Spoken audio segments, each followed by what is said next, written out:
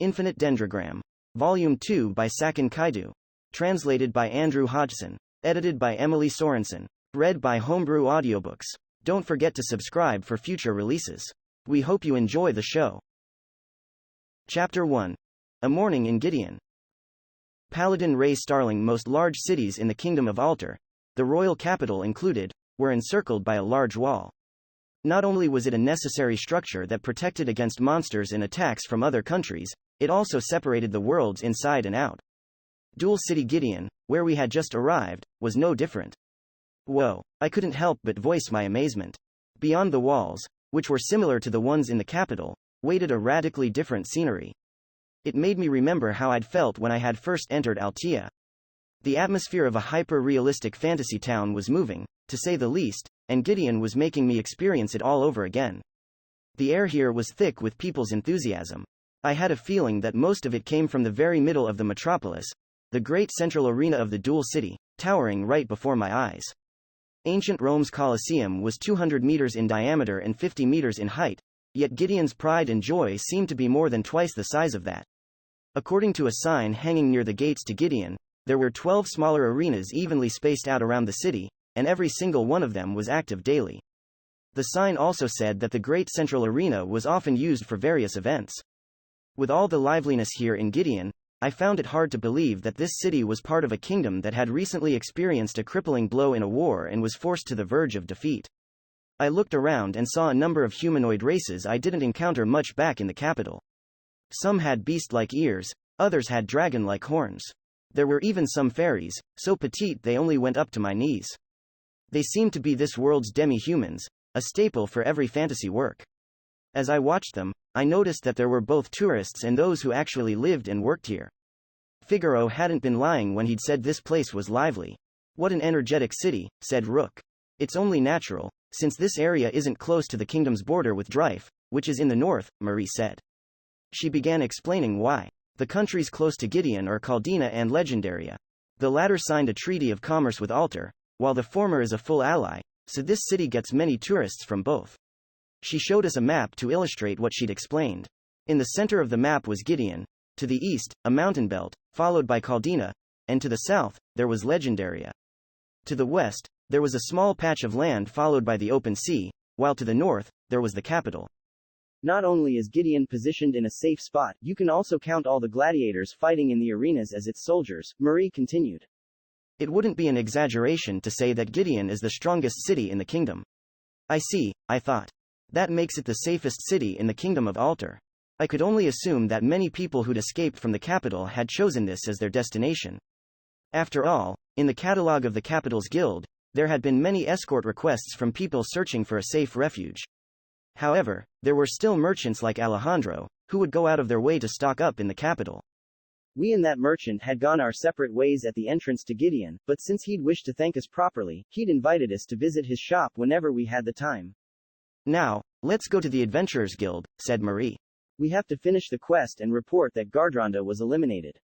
Rook and I were quick to agree, and we all made our way to Gideon's Adventurers Guild. The ceiling inside it was higher than it was in the capital's guild. The entrance was larger, too. The designers were probably being considerate of the larger races inhabiting and visiting this city. Anyway, we completed the delivery quest without any problems. The reward was 30,000 lire. We split it evenly and got 10,000 lire each. It was a nice amount, no doubt about it. However, we ran into some problems when claiming the reward we were supposed to get for taking care of Gardronda. Proving that we'd done it wasn't difficult at all. We simply had to go to a special counter and show them the MVP special reward, the Miasma Flame Bracers, Gardronda. Items of this type were always named after the defeated UBM, had qualities that fit the MVP, and couldn't be transferred in any way. Thus, the fact that I possessed the item with Gardronda's name on it could only mean that I had been the most valuable player in Great Miasmic Demon, Gardronda's elimination. Of course, it was also possible to prove such things by going through a thorough inquiry.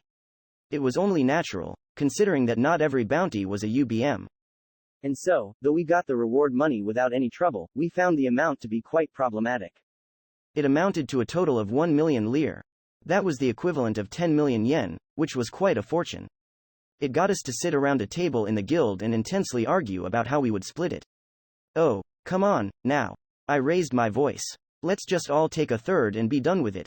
No, said Marie. I already took the money for the potions I used, so there's no reason for me to have any more.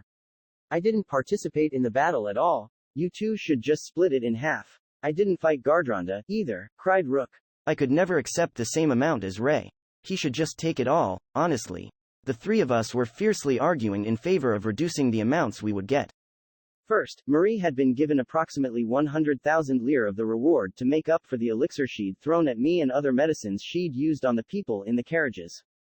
She'd been apprehensive about accepting it, saying that she'd chosen to use those items on her own volition, but I'd insisted, and she'd soon caved. With that settled, we'd had 900,000 lire left, and that was when things had gotten fiery. I had argued that it had been the result of us acting as a party, and insisted that we all take a third each. Marie had insisted that she didn't deserve or need more than what she'd gotten for the medicine. Rook had stated that he didn't deserve any money because he hadn't participated in the battle against Gardronda. I sincerely believed that they both were invaluable in the victory against the demon, so I really wanted them to take what was rightfully theirs. Honestly, I already got the MVP special reward, so maybe I shouldn't take any of it, I said. That would take you beyond simple selflessness and quickly make you look like an unreasonable lunatic, commented Nemesis. I was being completely serious, yet Nemesis looked at me like I was an idiot. Rook and Marie, too, seemed thoroughly perplexed by my suggestion. Hey, these things are downright insane, I said. I really can't let myself take much after getting something this good. I raised my hands to show off the things on them. These two-tone-colored bracers, one red, other dark purple, were inside my inventory after we had defeated Gardronda. The description in the equipment window went like this. Miasma Flame Bracers, Gardronda legendary item, a legendary item embodying the concepts surrounding the three-faced demon of flame and miasma. In addition to being extremely tough, it increases the physical strength of the wearer. This item cannot be transferred or traded. No level limit. It actually gave a 100% bonus to STR, and had more defense than all my other armor combined. Not only that, but it also allowed me to use the skills Purgatorial Flames and Hellish Miasma, which were probably much like the attacks used by the UBM itself.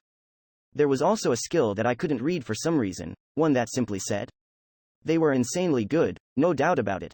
Not only did they seem to be worth more than 300,000 lire, they'd probably go for more than the whole reward for defeating Gardronda. I mean, it's a legendary item, I thought. I know I'm the MVP and all, but taking the reward after getting these would be far too much, I said. We would have lost the battle against Gardronda if Marie hadn't provided support with her items. Rook, too, had done a great job holding back Audrey, who had originally been the demon's mount. We wouldn't have achieved victory if it hadn't been for them, so I thought I was fair in insisting that my contributions were worth only a third of the reward. I understand, said Marie. But I think I have a better idea. She lightly hit the table. First of all, Ray, you're getting 300,000, and that's final. If you don't accept that money, no one here has the right to have any of it. Now, Rook, I know you don't want to take as much as Ray, so let's cut it by half and give you at least 150,000. And before anyone tells me off for not taking anything, I'll be satisfied with just 50,000, thank you very much. Rook and I weren't against that split, so that was 500,000 lire taken care of. However, there was still 400,000 lire left. We shall use the rest as a party, said Marie. By that, you mean? I raised an eyebrow. You could call it a little lesson for future reference, she answered. What is she talking about? I thought. For now, just leave it all to me, she continued. I would like you to gather here in the afternoon after 3 days game time. Is that okay with both of you? 3 days game time was just 1 day in reality. No problems here, said Rook. I don't have any plans for tomorrow, either, but what are you planning? I asked. Let's have it be a little secret for the sake of surprise, said Marie.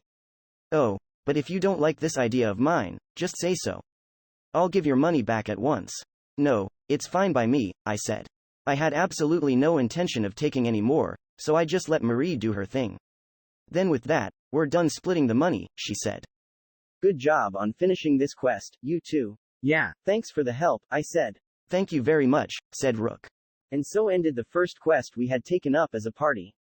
We had a small celebration, and by the end, I was so tired that I immediately logged out. The next day, I logged in soon after waking up. I'd slept long enough for a whole day to have passed in the game. Infinite Dendrogram's tripled time feature was useful and all, but situations like these made it seem a bit confusing and even bothersome. The time here was 6 o'clock in the morning, and the sun was just beginning to rise. As soon as I logged in, Nemesis jumped out of the crest on my left hand and greeted me. "Good morning, Master. You sure are early today. Funny, considering that I basically overslept in terms of real lifetime," I said. "So what are you doing today?" asked Nemesis. "It's too early for shops to be open." "Well, I was thinking of doing it after getting some new gear, but I guess I'll have to do the testing first," I answered. "Testing? Of what?" she asked again. I raised both my hands before her. They were covered by 2 pieces of armor. My miasma flame bracers. Just like the royal capital, most of the kingdom's cities always had their gates open. There were many reasons for that, but one of them was the fact that there were many masters who were active at night. It would be extremely inconvenient if they were only allowed to pass during the day, and there would be many people who would go out of their way to try to climb over the walls. Thus, the gates were open 24 hours a day. There were 3 guard shifts, and it reminded me of part-time jobs in convenience stores. When I passed the northern gate and greeted the guards standing there, they greeted me back in a slightly sleepy manner. Soon after leaving the city, I was standing in Nex Plains, the same place I had passed through yesterday. I roamed about looking for a monster I could do the test on, and it didn't take long for me to find a lone goblin warrior. I was familiar with this monster, so I could defeat it even if the test failed. A good target, no matter how I looked at it. "You said you were going to test the bracers, but is there anything specific you had in mind?" asked Nemesis in her sword form. "Well, these miasma flame bracers have skills on them, right? I want to see if they're of any use," I said. I don't like the idea of having to try them out on something stronger than myself. I had gotten Vengeance's mine during the fight with the demi-drag and like a flag flying the reversal while fighting Gardronda, but I couldn't continue to rely on skills I wasn't familiar with to always match my situation and led me to victory. Testing was important. Therefore, I decided to test the 2 skills on the item, Purgatorial Flames and Hellish Miasma. I couldn't use the skill named, so that was on hold for now. One was a flame-throwing skill, while the other was a release of poisonous gas. If I could master them, I would finally have attacks other than standard blows and Vengeance is mine. Having to use gems just to cast spells was quite a waste, after all. "Oh, it just hit me that I still have some of those gems," I muttered. Suddenly, the goblin noticed I was here and charged at me while swinging his weapon. "Alright, then. Purgatorial Flames." I stretched my hand out to the goblin and opened my palm flat facing towards it.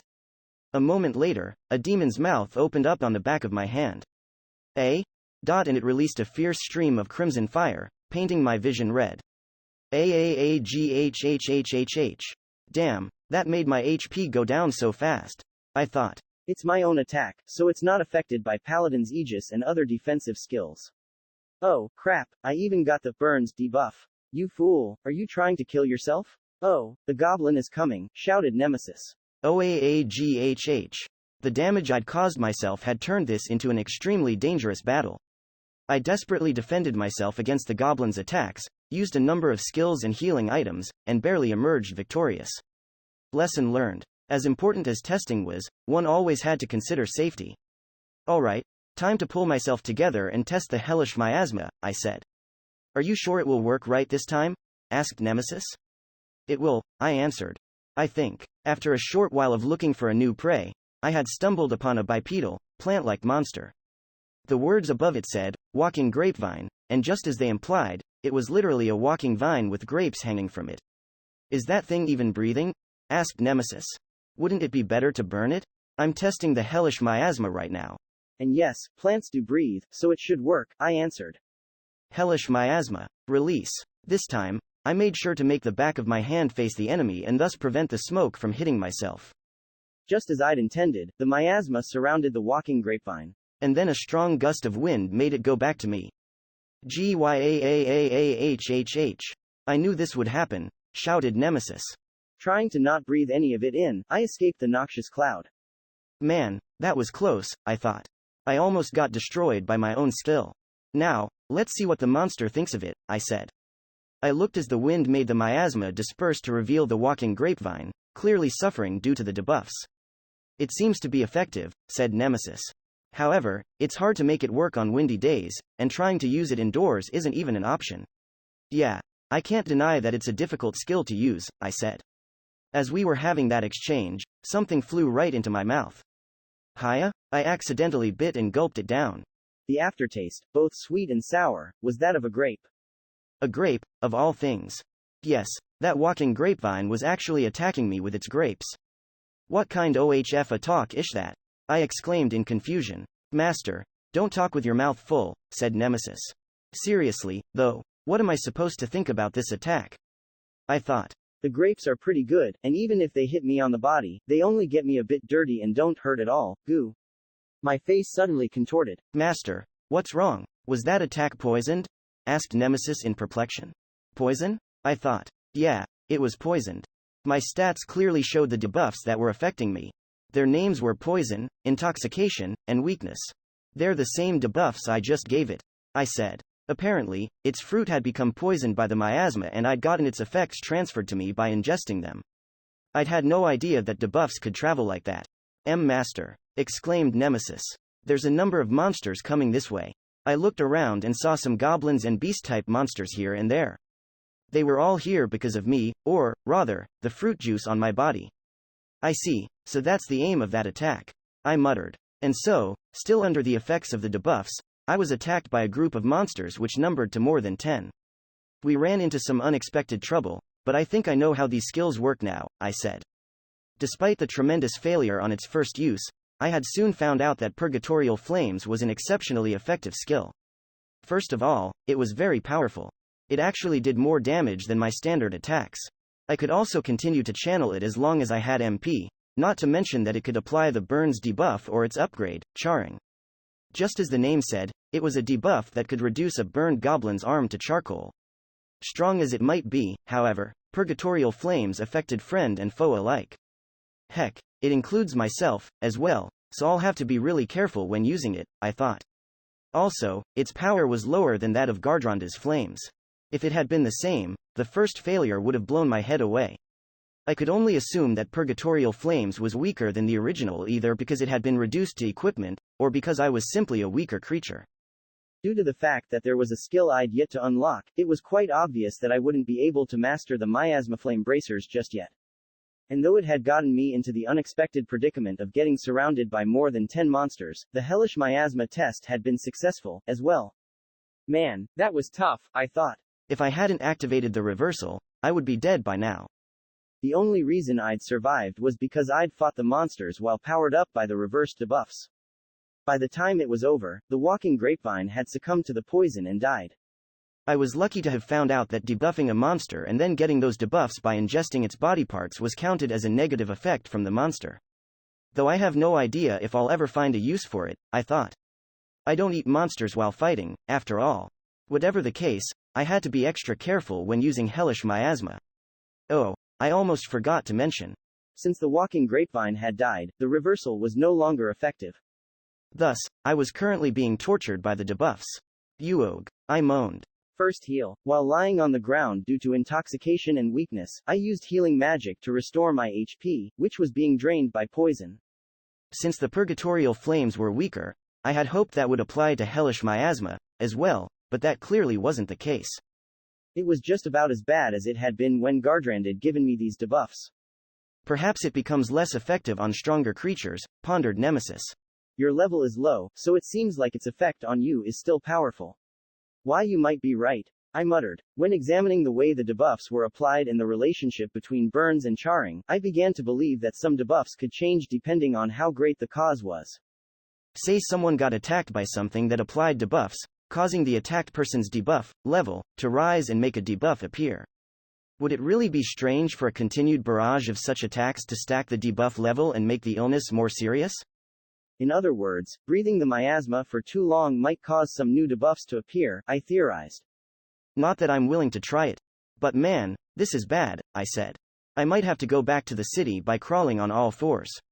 That would be quite unsightly, said Nemesis.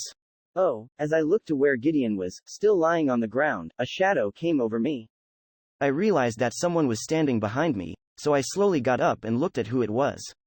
I wasn't in a hurry because I was still under the effects of the debuffs and could simply feel that the presence wasn't hostile, unlike the goblins and such.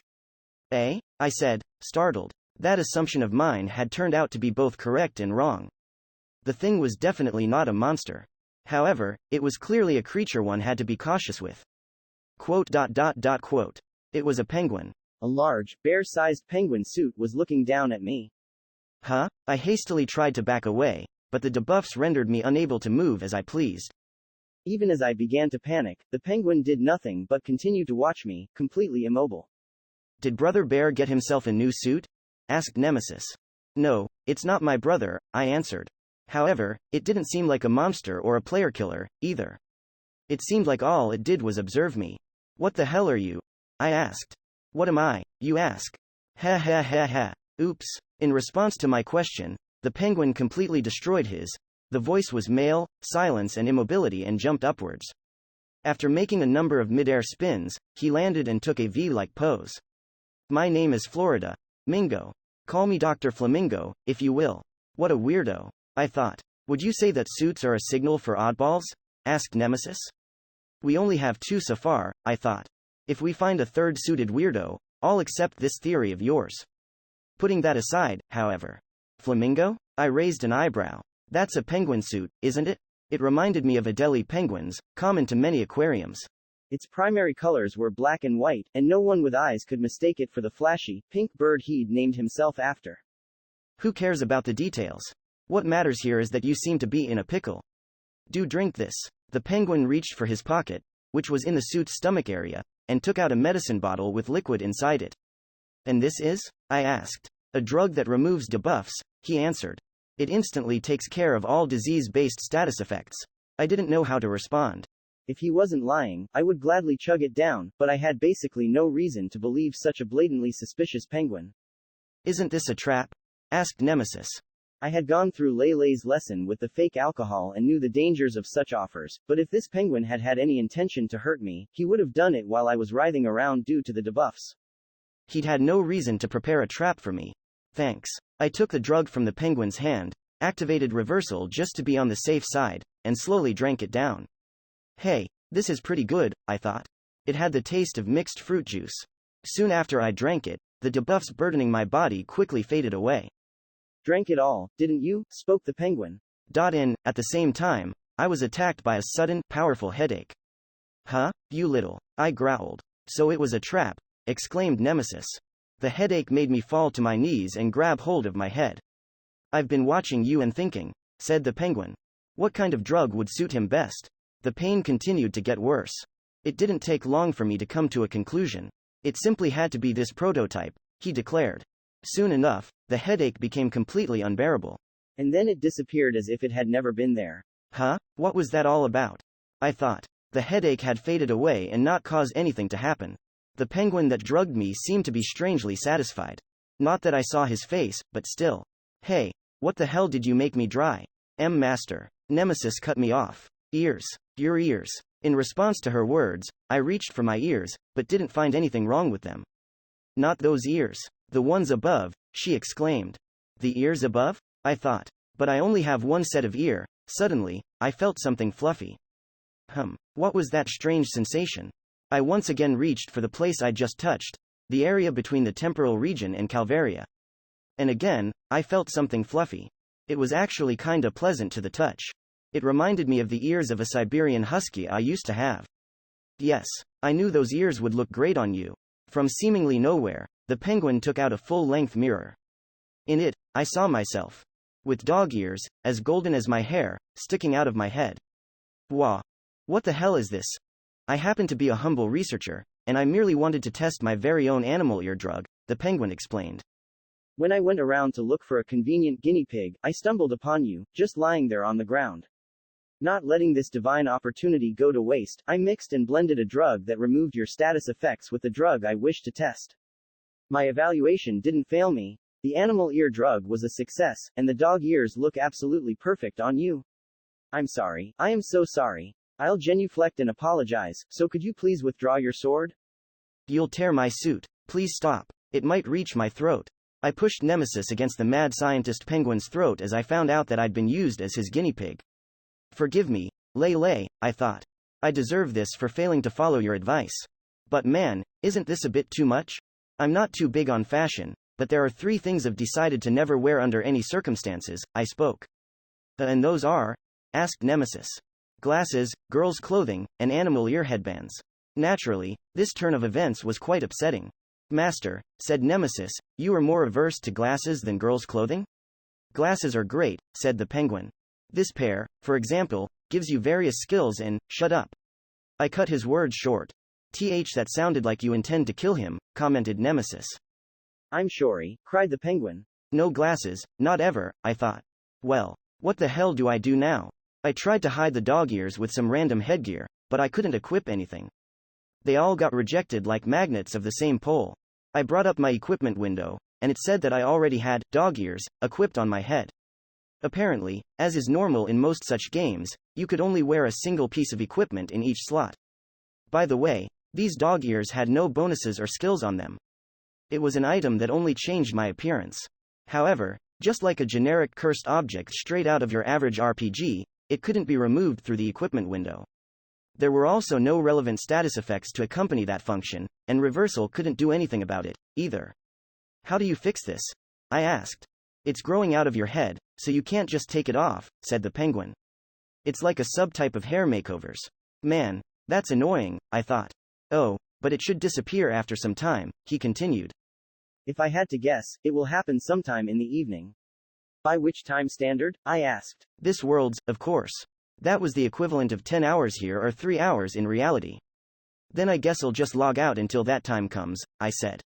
I didn't want anyone I knew to see me like this. Oh no, time when you're logged out wouldn't count, the penguin said. It would be boring if it did. This mad penguin just said the word, boring, didn't he? Ha. Alright, I sighed, resigned. Guess I'll just continue like this, then. Having to go about with something like this on my head was somewhat embarrassing. But when compared to having to wear glasses, hey, I guess this ain't all that bad, I thought. Just what did glasses ever do to you? Asked Nemesis. Not gonna comment. By the way, Ray, my boy, spoke the penguin again. What is it? I asked. I have but one humble request.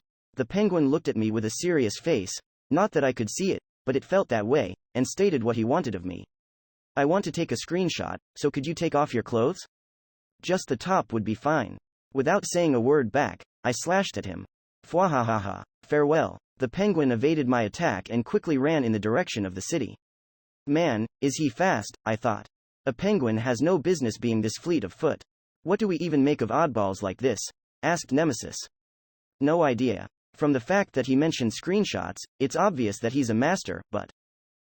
I stopped talking and realized something. I realized that the penguin had called me by my name before he left. And I definitely hadn't introduced myself to him. After that penguin weirdo gave me the dog-ear drug, I made my way back to the city. Since Gideon was a place where demi-humans weren't uncommon, the guards didn't make any comments about my new appearance. I could hear one of them whisper, huh? Did that guy have those ears when he greeted us in the morning? Guess I wasn't fully awake, but that was the extent of it. Alright, what now? I asked myself. Prior to the testing, I'd had plans to go say hello to Alejandro, buy some new equipment, and perhaps even go hunting alongside Rook and Marie, provided they were online. As things were now, however, I didn't want to encounter anyone I knew. Being seen with these dog ears on my head would be downright degrading.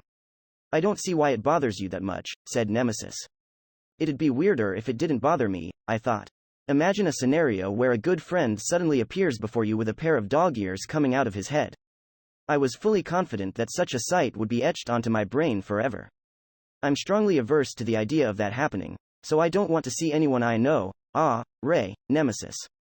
Good morning. A feminine voice reached my ears before I could finish my thought. I had no words for this situation. Seriously? You do this to me right when I was thinking that? I thought. Well, if it isn't Marie, said Nemesis.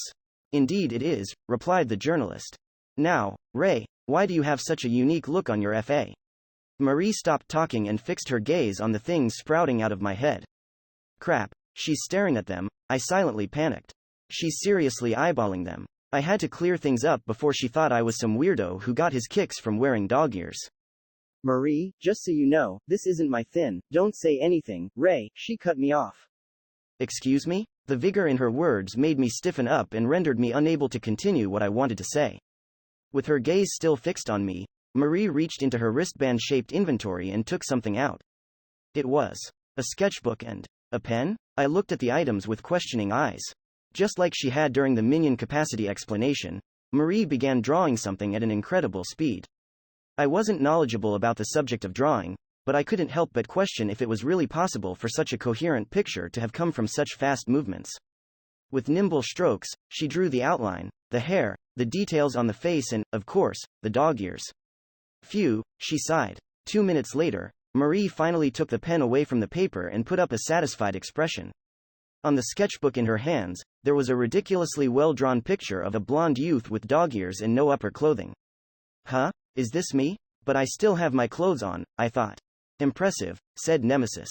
Well, yeah, it's good, but I stumbled. It was definitely a high-quality drawing, but I had no idea how to react to a depiction of a shirtless me with dog ears.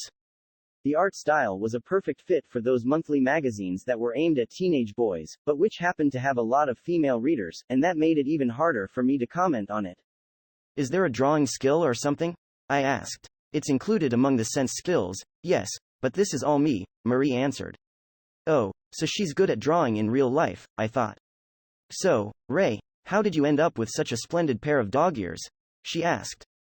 A penguin drugged me. I told her the details of my encounter with Mr. Flamingo. I must say, that penguin has some great taste, said Marie. I'll make sure to buy some of that animal ear drug if it ever gets on the market. Not that I'd stop you, but... Are you serious? I asked. Very, she answered. By the way, Ray. Dog ears look great on you, but I think that tiger or fox ears whoa, now. Don't think of using it on me. I cut her off. TCH.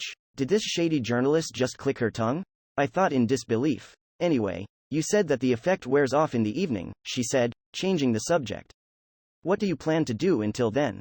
I was thinking of paying a visit to Alejandro's shop, but I can't really do that with these things popping out of my head, I answered. I didn't want people to see them.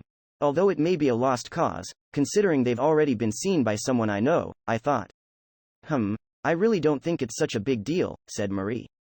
You shouldn't be so self-conscious about them. But, you'd be hard-pressed to find a Tien who'd be surprised by a master who suddenly grew a pair of animal ears, she cut me off and explained. To most Tiens, we masters are creatures that exist outside the boundaries of common sense. Is that how it is? I asked myself. Well, now that I think about it, the King of Destruction destroyed a whole forest in a single night, so it's perfectly reasonable for Tiens to see us that way.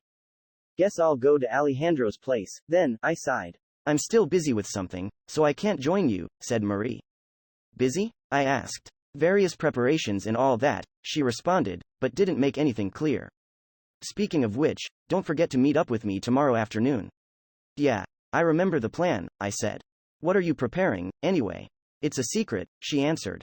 See you tomorrow. With those words as her last, Marie ran off towards an uncertain direction.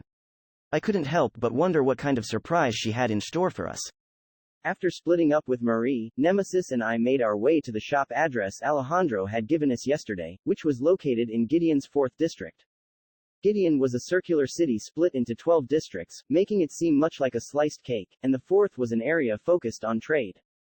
Making my way through the bazaars while trying not to get lost among all the people and other things, I somehow arrived at Alejandro's shop.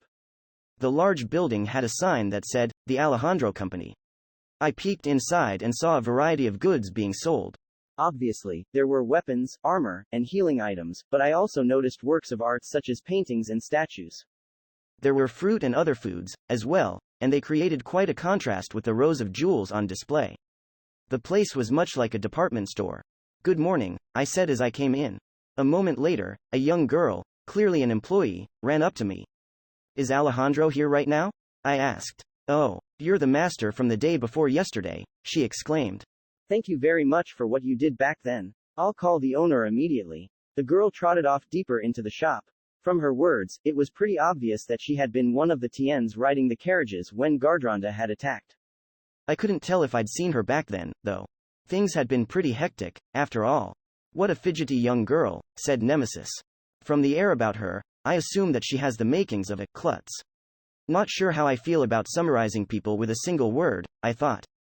What word would you summarize yourself with, Nemesis? Goddess, she answered with no hesitation. Well, your name is that of a goddess, yeah, but I'd say you're better summed up as an old lowly ha. I thought willfully.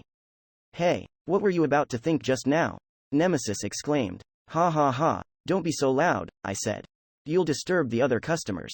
That laugh was so forced, she shouted, seeing right through me. As we were fooling around, Alejandro walked out from the shop's inner quarters. Well, if it isn't Mr. Ray, he said. You are most welcome here. Hello, I greeted him. Since you insisted that I pay a visit, I came to take a look at your wares.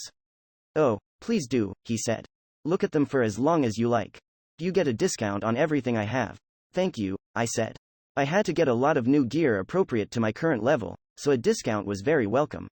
Also, there was something I couldn't help but notice. The female employee and Alejandro weren't making any comments about my dog ears. Sure, the girl gave them a few involuntary glances, but she didn't say anything at all. Alejandro, on the other hand, acted as though the ears didn't even exist. A pro if I ever saw one. Perhaps Marie was right about Tien's not being mindful of such things happening with masters. I was thankful for that.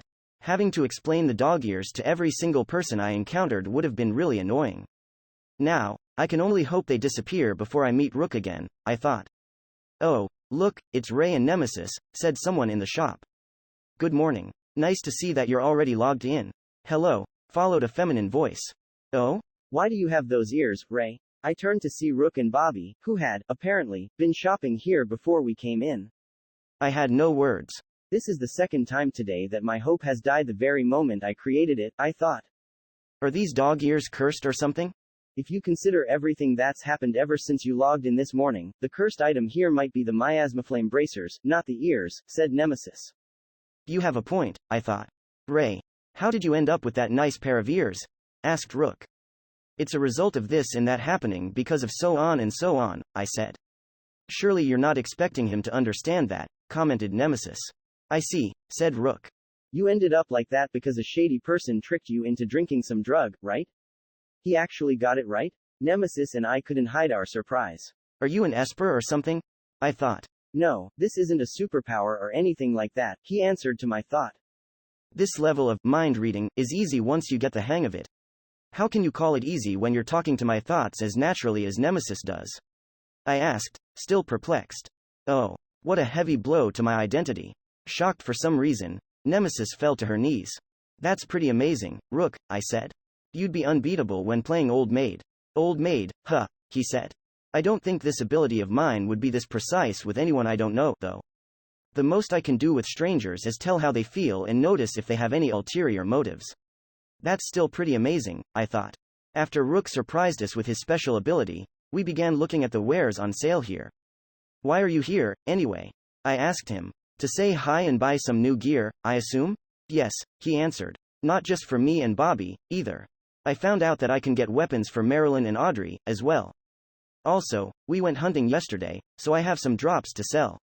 So there's monster gear here, too, huh? I thought. This shop sure has a wide variety of items. Hunting, eh? I said. What level are you now? 48, he answered. He's about to reach the maximum level a low-rank job can get, I thought. It's almost 2 times greater than my level. How am I supposed to feel about this? Looks like someone got real busy during the day I was offline. I muttered. I could only assume that having Marilyn and Audrey had made his hunting that much more effective. Heck, Rook and Bobby were absolute terrors in large-scale battles by themselves. I'm about to reach level 50, so I'll have to start working toward switching to a high-rank job soon, said Rook. Do you have anything in mind? I asked. Yes, I did my research and found out that a pimp's high-rank job is called the Lost Heart, he answered. Lost Heart, eh? I thought. It was a reference to the Japanese word used to describe a person who'd lost all the 8 virtues as they were presented in works such as the 8 Dog Chronicles. The term also referred to people who managed brothels. Quite the unique naming choice. Here are the requirements. Rook took out a catalog and showed me the Lost Hearts page. Requirement No. 1. Reach level 50 as pimp. Requirement No. 2. The sum total of all underling female monster and slave stats must be above a certain point. Requirement No. 3. The total money gained by making the underling female monsters and slaves work must be above 1 million lire. I see, I said. Unlike Paladin, it didn't have any requirements that involved human relations or some special victories. In fact, everything could be achieved by simply playing pimp for a certain amount of time. These requirements could have been one of the reasons why it wasn't classified as a battle-focused job. Even though Rook makes it look far more formidable than most battle jobs, I thought. I'm about to reach level 50, and the second requirement is already fulfilled, said Rook. The third one is gonna take a while, though. Yeah, that seems like a lot of work, I agreed. Is it even possible for a pimp to make money by using creatures such as Marilyn and Audrey? I thought. I feel like they would be very efficient in construction sites, said Rook. I said, I think that one of the retro games my brother owns had some tamed monster running around a construction site. I belatedly noticed that Rook was wearing a different outfit than he had yesterday. It was a coat that seemed to emit a strange, silver shine. Well, this looks new, I thought. That's an awesome-looking coat, Rook, I said. The details on the decor were elaborate, and the metallic gleam was damn cool. Its sleeves had different lengths, which made it seem very stylish, and Rook, handsome as he was, made it all come together in the best of ways. He hadn't been wearing it yesterday, so I could only assume that he'd gotten it while I was offline. Oh, yes. I like Liz a lot, he said. Enough to give it a name? I raised an eyebrow. Suddenly, the coat seemed to move in an unnatural manner. I had no idea why, but the movement seemed somehow happy. While doing this and that, I finished choosing everything I needed. Since I was going to wear the miasmaflame bracers no matter what, I didn't go for set armors like the Riot series items. In my case, one of the most important pieces of equipment was the chest armor, and since Rook looked really cool in that coat of his, I went for a coat type piece, as well. It had the name, Blaze Metal Scale Coat. It was created by taking a coat made from the skins of red, wolf-type monsters and strengthening it with many metal scales. It had two skills on it, Fire Affinity, and Fire Resistance. The former increased the damage of my fire-based attacks by 10%, while the other reduced the damage I took from fire by the same amount, giving it good synergy with Purgatorial Flames. Sure, it was a luxury item that had cost me a whole 80,000 lire, but I had no regrets about choosing it. I got some other equipment to go with it and made my way to the counter to buy it all. Right next to the counter, there was a device you'd often see in reality. It was a rectangular case with many round capsules inside it and a lever on its side. By putting money inside it, you could pull on the lever and make one of the capsules pop out. It was basically a gacha vending machine. Gacha vending machines had existed since long before I was born. I could remember when I used to go to the machines dedicated to my favorite anime or games, pop in 100 yen, pull the lever, and get a random toy related to those series. It was fun because you never knew what you were going to get, and because of that, those memories were dear to me. However, in-game gacha machines were a completely different beast. Some time ago, there used to be a game genre known as social games. They could be played on mobile devices and PC browsers, and you could start them without paying any money whatsoever. Social games were many and varied. Some were fantasy games with equipment systems, while others revolved around monster growing, robot squad creation, or even idol producer work. The games were free, but if the players wished to get high-quality weapons, armor, monsters, robots, or idols, they had to pay additional money. The most popular method of distributing such treasures was the real money gacha machine. For about 300 yen, the player could pull the virtual machine's lever and get a random item. The items had levels of rarity, and the rarest items of all had the lowest chances of popping out. Rarity was often related to quality, too. To either win at the games, boast to others, or simply to enjoy their idols, the players would pull the lever. They would do it over and over until they got what they wanted. However, it was all just data. The companies would never lose anything, no matter how many high-quality, high-rarity pulls the players got. Many players' desire to get the good stuff only increased with every bad thing they pulled, making them throw even more money at the game. As a result, there had been many players who would spend 100,000 yen on the games every month. Some would even go above and beyond and break the 1 million barrier. It had been a very real, very dark time, indeed. With that in mind, the gacha before me takes lire instead of real money, so it's not a big deal if I pull it once or twice, right? I thought. I see that all those thoughts just now were nothing but a big excuse to do it, said Nemesis. Well, yeah, I want to pull it, after all, I said. I really enjoyed the excitement involved in pulling on gachas and buying random card packs. Alright, back to the thing before me. I thought and looked at the machine. Though its shape was familiar, there were several differences between it and the gachas I knew. First of all, it was possible to choose the amount of money you wanted to put in. There was a short line before it, and I noticed that some threw single 100 lire coins, while others went in with as much as 10,000 lire. According to the explanation on the machine, the items that could pop out had rarities from S to F. Rank C items were worth as much as the money put in. Rank F, the lowest rank, items were worth only 1% of the money put in. Rank S, the highest rank, items were worth 100 plus times more than the money put in. The minimum amount of money you could put in was 100 lire, while the maximum was 100,000. As was natural, low risk meant low reward and high risk meant high reward. But doesn't that make it hard to keep track of the items inside and manage the quality of what pops out? I asked an employee, and the answer I got was one I'd never have expected. It doesn't work the way you think, she said. While it is true that we manage this magic item itself, we have nothing to do with the prizes inside or the money used on it. According to her, this gacha machine had originally been a rare item found in the Tomb Labyrinth. It wasn't a one-of-a-kind, either. There were records of other people getting these, and some had tried to take them apart and take the prizes by force. Apparently, the effort involved was insane, and yet those who succeeded had found out that the inside of the machine was completely empty. Thus, everyone had begun to assume that the money offered to it made the machine magically summon an appropriate item. And since it was impossible to retrieve the money used, the gacha definitely wasn't a part of any successful business model.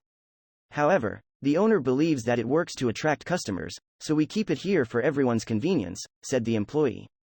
We also made it a rule that only paying customers can use it.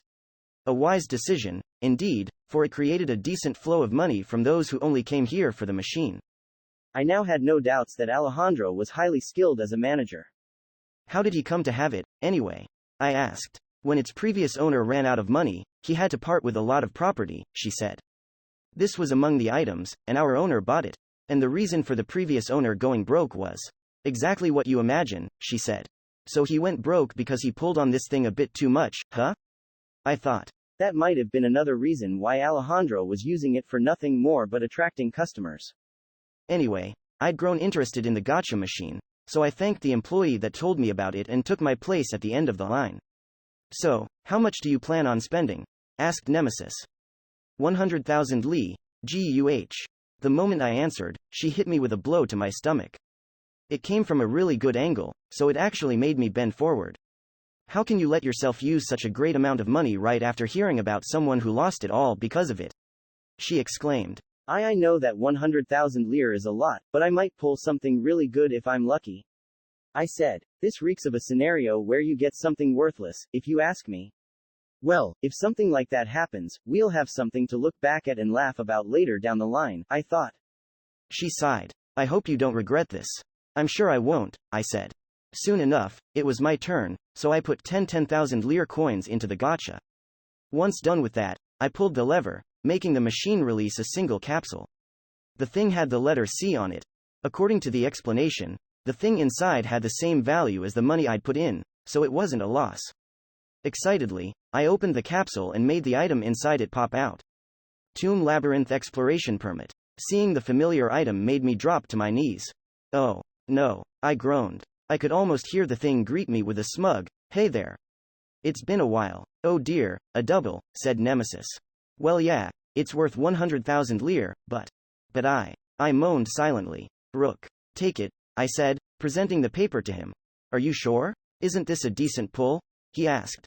It is, but I already have one, and you don't need more than one. Hell, being a paladin, I don't need even one. I thought. Thank you, Rook said gratefully. Shall we go explore it sometime? That's a good idea, I replied with little enthusiasm. It really was a good idea, though, since I hadn't gone beyond the first floor there. Alright, time to pull myself together, and one more, I said. Haven't you learned your lesson? Exclaimed Nemesis. Come on, there's no way I'll get another one of the permits. I'm sure I'll pull something good this time, I said. That's what every gambler thinks before losing it all. Despite Nemesis' disapproval, I stood in the line again and got ready for a second try.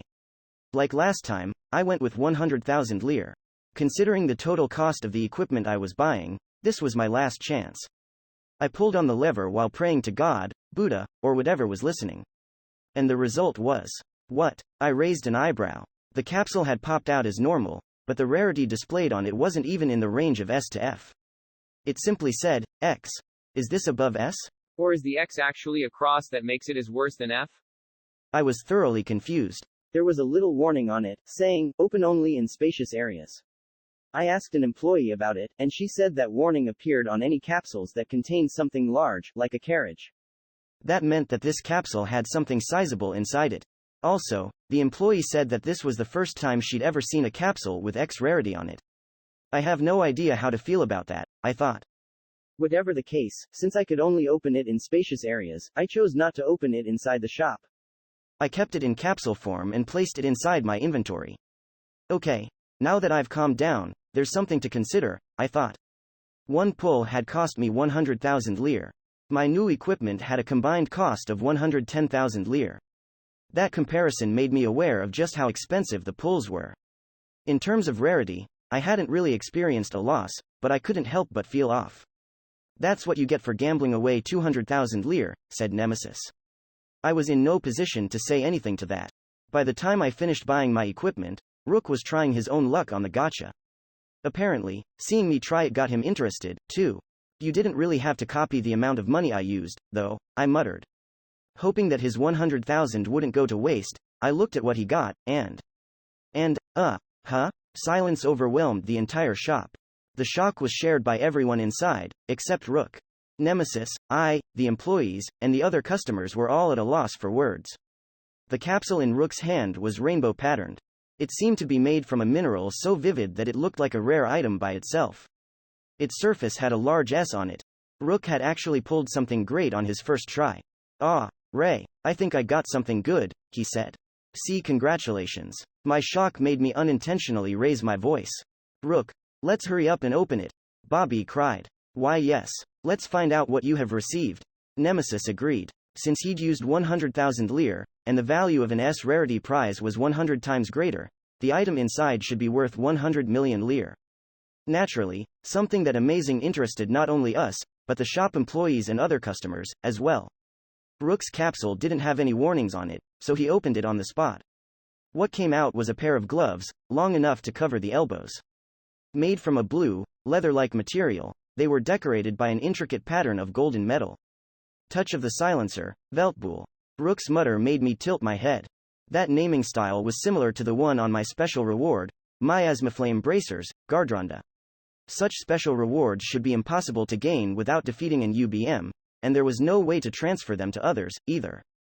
Whoa, Rook said. He was looking at the details of the item, touch of the silencer, Veltbool, and couldn't hide his amazement. His face was downright stiff, and it was probably the first time I'd seen him make such an expression. So, what kind of item is it, Rook? I asked. Looking around, I noticed that some customers, likely masters and TNs with a high identification skill, seemed as dumbfounded as Rook was. Okay, now I'm dying to know more about it, I thought. Basically, this is an MVP special reward for defeating a UBM, he said. Are you serious? I asked in disbelief. Yes, he answered. Let me tell you the details elsewhere. After he said that, Rook and I left the shop. As I walked away, I glanced back inside and saw that the line for the gacha had gotten longer and that just about everyone was preparing 100,000 lire. Apparently, finding out that you could pull UBM special rewards had gotten them all hyped up. I hope no one goes broke, I thought. The place Rook took me to was the room he'd rented at the inn. Rook had clearly learned something that couldn't be heard by other people. Basically, this is a special reward that no longer has an owner, he said. What do you mean? I asked. He explained. First of all, standard special rewards could only be used by the owner and couldn't be transferred to other people in any way. However, there was one exception to this rule. And it happened when the owner was a TN who died. In such cases, the special reward would be automatically retrieved from the body and become either an ultra-rare drop in the deeper levels of created dungeons or, as it had been in this case, a high-risk gacha prize. From that, I could easily understand why he'd gotten all secretive about it. You think there'd be more TN killing if people found out about this, huh? I asked. Yes, he answered. I had no idea how many special reward-owning TNs there were, but I couldn't be certain that there weren't any masters who would kill them just to increase their chances of getting such items. At the very least, we sure as hell didn't want to be the root cause of such killings. That was the reason why Rook hadn't said that in public. Are you sure it didn't slip? I asked. What if someone with a high identification skill saw that part of the description? It wasn't in the item description, but in a personal message, he explained. No one knows this, I'm sure. All's good, then, I said. Though, now that I think about it, I doubt there would be many masters willing to take the risk, I thought. TN killing could get you on the wanted lists, and there was no guarantee that items gotten this way would ever end up in your hands. Here are the details of the item. Rook showed me a window that described the Touch of the Silencer. Touch of the Silencer, Velpool ancient legendary item, a treasure embodying the concepts surrounding the Sphinx, famed for being a mage killer. In addition to increasing the wearer's magic and special powers, it provides them with a great resistance to mental status effects and attacks. Just as the description said, the gloves greatly increased the wearer's resistance to mental debuffs and attacks while also giving a large bonus to MP and SP. So, what are the effects of the skills on it? I asked. It's pretty interesting, said Rook. There are 2 skills on it. I can't read one yet, but the one that I can use now is called Silence, and it cancels any magic-based skills that are in their preparatory stages. Oh? I asked. Preparatory stages? What does that mean? I thought. Apparently, if an opponent is chanting or getting ready to invoke a magic spell, this skill will nullify it, he continued. But it can't influence any instacast skills or magic that has already been cast. So it's the bane of all casters, huh? Seems like it'll be useful in many scenarios, I thought. After all, the skill would cancel any spell that hadn't been cast yet. Magic-based jobs would become powerless when going against him mano a mano. If it was originally owned by a TN, then. I see how it is, I nodded. The source of this Touch of the Silencer, the UBM known as Velpool, had clearly been a creature that specialized in killing casters. It had probably been defeated by a TN who had been strong without having to rely on magic. Later on, the TN had died somehow, and this special reward had ended up in Rook's hands. I must say, Rook, Nemesis spoke up, you are quite a lucky sort. I couldn't help but agree. First Marilyn, then Audrey, now this great pull in the gacha. Rook was definitely a very lucky person. I wonder if that has something to do with him being a good person, I thought. But you pulled something good, too, didn't you, Ray? He said. Oh right, I got this thing. Saying that, I took out the X capsule. I couldn't open it here due to the thing inside being a carriage or something, so I decided to do it after going through the northern gate again. I'm going to open it. Care to join me? I asked Rook. I can't. I've been getting messages saying that I need to return to reality, he answered. Visitor, I assume? I asked. Hunger, and lack of sleep, actually, he said. I've been online since yesterday, hunting monsters and leveling. The only food I've eaten was in-game, and I didn't get any sleep at all. Holy crap, I exclaimed. Get some food, take a bath, and go to sleep already. Ah, he laughed awkwardly. I'll do just that. I'll make sure to wake up in time for Marie's plan. Take care of yourself, man. After I said that, Rook logged out, so I left his room. I'd never expected Rook to be enough of a no-lifer to forget his own basic needs. I guess he's just another student using his spring break for some unreasonable levels of gaming, I thought. And so, I left the inn. The spacious area I was most familiar with was the next plains north of Gideon, so I made my way to the city's northern gate. Master, Nemesis said, shouldn't we have lunch now? Oh yeah, I guess we should, I said. I'll open the capsule after we do that, then. I'd probably go hunting in the next plains right after seeing what was inside, so having a meal before that was a good idea. Since it was noon, most of the nearby restaurants were full, so I chose one that seemed somewhat empty by comparison. Huh? I said in surprise. Inside the one I'd chosen, I saw that the shopkeeper was being questioned by a certain group. Wearing full-plate mail armor and cloaks that had the Kingdom of Altars crests on them, they asked something of the shopkeeper while showing him a photo-like object. Realizing that this was why the shop was so empty, I decided to observe them. From his ragged voice, I could tell that the one asking questions was in a minor state of panic and that the subject matter was serious. However, looking stumped, the shopkeeper only shook his head in response, making it obvious that he couldn't help them in any way. After that, a woman from the group tried to calm down her panicked comrade. She was a familiar face. Liliana? I asked. Oh? Well, if it isn't Ray, she replied. It was the Kingdom of Altars Knights of the Royal Guard, Vice Commander, Paladin Liliana Grandria. I hadn't seen her since I'd left the royal capital, and by some twist of fate, we had happened to meet again here in the City of Duels. As I was busy being surprised by the encounter, Nemesis telepathically told me something ominous. I feel some trouble brewing. Chapter 2. Back Alley Cliché. Paladin Ray Starling Liliana was the first Tien I'd ever spoken to. Her responses had been so natural and she'd seemed so alive that I hadn't been able to see her as a Tien, as nothing more but an NPC. That feeling was still alive, and even though I knew I was in a game, I couldn't see her as just a game character. It has been a while, she said. I didn't expect to see you here in Gideon. Well, I've only been here for about 2 days, I said. Probably due to her being my first personal, and physical, contact in this world, my manner of speaking automatically became somewhat courteous. She'd said that it had been a while since we'd last met, but it had actually only been about 8 days. Now that I think about it, since I've started playing, only 10 days have passed in this world and only 3 in reality, I thought. Man, this world's days sure are dense. I must ask, why the dog ears? She asked, looking above my head. Please don't, I replied. Way too much has happened. So, why are you here with such a group? Liliana seemed to be somewhat troubled, so I decided to ask her about what was going on.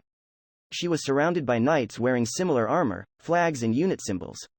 Liliana was a paladin and the vice commander of the Knights of the Royal Guard.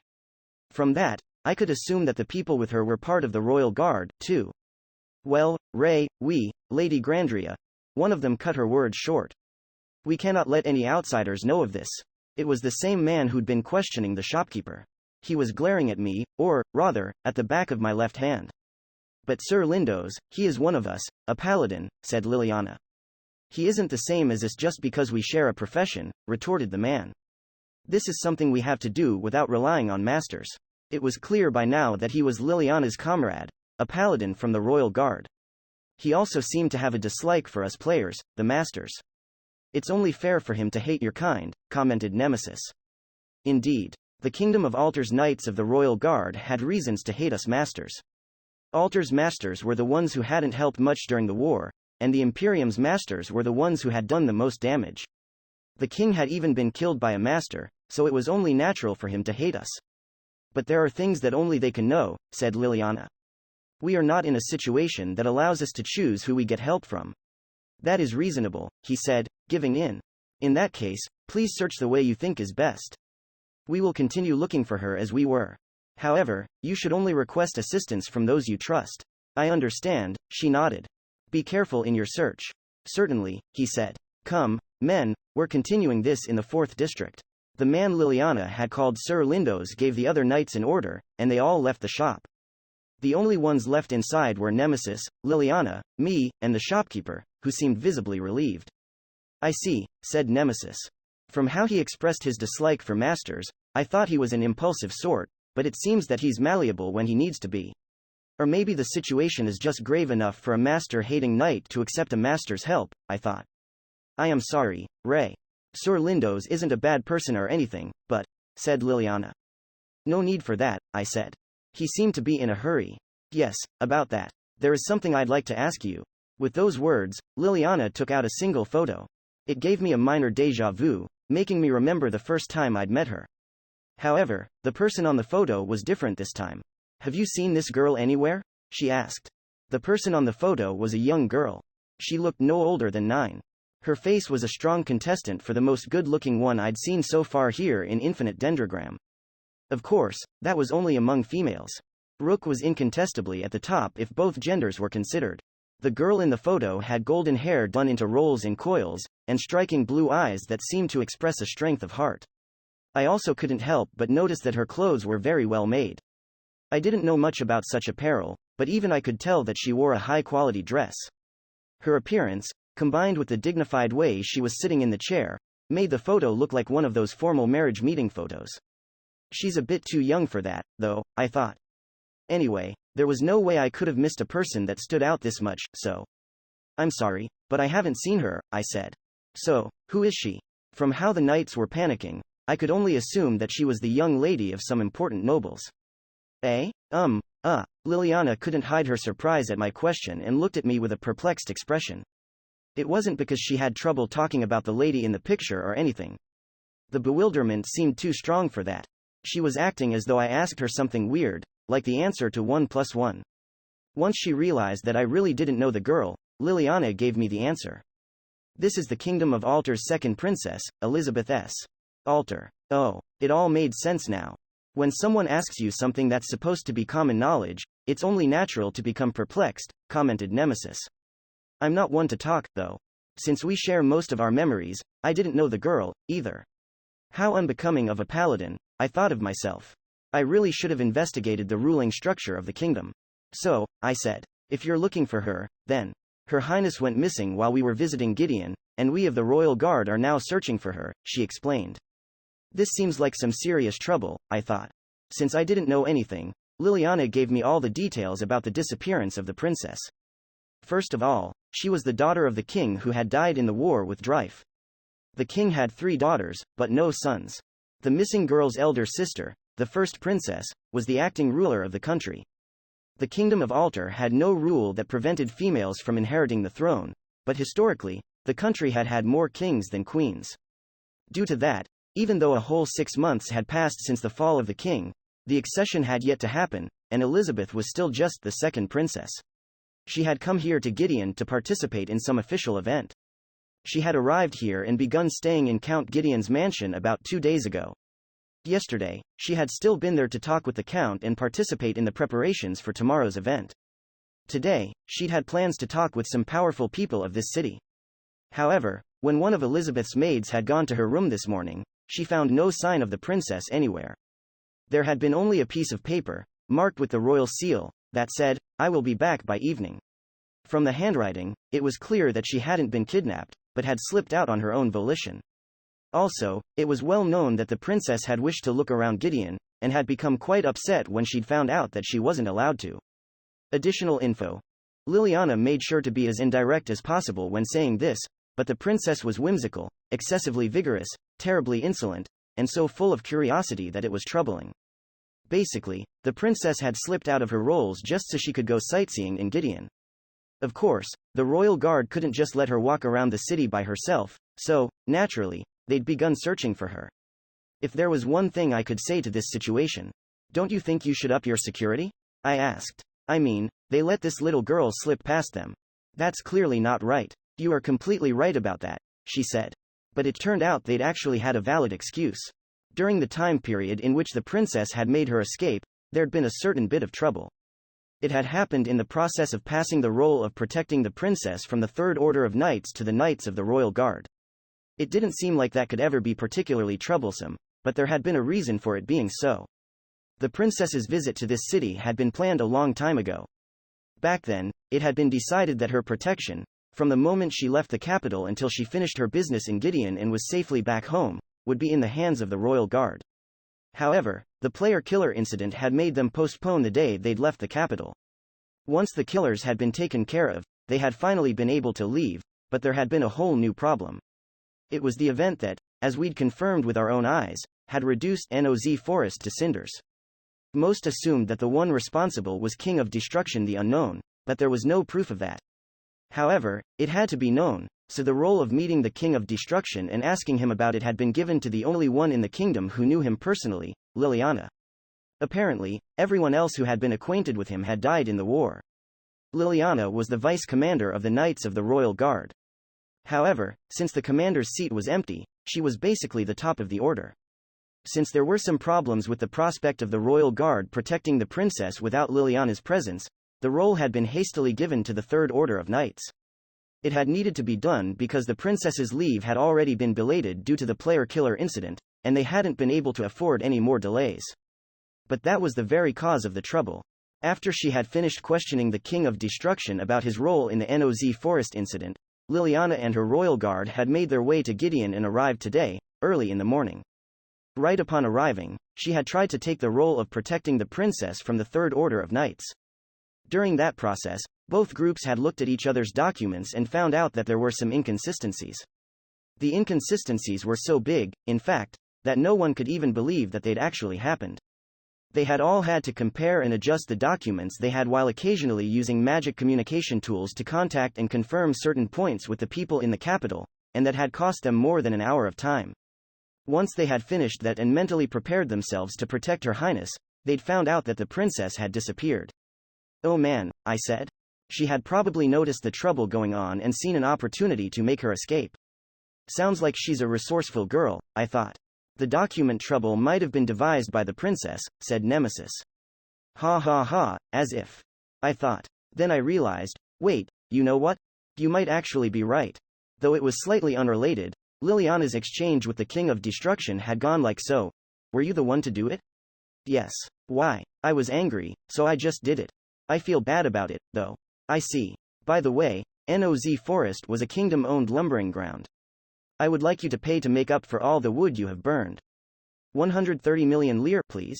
Take it, you thief. Oh, but I am an authority. With that, the kingdom had instantly gotten enough money to function despite having lost Noz Forest. Apparently, it had helped them a lot. I was mostly just surprised that people sitting at the top of the ranks could readily part with that much money. But man, he was just angry. What a troublesome guy, I said. Indeed, Liliana agreed. Make sure to tell him off the next time you meet him. Eh? Ah, sure? I didn't know how to respond. What makes her think I have anything to do with him? I thought. After telling me all the circumstances surrounding the princess's escape, Liliana ran off to search for her again. She seemed to spend a lot of her time looking for people. I could only assume that she'd been born under that kind of star. Anyway, though it's a pretty big deal, the princess merely ran away, I said. We just have to make sure to tell Liliana if we ever see the girl. She hadn't been kidnapped or anything, she was just sightseeing. It didn't seem like it was something that could leave a bad taste in my mouth. I don't think you should be saying anything so careless, said Nemesis. Try to consider your experiences so far. You seem to be some sort of event magnet. You get into all sorts of happenings, regardless of whether they're related to Tiens, monsters, or masters. You might be right, I thought. I haven't played the game for too long, yet I've experienced quite a lot. I don't know how eventful other masters' lives are, but don't you think that you're far above the average in that regard? She asked. Well, I had been thinking that my days here were pretty dense. If that night girl was born under a star that led her into a life full of searching for people, you might have been born under a star of strife, said Nemesis. I cannot recommend talking in a manner that could summon more such events. You're right, I said. I'll keep that in mind. All these exchanges had made me a bit hungry. Hunger was the reason we had come to this shop in the first place, so I began talking to the shopkeeper. Excuse me, can we eat here? I asked. Yes, certainly, he said. We couldn't do any work until a few moments ago. We have to make up for the time lost. Oh yeah, you were questioned. I nodded. Any specific reasons why? Our shop is popular among young girls, so they probably assumed they could find a trace of the little lady here, he answered. Oh? Nemesis reacted to something. Popular among young girls, you say? Does that mean? Yes, we have a large selection of sweets, said the shopkeeper. Nemesis' eyes lit up. Excellent, she cheered. Master, let's eat to our heart's content. But I just bought some new gear, I said. I'm not sure I want to use much more mon. 2 gotcha pulls, 200,000 lire, she cut me off. I'm sorry. Please eat all you want, I said, giving in. An hour later, Nemesis left the shop looking wholly satisfied after having eaten tons of sweets, while I walked out with my hands on my head as I despaired at the state of my inventory, which had less than 10,000 lire remaining. That's too much. You ate way too much. And yet it still cost less than your gotcha shenanigans, she said. There was nothing I could say back to that. Alright, I guess it's time to go outside and open up the capsule I pulled, I said. Indeed, Nemesis agreed. I hope it's worth more than 200,000 lire. Yes, please, oh God Almighty, I thought. Once again, I went to the next plains, where I'd tested my miasmaflame bracers. I distanced myself from Gideon's walls and stood in the grass several tens of meters away from the main road. The capsule said, open only in spacious areas. I didn't know its standards for spaciousness, but the place I was standing at was wide enough for an entire house or a ship to pop out without any problem. After all, I don't want to spawn something huge only to have it get stuck on the walls, destroy them, and get me into lots of trouble, I said. Time to open it, then? Asked Nemesis. I took out the X capsule, twisted it to make it open, and caused something pop out. It reminded me of that long-running game series where you grow monsters and have them fight other monsters. It's I muttered. I had been steeling myself for the appearance of something as large as a house or a ship, but the thing I'd gotten was nowhere near as big. In fact, it was even smaller than the shop employee's carriage example. It wasn't too far off the mark, though. For what I had gotten was a horse. However, it didn't seem to be a living creature. The horse was made of a silver-looking metal that was reminiscent of well-polished plate mail. Its shape was blatantly equestrian. It had been forged from what seemed to be armor pieces, and it had glimmering white orbs where its eyes were supposed to be. It could only be described as a robot horse. So, it's not a monster? Asked Nemesis. I seemed to be its official owner, and its description in my inventory went like so. Prism Steed, Zephyrus Silver Special Equipment. Mount one of the 5 prism steeds manufactured by Flagman, an artisan from an ancient civilization. He who walks inside the wind. Details unknown. Details unknown? I raised an eyebrow. All the description had told me was that it was rideable and that it had a relation to the wind. With questioning eyes, I looked at both the window with the description and the prism steed, Zephyrus Silver, who I chose to call just Silver. Silver didn't seem to care, and only continued to stand in the field. Upon further inspection, I noticed that his head didn't seem to have a mouth. The description said that he was manufactured by an artisan called Flagman, so it was obvious that he was a robot. However, he occasionally released sounds similar to neighs, kicked the ground with his hoof every now and then, and moved his fiber-made tail in a very horse-like manner. The way it was impossible to tell which part of the sky he was looking at made him seem somewhat cat-like. How about riding him? Suggested Nemesis. Good idea, I thought. Thankfully, Silver already had a saddle and reins, so I wouldn't have any problems getting on. I closed in on him while being wary of kicks or something like that, but he turned out to be very obedient. Once I took the reins, he lowered himself in a way that made his stomach partly touch the ground, making it easy for me to get on. What a well-trained and friendly horse, I thought. It was strange that he was actually a robot. I was quickly growing fond of him. I wanted to get on and speed through these fields on him. After I sat down in the saddle, I placed my feet in the stirrups. After I did that, Silver stood up. Wow, I murmured. The view from atop of a horse was slightly moving. My visual point was much higher than when I stood on my own 2 feet, or when I'd ridden a pony when I was young. Silver moved his hooves in a way that made it seem as though he wanted to dash through the fields right now. Be careful, warned Nemesis. Riding together with Nemesis seemed pretty hard, so for now, I had her wait while I tried riding Silver by myself. I'd give her a chance to try after a short run. Alright, let's go, I said. Hi-yo, Silver. Away. Saying those words I've always wanted to say, I threw the reins, and at that moment, the sky and ground were reversed. Unable to tell which way was really up, I felt as if I was falling upwards. I could see Nemesis, who looked completely taken aback. I could hear the sound of Silver running through the fields. With my 5 senses in such a state, I fell to the ground, head first. Good thing it's just grass, Nemesis said that while looking down on me. With my hand on top of my slightly creaking neck, I used healing magic on myself. Silver was looking at me, and I couldn't tell whether he was worried or didn't think anything at all. I never would have expected you to fall off on the very first step, said Nemesis. Same here, I thought. I'd fallen off the very moment Silver had begun to run. You had a small audience looking at you from the main road, said Nemesis. They all made expressions much like mine when they saw what happened. That seemed like an appropriate reaction, honestly.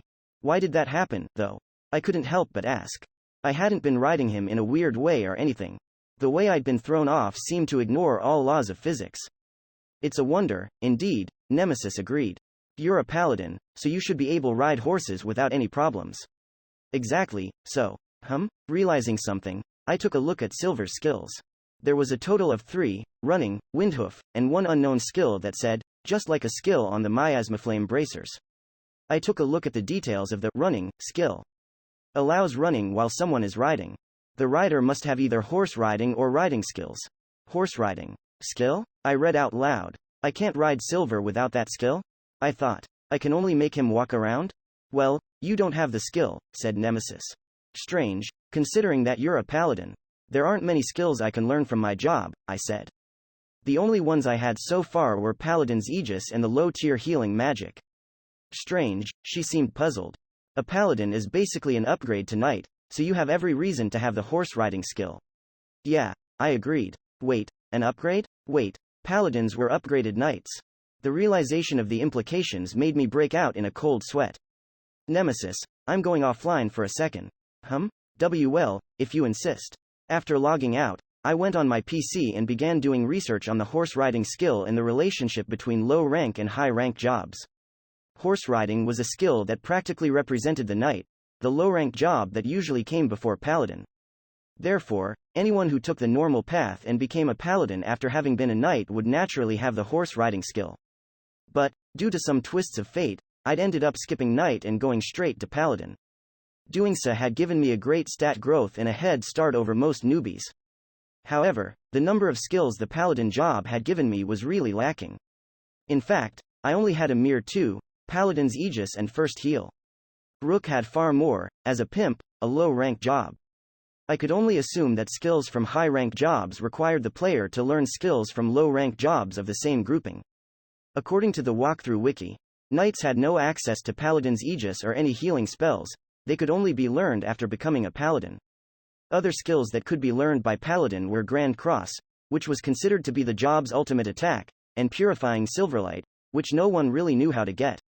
All skills except for these 4 were extensions of skills learned by Knights. That included offensive and other skills, such as horse riding. I sat at my PC and silently processed the facts. I didn't have a single offensive Paladin skill. My level was in the mid-20s. I definitely should have had one by now. But I didn't, which meant that my assumption was correct. Most Paladin skills required the player to learn the skills from the low-rank job of the same grouping, Knight. Why didn't my brother warn me about this? I thought. Oh, I guess he just didn't know anyone who'd started with a high-rank job, so my case was a first to him. I had a feeling that, like Rook's Lost Heart, many high-rank jobs required the person to have reached the max level on low-rank jobs of the same grouping. Even Paladin requirements weren't ones that could be fulfilled by your standard level 0 newbies, so it was natural for him not to know about this. I see, I muttered. It all made sense now. I couldn't learn the skill and ride silver without switching to the low-rank job, Knight. I didn't care much about the offensive skills. I had Nemesis with me, and I'd recently gotten my hands on the miasmaflame bracers. However, to ride silver, I had to find a way to learn the horse riding skill. I searched around for a way to learn it without switching to Knight, and it didn't take long for me to find it. There was an accessory called Amulet of the Equestrian Tribe, which gave a +1 to the horse riding skill. That was the only thing I would need to be able to ride silver. That wasn't all. Jobs which had the aptitude for skills acquired through accessory effects could actually master those skills and make them their own. Since Paladin was an upgrade to Knight, it was obvious that I had the aptitude for horse riding. Yes, this is it, I exclaimed. Quickly concluding that I had to go to Gideon's marketplace and buy one of those accessories, I took a look at how much they went for. Amulet of the Equestrian Tribe, market price, 100,000 lire. I fell to the ground. We have to find ways to get money. I logged back in and stated our next course of action. Well, we have less than 10,000 lire left, Nemesis nodded. We would have had to get money even if we didn't have this problem with silver. She was right. We were nearly broke, so we had to do something about it regardless. I seem to have a knack for getting big money and quickly losing it all, I thought. Strange, considering that I'm not actually wasting it. Gotcha, said Nemesis. Again, I'm not actually wasting it. By the way, unlike the first permit, the second one wasn't signed, right? She said. Why did you just give it to Rook instead of selling it? I can't be sure if you would have gotten the 100,000 lire you spent on it, but you could have received at least half of that, no? Ah, I said. She had a point. Nemesis couldn't find the words to express what she felt. No, it's fine, I said. I already gave it to Rook. A man does not go back on his word. We'll find other ways to make money. That's easy to say, she said. However, Rook is currently offline and asleep, while Miss Sunglasses has her hands full with some other business. There's a limit to how much we can do just by ourselves. Yep, that's a bit of a problem, I agreed. I could go and accept some quest, but since I was solo, my choices were limited to the ones with low difficulty and thus low rewards. There was also the meeting we had planned for tomorrow afternoon, so I couldn't take any quests that would last too long. Perhaps we should hunt for a bounty? Like that demon? Suggested Nemesis. That'll get us a death penalty if we fail, though, I said. We wouldn't make it for tomorrow's arrangement. I see this world just isn't nice enough to give us a means of getting 100,000 lire in a short amount of time, she said. Time wasn't a big problem. I'd have had tons of it after the surprise Marie had in store for us tomorrow. However, I wanted to ride silver as soon as possible. What about the arena, then? Asked Nemesis. It allows fighting without the risk of death penalty and rewards the victor, no? Yeah, well, I looked it up and found out that you can only participate when your total level is above 51, I answered. During the testing this morning, my level had gone up to 26. I still had a way to go before the arena was open to me. Oh, yeah, something came to me. I can still bet on the fighters.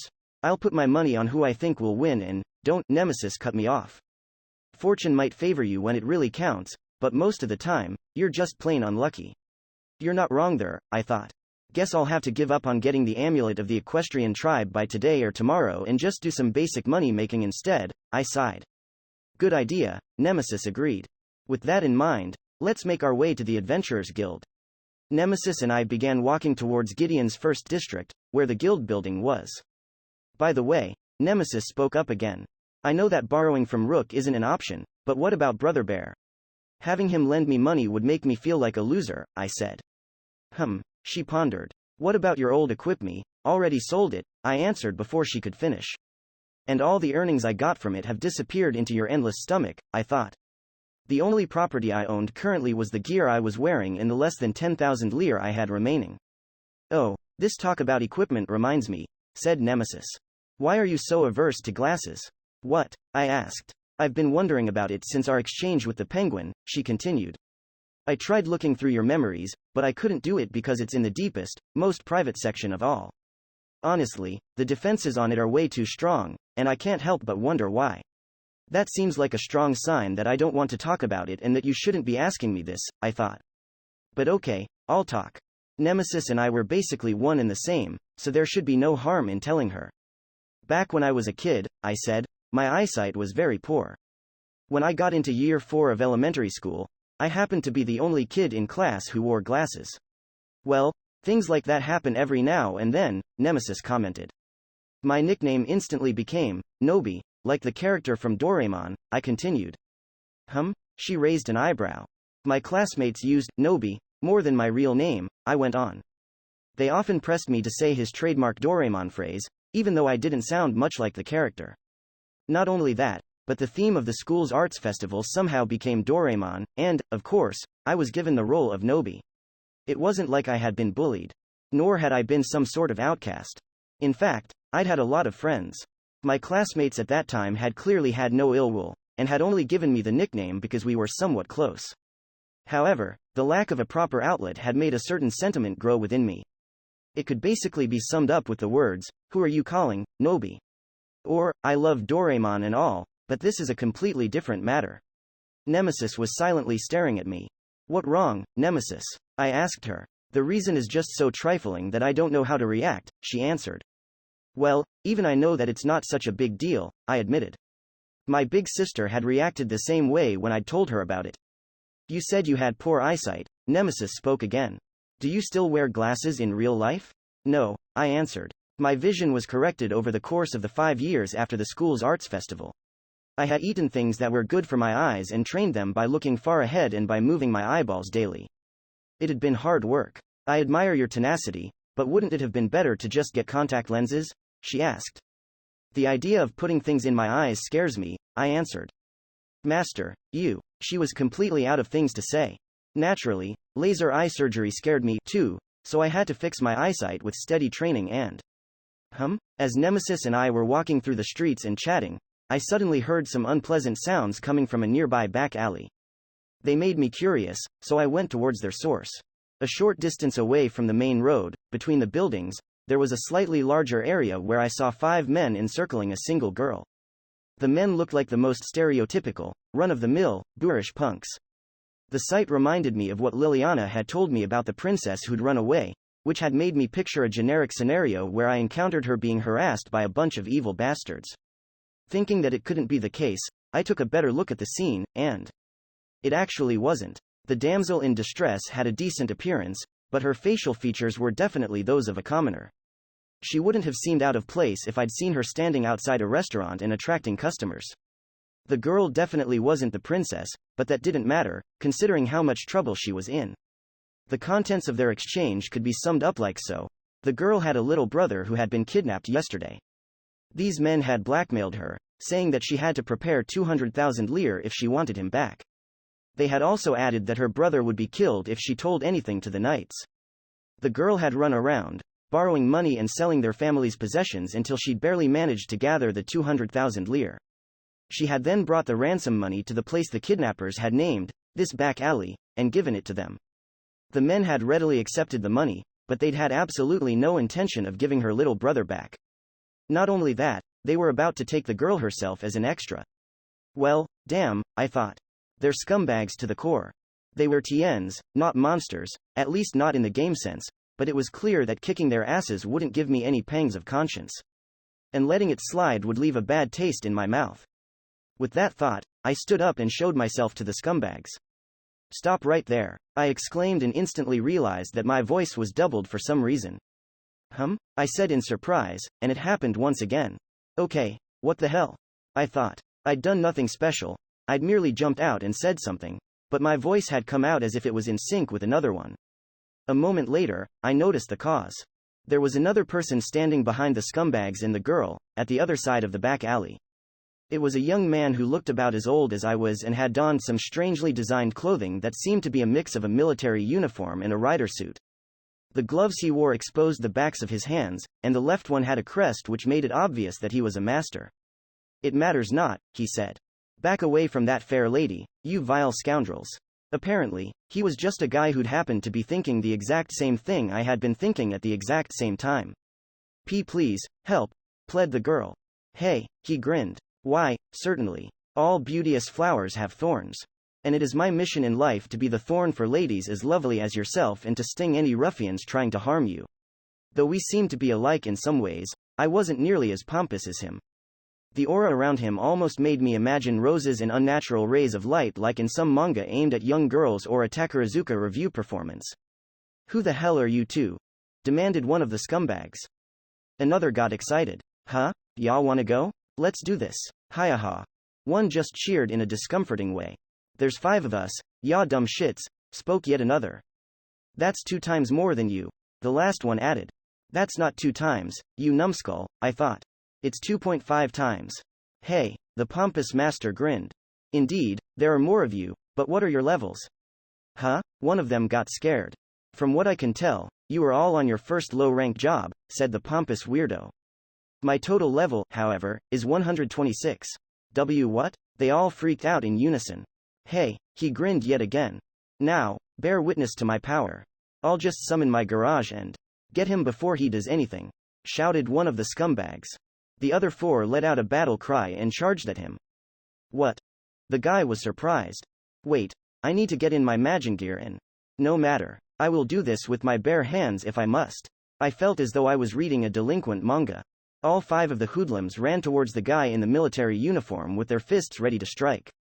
And so, due to just how much the weirdo was standing out, I was being completely ignored. Oh well, I sighed. The timing was good, so I spoke to the girl. You should run away now. Thank you very much.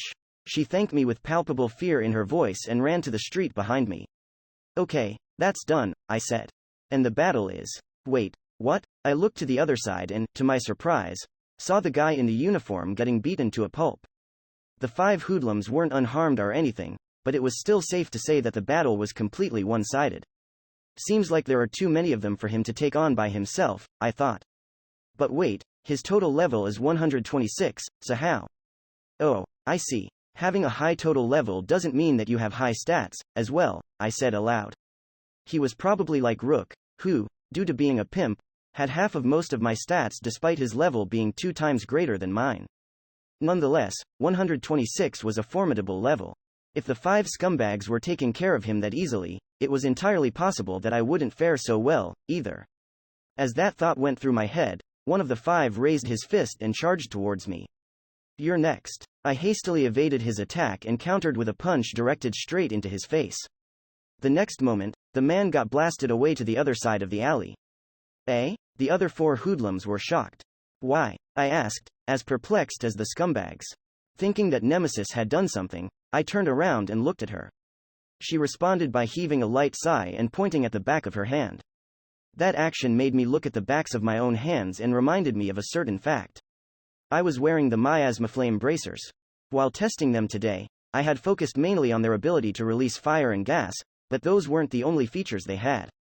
The item could also be used for defense and gave a bonus to my stats. Specifically, it increased my STR by 100%. Back when I had been level 0, my STR had been somewhere around 10.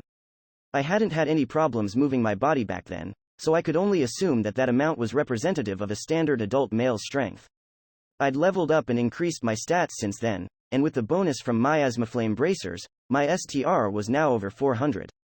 That meant that I'd just punched a hoodlum in the face with the strength of more than 40 average adult males. Is he dead? Slightly worried, I took a look at the guy, who was lying on the other side of the alley. He was twitching, so it was safe to assume that he'd survived. I heaved a sigh of relief. It was pretty obvious that their jobs were combat-oriented, so they were probably tougher than the average Joe. It's all good, then, I said as I closed in on them while bashing my bracers together. The results wouldn't have been pretty if I'd used Nemesis, so I chose to settle it with the bad boys on my hands. Who's next? I asked. Eee. One of them shrieked like a little girl. I probably looked a bit too menacing, since they quickly turned pale, whirled around, and ran away like roaches. Damn it, one of them shouted. Don't get cocky, you shits. We still have that bitch's brother. With that, they disappeared into the main road. Man, what a generic set of scumbags, I thought. Are you okay? I asked. First heal. I walked over to the uniformed guy they'd beaten up and cast my healing spell on him. His wounds weren't deep by any stretch of the imagination, and my basic healing magic quickly closed them all. Hey, thank you, he said gratefully. Those ears are. He looked up at the things on my head, the dog ears I'd grown because of the mad penguin. What about them? I asked. Oh, nothing, he answered. It's a nice accessory. Find a penguin and you can get your own pair, I said. Hey, he grinned yet again. I will keep that in mind. The man stood up and dusted his clothes. Even that action seemed a bit pompous. I feel that this meeting is fated, he said. Allow me to introduce myself. My name is Hugo Lesseps. I am a master and my job is high pilot. I'm Ray Starling, I responded. I'm a master and a paladin. And this is my embryo, Nemesis. I see. Embryos of the Maiden type are quite a rarity, he said. It's a pleasure to meet such a lovely mademoiselle. Pleased to meet you, too, said Nemesis. I found it interesting that he could tell that Nemesis was a maiden and not a guardian just by looking at her. But man, the way he talks sounds like it belongs in a play or something, I thought. I wonder where he's from. If his name is anything to go by, then he's probably French. By the way, why did they beat you up so easily? I asked. Is your job not battle-oriented or something? They'd been pretty weak when I'd fought them, so I would have assumed that someone with a total level of 126 could have handled them easily. Hey, there was that grin again. I am a level 50 pilot, level 50 mechanic, and level 26 high pilot. Leveling with these jobs only raises my HP, MP, SP, and Dex, so all my other stats are about what they were when I started out. That didn't seem like something to be proud of. Also, I couldn't help but wonder just what kind of jobs they were to have such a biased stat growth. Does he drive a car or something? I thought. Is he like a character from Metal Max or something? I said. As I pondered the nature of Hugo's job, someone called out to me. I turned around to see the girl we'd helped out. Apparently, she'd chosen to stay nearby instead of running away completely. Thank you very much for helping me, she cried. Oh, no need for that, I said. I did it because I felt like it. Also, it would have left a bad taste in my mouth if I hadn't. Hey, Hugo grinned again. I feel the same way. I don't know if I could sleep at night after having ignored a lady in distress. Isn't that much like my go-to phrase for these situations? I thought. Are you masters? The girl ventured. Why, yes, said Hugo. Myself and Ray here are both masters. The girl dropped to the ground before us and pushed her head against it. Lady. Hugo didn't seem sure how to react. Please raise your head, please. Please save my little brother. She pled. I beg of you. Oh, yeah, the scumbag said something about that while running away, I thought. Save him? As in, from those hoodlums? I asked. Why yes, she said. They're the Goose Maze gang. They kidnap children, and if they don't get the ransom for them, the boys and girls get killed and eat. Oh. Her words made me turn silent. Killing and eating children? I thought in disbelief. Oh, man. They kidnapped my little brother, so please, save him. She exclaimed. I can give you this money. And if that's not enough, I'll do whatever you want. She extended the bag with the ransom towards us and begged while crying her eyes out. I knew the circumstances from the eavesdropping I'd done before jumping out to help her. As things were, her brother would have been killed and eaten sooner rather than later. To prevent that result from becoming reality, one had to act fast, and the only ones who could do that were Hugo and me. Honestly, I had a feeling it would come to this the moment I showed myself to the scumbags, I thought. That's why I'm fully prepared to face the risks. I'm down for it, I said. I don't need any compensation, though. But you went through great lengths to gather this ransom money, right? I said. I can't take it. I had a feeling that I would have done something about it even if she hadn't asked me to. If I'd ignored it, the aftertaste in my mouth would have been downright foul. What about you, Hugo? I asked. Hey, he grinned. A foolish question. Of course I'm doing it. And I don't need any money, either. Hugo went down on one of his knees, gently placed his left hand on her chin, and made her look upwards. He then gently wiped her tears away with the thumb of his right hand. Lady, he said gently. We shall stop your tears. And so, as if acting out a scene from a play, Hugo smiled at her. I promise that you will greet tomorrow's morning with a smile on your face. The quest, Rescue Roddy Lankars, difficulty level 8 inches has started. Please see the quest window for further details. A message directed to my ears announced the beginning of an event quest. Apparently, the same thing had happened to Hugo. Let us go, Ray, he said. The mission awaits. Okay, I sighed. I can dance to this tune of yours. Our target quest was the difficulty level 8, Rescue Roddy Lankars. Our destination was the hideout of man-eaters and kidnappers, the Goose Maze Gang. Our goal was a morning of smiles. And so, we began our quest. Chapter 3. A Maiden's Master. Gideon, the City of Duels, Paladin Ray Starling Nemesis, Hugo, and I got on a difficulty level 8 random event quest called Rescue Roddy Lankars. Just like the quest to save Millian, it was going to be a race against time. However, I had two other worries about it. First was the quest difficulty. I didn't know just how difficult level 8 quests were, so I asked Hugo about it. Difficult enough for level 500 TNs going solo to fail spectacularly, he said. Even a full party of such TNs would have a hard time. And that was his answer. So, level 8 quests were too difficult for max level TNs. Even if we masters were generally stronger than TNs, it was clearly a bit too much for me, someone below level 50, to handle. However, I had no intention of leaving the child for dead just because it was hard to save him. I must say that letting them escape was a grave mistake, said Nemesis. And that was my other worry, the 5 scumbags we'd faced. The one I'd punched was still spread out on the back alley's pavement, so Hugo tied him up with a wire he had on him. We decided to hand him over to the guards, so the girl we'd helped, Rebecca, ran off to the guardroom. The other 4 had run away with a threat regarding her brother, unfortunately. We didn't know where their base was. If they got there before us and told everyone about what happened here, the boy's life would be in more danger than ever. Man, I should have gassed them, I said. A whiff of the poison from my miasmaflame bracers would have rendered them completely immobile. We're in the city, so wouldn't that count as terrorism? Asked Nemesis. You have a point, I thought. Although I could have also scorched their legs with fire from the left bracer and make them unable to walk, and... I can tell that you're thinking something disturbing, said Hugo. Let me assure you, though, that there's no need to worry about them. He then pointed to the street they'd run off to. I couldn't see what was behind the corner, but I could hear something being dragged on the ground.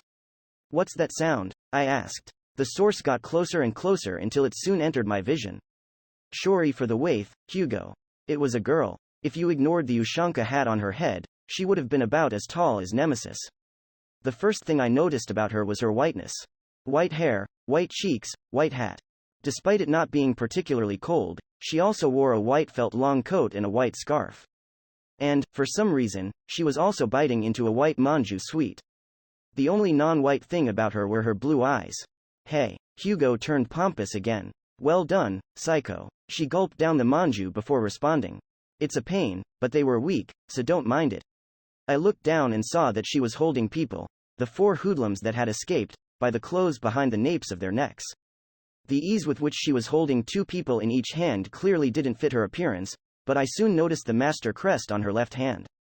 Well, I guess her strength makes sense if she's a master, I thought. The way she spoke was extremely monotone, and I couldn't tell if she was role-playing or if that was her normal way of speaking. She noticed me examining her and shot a glare at Nemesis and me. Hugo the girl pamperer befriended a lolicon? You like little girls, mister? Who are you calling a lolicon? I shouted. Who are you calling a loli? Nemesis howled at the same time. She actually marked me as a sexual deviant with her first words to me. Who the hell does that? I thought. That flat chest and low height are exemplary loli features, she said. And anyone who has a loli service him is a real lolicon. Slander if I'd ever heard any. Nemesis was a part of me, so she didn't count. No, said Nemesis.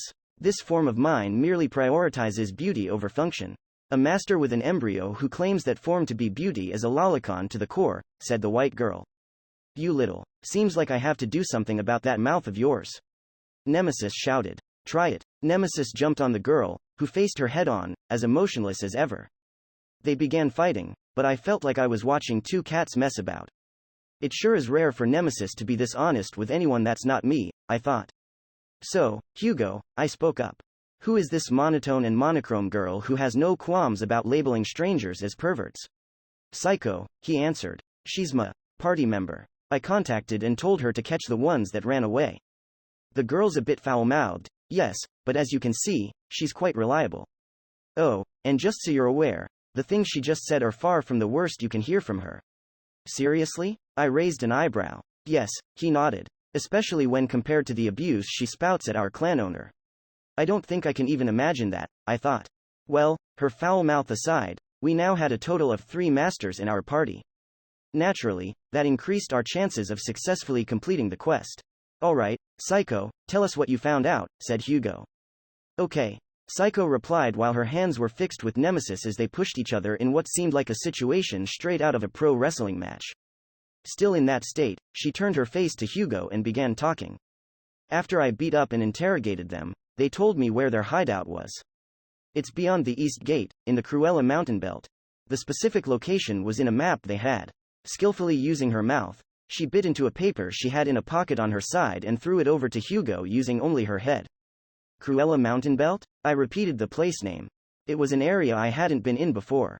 That's the name of the mountains to the east of this city, said Hugo. The area beyond them is Caldina's territory. So it's basically the border between the two countries, I said. It's a great place for a bandit hideout, he continued. Any Kingdom of Altar military operations done in the Cruella mountain belt would be taken as acts of war against Caldina. Why don't the two countries team up to take care of the bandits, then? I asked. Bandits lurking near the border seemed like a big problem for both Altar and Caldina, so it would have been natural to team up and exterminate them. That will never happen, said Hugo. Caldina only acts when there's money to be had. In fact, they would do anything for it. By that, you mean? I asked. For the right price, the vilest bandit could be a valued customer. So they're in on this? I thought. I would guess they get paid a lot and provide passive cooperation in exchange, he continued. Caldina probably agreed to react in some way if the kingdom's army made a move. Even if it was all just an act, the kingdom still couldn't do what they wanted. Hugo opened the map that Psycho had given him. On the left side of it was Gideon. The right portrayed a desert, and the area right in the middle of them had several mountains. The second closest mountain to Gideon had a circle marking something. This is the place, said Hugo. It's beyond a mountain. Seems like we'll have to make haste. Yeah, I agreed. We'll have to run real fast. For some reason, Hugo gave me a strange look. What? I asked. Ray, he said. You're a paladin, aren't you? Won't you be riding a mount? I have a horse, but I can't ride it because I don't have the horse riding skill, I answered. So that's how it is, he said, looking completely weirded out. Yeah, well, this is awkward, I thought. Hey, he chuckled. This is the first time I'm seeing anyone who doesn't have the horse riding skill while being in the night grouping. Is it normal for us to have it? I asked. Well, Hugo said. Let's just say that I feel as though someone just told me that they're a swimmer, but can't do the front crawl, backstroke, breaststroke, or butterfly stroke. Is there even anything more to swimming than those 4? I asked. The dog paddle and traditional Japanese swimming? He suggested.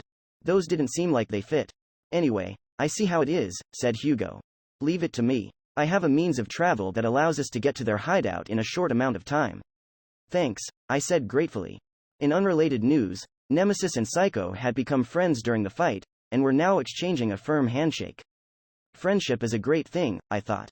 But man, the fact that one is black and the other's white reminds me of a girl's anime from a few decades back. Our party, Hugo, Psycho, and me with Nemesis as my blade, had made our way through the Eastern Gate in Gideon's 3rd district and were now standing before the entrance to the Cruella mountain belt area. There was a road leading towards the mountains, which was being used by carriages and the like. We were about to make our way to the gang's hideout by using the means of travel Hugo mentioned, but what is that means of travel, anyway? I asked. This isn't the right place for it, he said. We have to go where there are even fewer people. He can't show it to anyone or something. I thought. Does it stand out or something? You could say that. Yes, he answered. And so we walked for about 15 minutes. We weren't following the road, either. Hugo actually led us into some forest. Alright, this is weird, I thought. We were nowhere close to any proper road that could be used by carriages and such. If we were about to use something rideable, the mountain road near Gideon would have been much better for it. This place seems good, he said upon discovering an opening in the forest. It was circular and had a radius of about 10 meters. There was a curious lack of tall trees, and it seemed like the plants here had only just begun sprouting. My guess is that someone with a magic-based job used an area of effect offensive spell here, said Hugo. I don't know how it was for those affected, but it's convenient for us. He reached into his inventory, took out a silver sheet, and spread it out on the ground. Once he did that, I realized just how big the sheet was. It was a square with sides that were about 5 meters in size. I've prepared the garage, said Hugo. Psycho, any hostiles nearby? None at all, she answered. I'm not picking up any monsters or people. Roger that. Hugo opened a window and began doing something on it. A moment later, sounds of machinery began coming out from under the sheet he'd spread on the ground. Wait, machinery? I muttered. Suddenly, I realized something. Hugo's job was high pilot. The noun pilot was generally used on people who operated something mechanical. However, this world didn't have any machinery that could be driven, in that sense. Unless it was related to a certain country. Hugo, I said. You're Ray, he spoke up before I could finish. I am taking part in this quest as a person and as a thorn protecting the beautiful flowers we call women. His statement made it obvious that he'd known exactly what I was gonna say. Why are you on this quest? He continued. Is it because you're a paladin of the kingdom, or because you're your own man? There was only one thing I could say in response. Ignoring this would leave a bad taste in my mouth. It was the exact same thing I'd thought when I accepted this quest. At the very least, I'm not doing this because of my occupation. Nor am I. With those words, Hugo gave a wry smile and pushed down on a button on the window. It said, "Sortie," on it. Right after that, the sheet on the ground began to expand. Its surface began to slip and open up like a garage shutter, exposing a cavity that completely ignored the sheet's thickness. 4 pillars rose up at the corners of the sheet and stopped when they were about 5 meters tall. A moment later, a roaring sound came from the bottom of the cavity as a lift began rising up until it reached the surface. On it, there was a large object. Its 2 arms and legs gave it a humanoid appearance. However, it was nowhere near human. It was about 6 heads tall, but its height was above 5 meters and it was covered in a dark green steel coating. On its pelvic area, there was a gun and an army knife that fit its great size, and it didn't seem like that was the extent of the weaponry it had in store. Its chest area was open, and inside, I saw a cockpit that bore a striking resemblance to one I had seen in some old anime. In conclusion, it was a humanoid battle robot. Magic and gear, he said. More widely known as Magingear. The main weapon of the Drife Imperium. Hugo, a high pilot of the Drife Imperium, said that as he got into the cockpit. Hugo, I said, impressed. Right now, I am but a knight fighting for a lady's tears, he told me. You are not a paladin of the Kingdom of Altar, either. Am I correct, fellow knight? Yeah, I nodded. Yet again, he donned that aura straight out of a young girl's manga or a Takarazuka performance and spoken as if he were a character from a play. Despite how ridiculous it seemed, I couldn't help but agree with what he'd said. The kingdom and the Imperium had been at war once. There was a ceasefire going on right now, but it was rumored that it was going to get heated again within the next few months. The countries we served were true enemies. However, as we were right now, that didn't matter to us. It was also completely irrelevant to the girl who'd cried for her brother and the boy we were going to save. Our standings had absolutely no connection to what we had to do. When we'd taken this quest, we had been acting as our own individual human beings. Shall we go? He asked from his cockpit. We shall, I answered and jumped on the hand of the Magingear he was piloting. The other hand was already occupied by Psycho. With both its hands full, Hugo's Magingear stood up. Demi-Dragon Tier Magingear, Martial 2. Sortie. And so, the Martial 2 began dashing towards our goal, the other side of the mountain. Magingear. That was the abbreviation of magic and gear, a term used to describe the Imperium's main type of weapon. As I sat on this weapon's right hand, all the shaking caused by its running made me think of something. The first embryo I'd seen after beginning to play Infinite Dendrogram had been my brother's Balder. That was a technological weapon, too, but since it was an embryo, something that was unique to each master. It wasn't quite the same as something made by technology. The Magingear, however, were weapons born from Drife Imperium's scientific prowess, a part of the world setting. As far as I was aware, the Imperium was the only country in Infinite Dendrogram that excelled in technology and science. That fact made me curious as to why the other countries didn't follow its footsteps. Technological innovation was something that would normally spread like wildfire. The Imperium had been a technological nation for more than 100 years. Reason suggested that their knowledge should have spread to other countries by now. When you looked at it as a game, it was probably safe to say that the reason was that the developers wanted to keep each country unique. However, Infinite Dendrogram's setting was detailed enough to incorporate the basic function of logging in and out. That made me think that the technological gap between the nations wasn't without a world-building reason, too. So, as we made our way to the hideout of the Goose Maze Gang, I asked Hugo about it. "What do you think?" "Hey," he grinned. "To know the answer to that, you have to know about a certain civilization." "Civilization?" I repeated. "Yes," said Hugo. "It's called either the Lost or the Ancient Civilization." That name seems familiar, I thought. Oh, right, Silver. The horse I pulled from the gacha had Ancient Civilization in his description. That civilization existed a few thousand years ago, Hugo continued. According to Hugo, the ancient civilization had been highly advanced in terms of technology. It was similar to the Imperium in that regard, but their technology had been superior to anything Drife had now. However, the civilization perished, leaving behind only a few machines and texts that archaeologists stumbled upon every now and then. "You're gonna have to tell me more than that," I said. "There are theories that the grand civilization disappeared because their technological advancement made the people too arrogant, and therefore it incurred some divine wrath," he explained. According to the legends, a god and his 13 servants went around destroying every civilization that existed back then. Every country besides Drife and Granvaloa believes that legend, so the people choose not to make any scientific and technological advancements. I see, I thought. So they're actively avoiding technology because they're afraid of divine punishment. Drife and Granvaloa? That doesn't apply to those two countries, then? I asked. And wait, Granvaloa is scientifically advanced? Well, he said and pondered. You might say that Granvaloa has science and you might say that it doesn't. How am I supposed to process that? First, let me tell you about Drife, he said. Drife has always presented itself as the true successors of the ancient civilization and thus didn't shy away from technology and science. However, all their attempts to recreate the technology of the ancient times have failed, so they had to compromise for machines such as the Magingear, which only functioned by using people's magic. People's magic? I asked. Yes, they can only move at the cost of MP. Right now, my Marshal 2 uses 1 megapixel per minute. In battle, it would be 1 megapixel per second.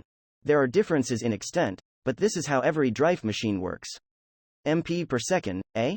Reminds me of my reversal, I thought. Anyway, a certain thing made sense now. That was the reason why Hugo's jobs, pilot, mechanic, and high pilot, were so focused on MP growth. So the machines of the past were different? I asked. Many of the ones that have been excavated had generators installed in them, he answered. They provided the machines with all the magic they needed to operate, and as far as I'm aware, they're a technology lost to the modern world. Interesting, I thought. I wonder where Silver stands in all of this. Can you expand on Granvaloa? I asked. I didn't know that they had machine technology. All I knew about it was that it was a country on the sea, so I had always imagined it functioned with sail-based ships, like the ones in the Age of Discovery. Hey, that country is less about machine technology and more about shipbuilding technology, said Hugo. For example, steamships aren't uncommon among their people, but there are no automobiles to speak of. In a sense, Granvaloa is more unbalanced than Drife. After all, though their magic technology is behind that of most countries, their magic ships are unmatched. So that's how it is, I nodded. Though it was limited to shipbuilding, the maritime nation excelled in both magic and technology. Yeah, it's safe to call it unbalanced, I thought. Also, added Hugo, since they're the only ones salvaging things from underwater ruins, not even Drife knows what they really have. Well, that sure piqued my interest. I should go there someday. Hugo, Nemesis spoke up. Did you get the knowledge about this civilization from the world's official description? No, he answered. I've been told about it by archaeologist Tiens and some trivia-crazed acquaintances who've explored ruins all over the world. The clan I belong to has many people with strange hobbies. Your clan? I asked. Yes, Hugo nodded. It's one of the bigger clans in Drife, so there are quite a lot of us. If you ever switch to serving the Imperium, I'll help you join. Ha ha ha, I laughed. I don't see that happening. Hey, I think that depends on the results of the upcoming war. He wasn't wrong. That could easily happen if the Imperium came out on top and the kingdom became its domain. Though it's not impossible that the results lead to me joining your clan, he added. My own clan, huh? I said. I actually don't have one yet. Then you should find one that has people you get along with and join it. It'll give you more things to do in this world. You can also make one yourself, if you like. I'll think about it. Oh? I said, startled. As we made our way through the forest, the Magingear had lowered its engine's output and reduced its noise to a minimum. Looks like we're here, said Hugo. A few moments later, we came close to the forest's edge. I see it, Psycho said. I looked through the spaces between the trees. Outside the forest was a large building, a stone fortress. With its walls covered in ivy, it stood in the middle of a forest clearing that extended for at least a few hundred meters in every direction. It was easy to tell that it had been built a long time ago, eventually been abandoned, and was now being used as the bandits' hideout. It's just like it was shown on the map, said Hugo. That's the place, no doubt about it. There are even some guards there. He was right, I could see some bandits standing on the fortress walls. However, the boredom in their mannerisms and the occasional yawns made it obvious that they weren't too serious about their job. At the very least, they still hadn't noticed us hiding in the forest. I had my worries about the possibility of them seeing Magingear, but that didn't seem to be necessary. The trees in the forest were tall enough to hide it without any problem. The dark green coating probably worked as a good camouflage, too. What now? Asked Nemesis. Shall we all charge at it? Don't be stupid, I said. It'll all be over if they start using the kidnapped children as hostages.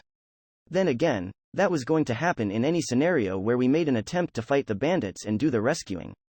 However, since we didn't know the inner structure of the fortress, sneaking in without getting spotted would be difficult. Also, no matter how negligent the guards were, they'd quickly notice us if we showed ourselves in this wide open space. I happen to have an idea on how to go about this, said Hugo. An idea? I asked. The Magingear he was driving nodded in a highly convincing manner and pointed at itself. Everyone in this world knows that this weapon belongs to Drife, he said. That was the reason why we got here through a route on which no one could see us. Again, this is a weapon belonging to Drife, he continued. The same Drife that has absolutely no reason to save the kingdom's children. I finally realized what he meant. If I attack the fortress, they will likely think that it has nothing to do with the kidnappings. After all, there's no reason for a man of the Imperium to come rescue the children of an enemy nation. That will prevent the bandits from using them as hostages. They will probably believe that I wouldn't discriminate and kill any children they brought out, and that would be unfavorable for them because less children means less ransom money. So, Hugo's true affiliation is actually going to be useful to us, huh? I thought. They won't be able to use the children as hostages, he continued. And they certainly won't just sit and do nothing while I attack the fortress. They will surely come to face me. And while they're busy with me, you can sneak into the building and rescue the kidnapped children. That's the plan I have in mind, anyway. Sounds good, I nodded. Are you sure you'll be okay, though? Being a distraction isn't easy. A Marshal too has a strong frame, said Hugo. It won't go down easily. Also, I have Psycho with me. Yep, she nodded. What do we do? You use enemy detect, Hugo said. Also, ready some smoke dischargers to make a smokescreen for us to hide in while we lower their numbers. Monsieur. You can use the smoke to close in on the fortress, Hugo added, turning to me. Save the children, and stay out of sight. Alright, I nodded. Understood. Nemesis declared. This is nothing Ray and I can't do. It will probably be a battle against time, Hugo added. You will need to be both fast and precise. I know, I nodded again. A battle against time while trying to save children. It was going to be much like my first quest, when I'd had to save Millian. However, back then, I'd had Liliana and, most of all, my brother with me. Without him, I couldn't have made my way to where Millian was, and if he hadn't kept the demi-dragon worms busy, the situation would have gotten much worse. Also, that had been a difficulty level 5 quest. The quest we were doing right now was a difficulty level 8. I had no idea what kind of monsters I would have to face, and I didn't have the people I'd relied on back when I'd saved Millian. Still, this time, I had Hugo and Psycho with me. I was stronger, as well, and Nemesis was more reliable than ever. I didn't know how far that would get me, but Backing out isn't really an option when the lives of children are on the line. Hugo asked. Wait, did I say that out loud? I thought. Hugo had apparently heard what I'd said and stared at me with the Magingear's head camera. What? I asked. Well, I kinda understood what he wanted to say. He probably thought I was getting a bit too serious about infinite Dendrogram, which, from beginning to the end, was nothing but a game. However, game or not, having children die on me left a bad taste in my mouth. Hugo stayed silent. He looked at me through the camera while thinking about something. If you've got something to say, just say it, I said. Alright, Hugo finally spoke up. His words were far from what I'd expected. It's nothing much. I just realized that you, too, are a real Maiden's master. I raised an eyebrow. I didn't see what he meant by that. I wasn't aware of any relationship between what I'd said and the fact that I was the master of Nemesis, a type Maiden. Do you know what masters of type Maiden embryos have in common? He asked. They have something in common? I asked back. Yes. A master I know told me that such masters have a certain common feature. I had yet to meet a single other Maiden's master, but I was mildly surprised to hear that we all had a similarity. Which is, they don't feel infinite Dendrogram is a mere game. What? That's stupid, I said. I'm well aware that we're in a game here. I had no grand delusions about being in an old light novel type of scenario in which the game I'd started playing was actually a real otherworld. Infinite Dendrogram was a game, and I wouldn't argue against that. The master I mentioned said the same thing, said Hugo. However, somewhere deep inside, they don't believe that to be true. And that's why. He fell silent. Why? What? I asked. It's nothing. Never mind. Sorry for saying something weird right when we're about to attack the fortress. I got a bit derailed. Damn it, don't leave me hanging after getting my attention like that. I thought. Oh, by the way, he spoke up again. The enemies might be TNs, but killing them doesn't count as a crime when they're criminals or if you're just defending yourself. Keep that in mind. Yeah, I will, I nodded. After that, Hugo fell silent once again. I'm still wondering what he was going to say, though, I thought. Master, Nemesis spoke to me telepathically. What? Do you know what he was about to say? She asked. No, I don't. You don't either, right? I wouldn't say so. But if you say you don't know, it might be best for you if things stay that way. I raised an eyebrow. What do you mean by that? Ray, yelled Hugo in surprise. Look over there. Cutting short my conversation with Nemesis, his Magingear pointed at the fortress. I looked in that direction and saw that its gates were slowly opening. Look there, said Psycho. A carriage is coming. I shifted my gaze to where she was pointing and saw a mountain road leading through an opening in the forest surrounding the fortress. On it, there were several carriages moving towards the bandit hideout. Did they kidnap more children? I asked. Seems like it, said Hugo. They're saying something, Psycho muttered. She placed her hands on her ears, closed her eyes, and focused her hearing. When we're back in the fortress, we'll kill him. Our buddies got caught. Revenge. We're killing the brat. Crap. A realization made me mutter my frustration. Wait, do they mean? Hugo seemed to have realized it, too. They were talking about the 5 underlings we'd beaten, caught, and handed over to the guards. It seems there were more than those 5, Hugo muttered. They've noticed what we did back there. And if that was the case, then the first child they were going to kill when they reached the fortress was the very same one we had to save. It seems like time is short. Hugo made the Magingear go from a kneeling position to standing upright. I'll attack the ones at the carriages. That should make the ones in the fortress come out and help them. When that happens, I'll create a smokescreen you can use to get in undetected. Psycho, you support me. All right, I nodded. Understood, said Nemesis in her sword form. Yes, sir. Psycho snapped to attention. As soon as he confirmed that everyone was fine with his plan, Hugo made his Magingear jump out of the forest and charge at the bandits. This time, he wasn't running like when we had traversed the forest. Instead, he used the wheels installed in its legs to do a rolling dash that made him the fastest I've seen yet. Not slowing down, he took out a gun that was mounted on the robot's pelvic area and began firing at the front of the group of carriages. A single attack was enough to make the horses drawing the first carriage burst, while the resulting shockwave blew the coachman away and made the carriage fall to its side.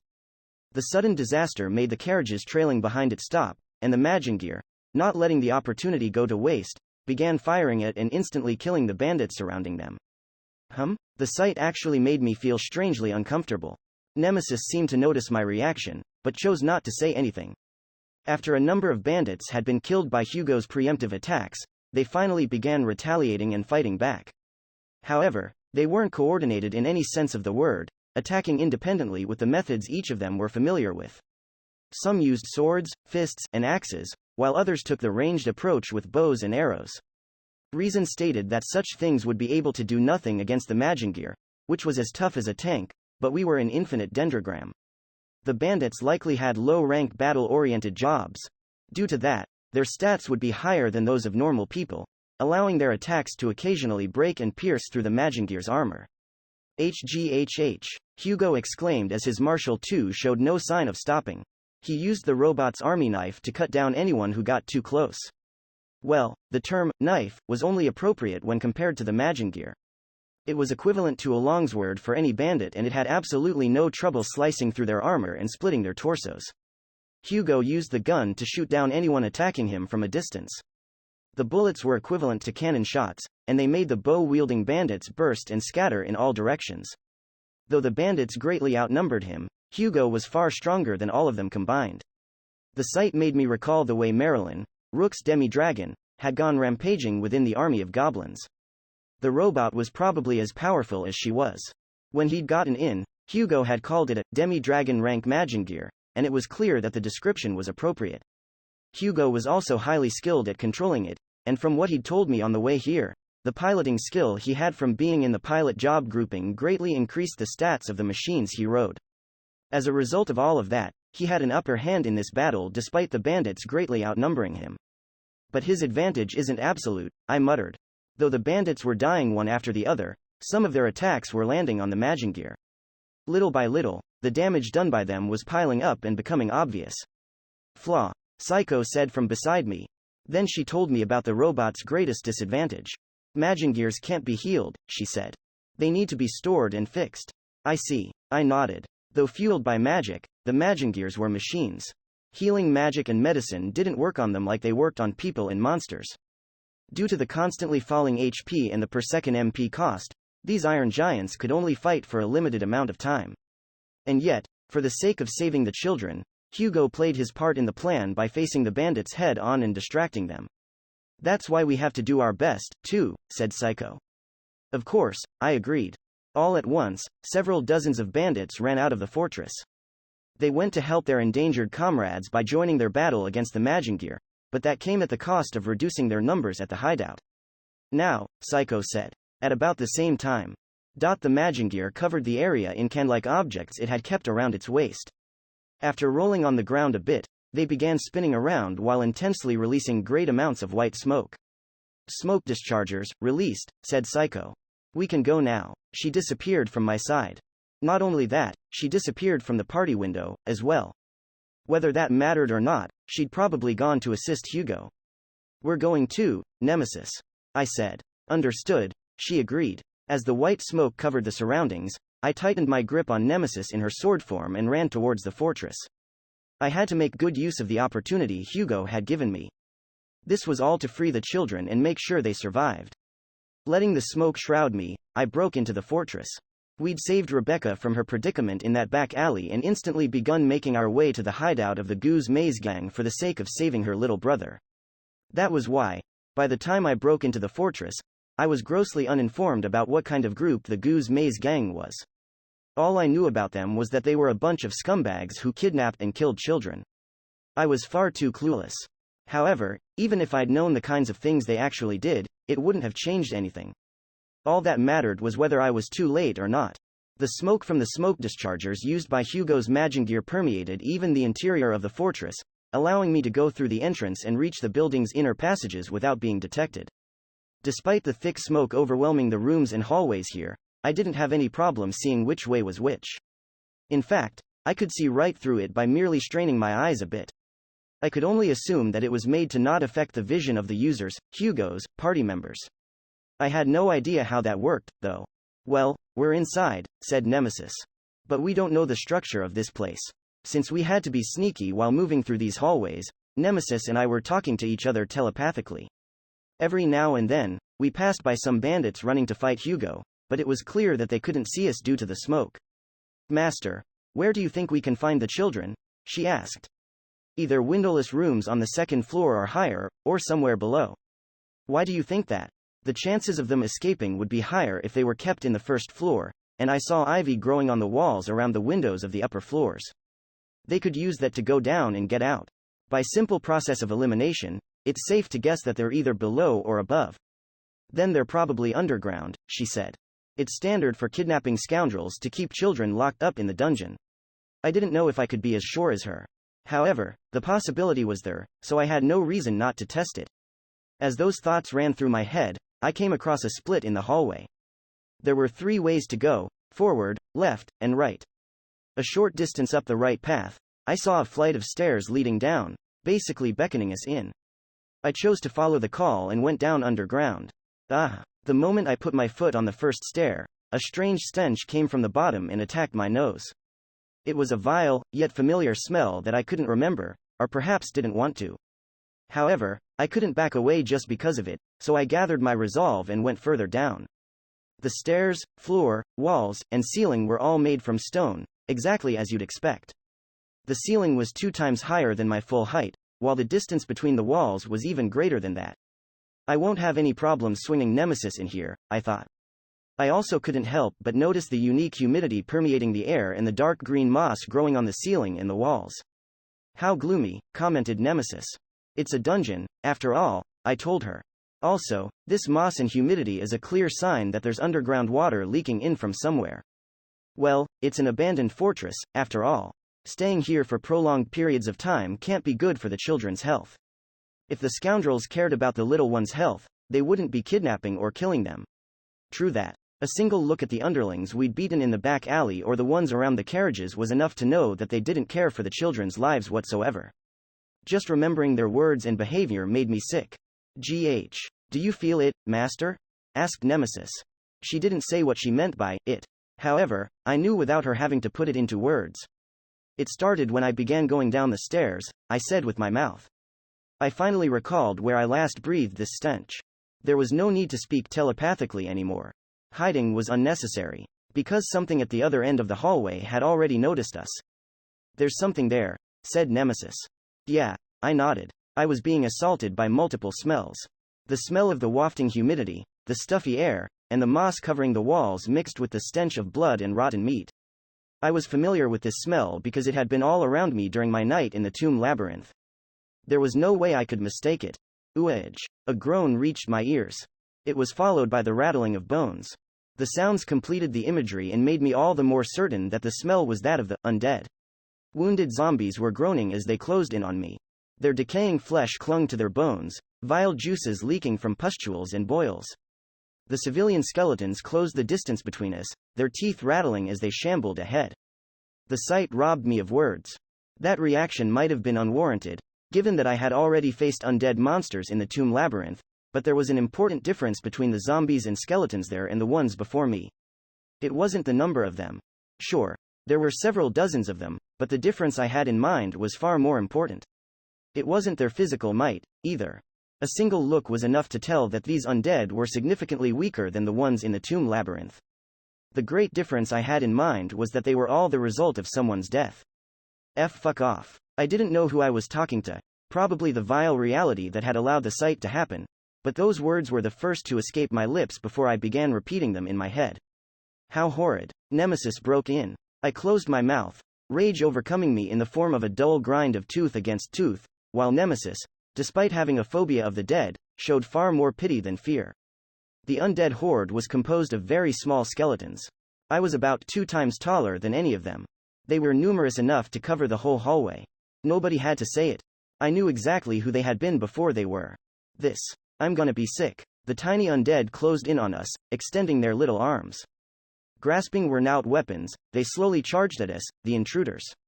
I'd seen similar things in the tomb labyrinth, but undead that were made from the corpses of people were far too different from those that were created as undead to begin with. Just looking at them was enough to fill me with emotions that I could hardly bear. "It appears that the bandits have someone who can use necromancy among them," said Nemesis. "They've repurposed the children they killed. Are you okay, Nemesis?" I asked. "Ha." She laughed with no humor in her tone. "My fear is irrelevant right now. How could they do this to children?" "I feel the same," I said. With my eyes fixed on the undead horde, I couldn't help but wonder whether it was possible to save them. But I already knew the answer to that. The children were lost. If there was a way to bring people back from the dead, this war-ravaged country would have done it ages ago. That meant that it either didn't exist or it was a method that even the kingdom couldn't do. As things were, I simply couldn't save them. Tell me, Nemesis, I spoke up. What is it? She asked. What happens to the undead when they die? The undead in the tomb labyrinth, a created dungeon, weren't actual corpses, but mere creations. However, though they had the same names as the monsters back there, these wounded zombies and civilian skeletons before me had once been living beings. That made me wonder about what would become of their souls. I do not know, said Nemesis with a regretful tone. Some are being used as nothing but empty corpses, while others still have their souls trapped in the bodies. I am not one to know what would happen to them when the vessels are destroyed. I see. However, I believe it's best to end their painful existence as undead, she added. Yeah, the distance between me and the undead children became a mere 5 meters. The dimly shining lights on the walls lit up the faces of the zombies and made me painfully aware that some of them had traces of facial features from when they had been alive.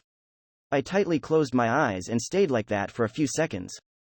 Then I opened them and directed the back of my left hand at the undead children. I'm sorry. I made my left miasma flame bracer burn them all with a stream of purgatorial flames.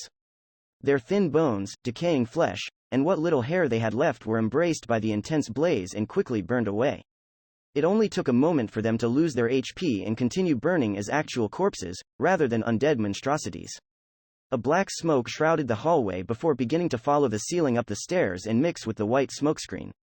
I ended the flow of fire, making them stop burning, and leave behind nothing but cremated remains. Successfully eliminated over 100 monsters that fit the condition, undead of the appropriate total level. Due to fulfilling the job condition, Paladin, and the elimination total condition, eliminate 100 appropriate monsters, the skill, Purifying Silverlight, has been acquired. A message told me that I'd learned a new skill, but I felt no joy from the news. My heart was bogged down. I stood silently. I slowly put my hands together. Like I would do while standing before a grave, I prayed for their happiness in the next world. All of a sudden, an airflow created by the heat made a gust of wind pass through this underground hallway.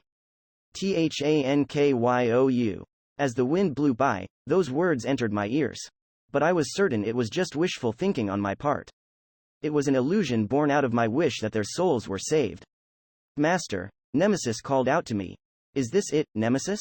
I asked while placing my hand on my chest and trying to bear the heaviness of the situation. Is this the feeling Hugo was going to mention back then? Yes, she said. If, somewhere deep inside, Maiden's masters don't believe this world to be just a game. If you acknowledge this world's lives to be just as real as those of your world. I was silent. Then the weight of the lives you shoulder in infinite Dendrogram is much too real for you. Too real, huh? I asked. The harsh reality of the heaviness of life. You're probably right. This world was so realistic that it was hard to tell it apart from reality. Somewhere deep inside, I even believed that the Tiens living here actually had minds and souls.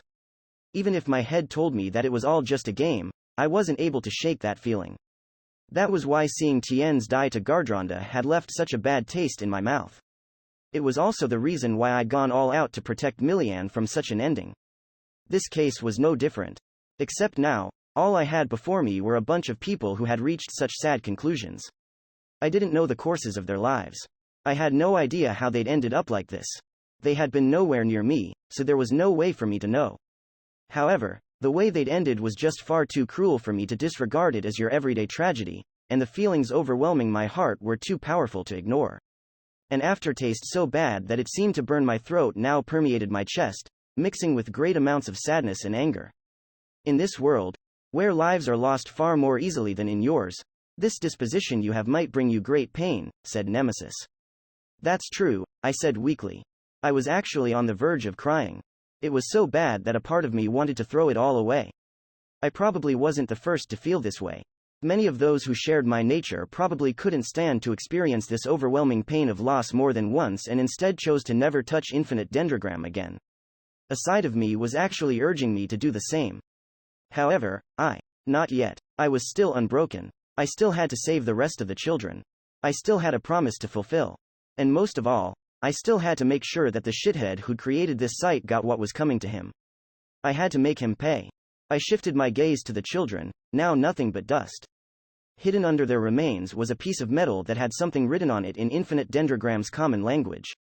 It said, Maze's Utility Child Civilian Skeleton, Specimen Number 87. It was a tag. That was all that child had been to the one who'd put it on. The words and the number on it made me all the more aware that this enemy of mine was beyond redemption.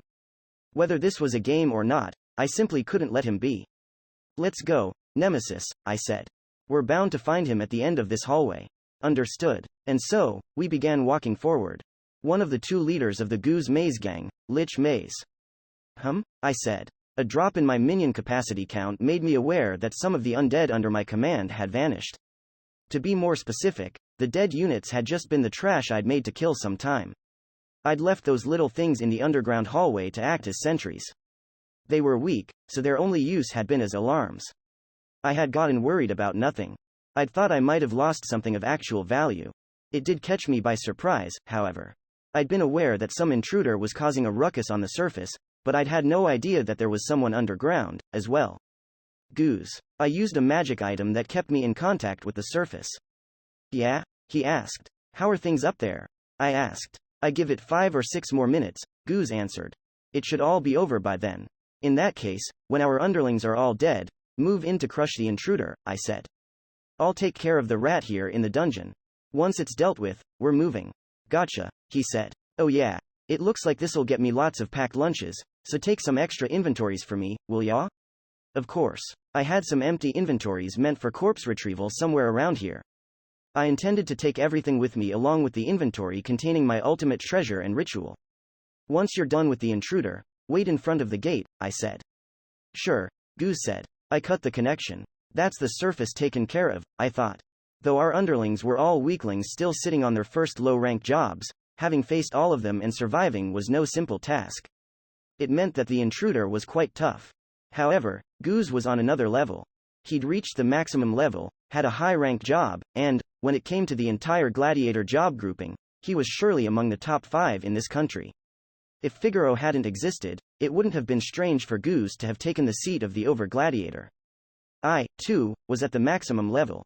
Not only that, but I was at this country's pinnacle when it came to necromancy, and had a superior job within arm's reach. I didn't know how powerful the intruders were, but as long as they weren't superiors and didn't have superior jobs, there was nothing for us to fear.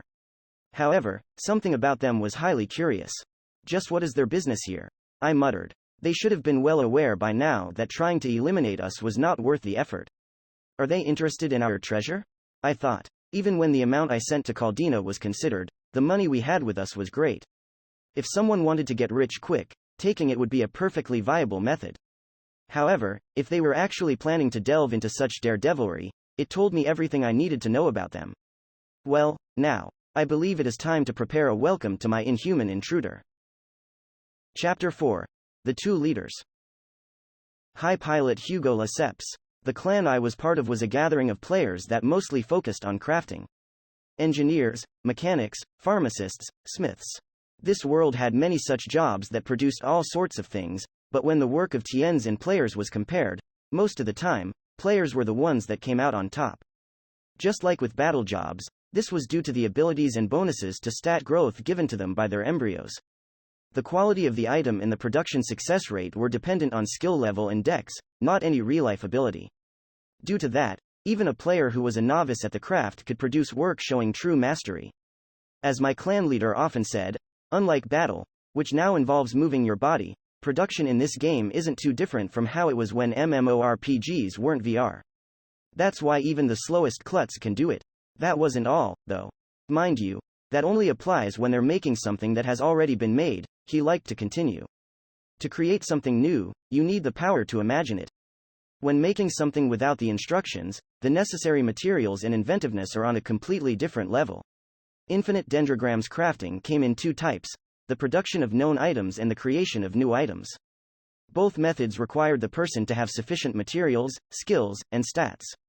However, while known items could easily be made by following the instructions displayed on recipes, the creation of new items required the creation of those very instructions. Naturally, they weren't easy to make, since they required a deeper understanding of the processes involved, detailed knowledge of this world's science and magic, and a proper grasp of the necessary materials. Simply put, creating new items was far too taxing. Thus, even after half a year had passed since the game's release, masters had still been making only known or slightly customized items. That had changed with our clan. Our clan leader had made a breakthrough in the game's crafting department. In hindsight, it had been pretty simple, for he'd merely begun gathering people who were skilled and knowledgeable in reality. The Drife Imperium was a country that had machine technology. Though there were many differences, such as the fuel of the machines being magic, the Imperium's technology had similarities to what we had in reality. The clan leader had made good use of that fact. He'd gathered various people who had knowledge about machines, which included graduate school students that had majored in mechanical engineering, skilled workers from automobile factories, designers of heavy machinery, and even those who were simply nutty about cars, trains, or weapons. And it was all for the goal of creating a new item. Of course, people hadn't gone to him just because he was recruiting. The clan leader had begun to receive a significant amount of applications when he'd revealed a specific project of his. Its goal was to create a humanoid battle robot. Back then, Drife hadn't had any humanoid mobile weapon-type Magingears. When the game had begun, the only Magingears Drife had had in their arsenal were the powered suits nicknamed Marshall, and the tanks known as Geist. While bipedal, human-like robots weren't even being invented. Thus, the clan leader had made it his goal to create them. Many people had been intrigued by the idea, so by the time the clan had been created, it had already had dozens of knowledgeable and skilled people. They'd all quickly begun cooperating and working towards the common goal. All you need is knowledge, equipment, manpower, materials, money, imagination, skill level, luck, and guinea pigs, the leader had announced when he'd kickstarted the project. Clearly, it had been a demanding task. However, they'd been able to prepare everything they needed. They'd mixed and matched their knowledges of machinery, compared and adjusted their magic technology, and performed lots of trial and error while trying to make it all click. There had been countless failures, great costs, and members leaving one after the other. However, they'd continued despite the many problems. One of the senior members had compared the whole thing to something called Project X, and there had been many who'd nodded to his words. I had been uninformed and knew nothing about that show, but it seemed to click with those from his generation, especially the Japanese people. And so, after 2 months in real life, half a year in Infinite Dendrogram, all the trouble has finally paid off as they completed a new item. The name given to it was Marshall II. It was a mass-producible weapon with the power equivalent of a demi-dragon. The humanoid battle robot Magingear was a straight upgrade to a Marshall, the powered suit. Once the Marshall II was complete and the recipe became public, our clan quickly began growing into the largest one in Drife Imperium. The battle before the fortress was nearing its end. Hugo, 5 o'clock, 1 gunner, said Psycho. As Psycho scouted the fog and gave me directions, I acted accordingly by turning my frame and firing from the hand cannon on my left hand. The gunner that was aiming at me with a magic gun failed to evade my attack, and the explosive shot from my MRW-03 hand cannon made him burst into little pieces, leaving only the arm that was gripping the weapon. That gun is one of the Imperium's older models, I thought. Looks like our technology is leaking through that country's black market again. 6 o'clock, 2 fighters, said Psycho. Got it. I made my upper half turn around and used the centrifugal force to cut them down with my SRW-02 battle knife. The first one was unable to react as it broke through his armor, flesh, bone, flesh, armor, in that order, and split him at his torso.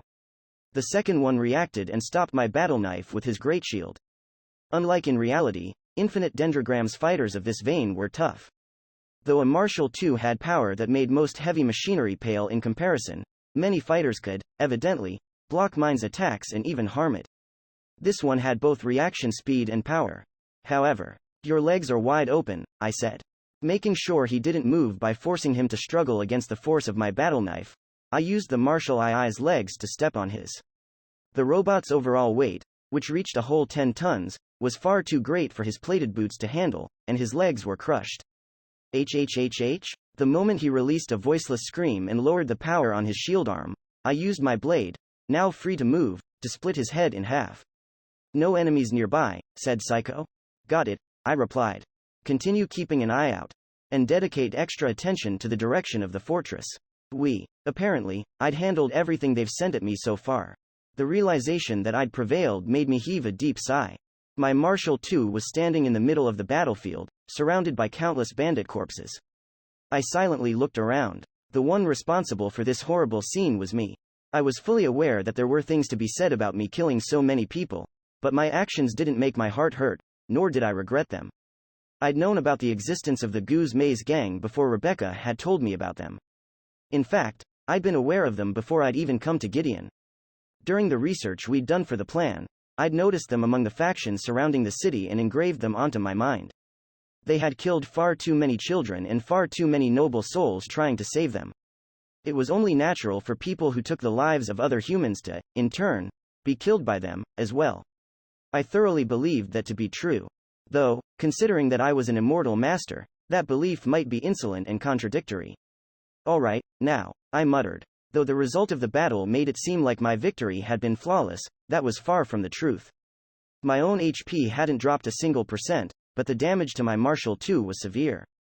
Due to the attacks it had sustained, about a third of its armor had come off, which had exposed the inner frame to considerable amounts of damage.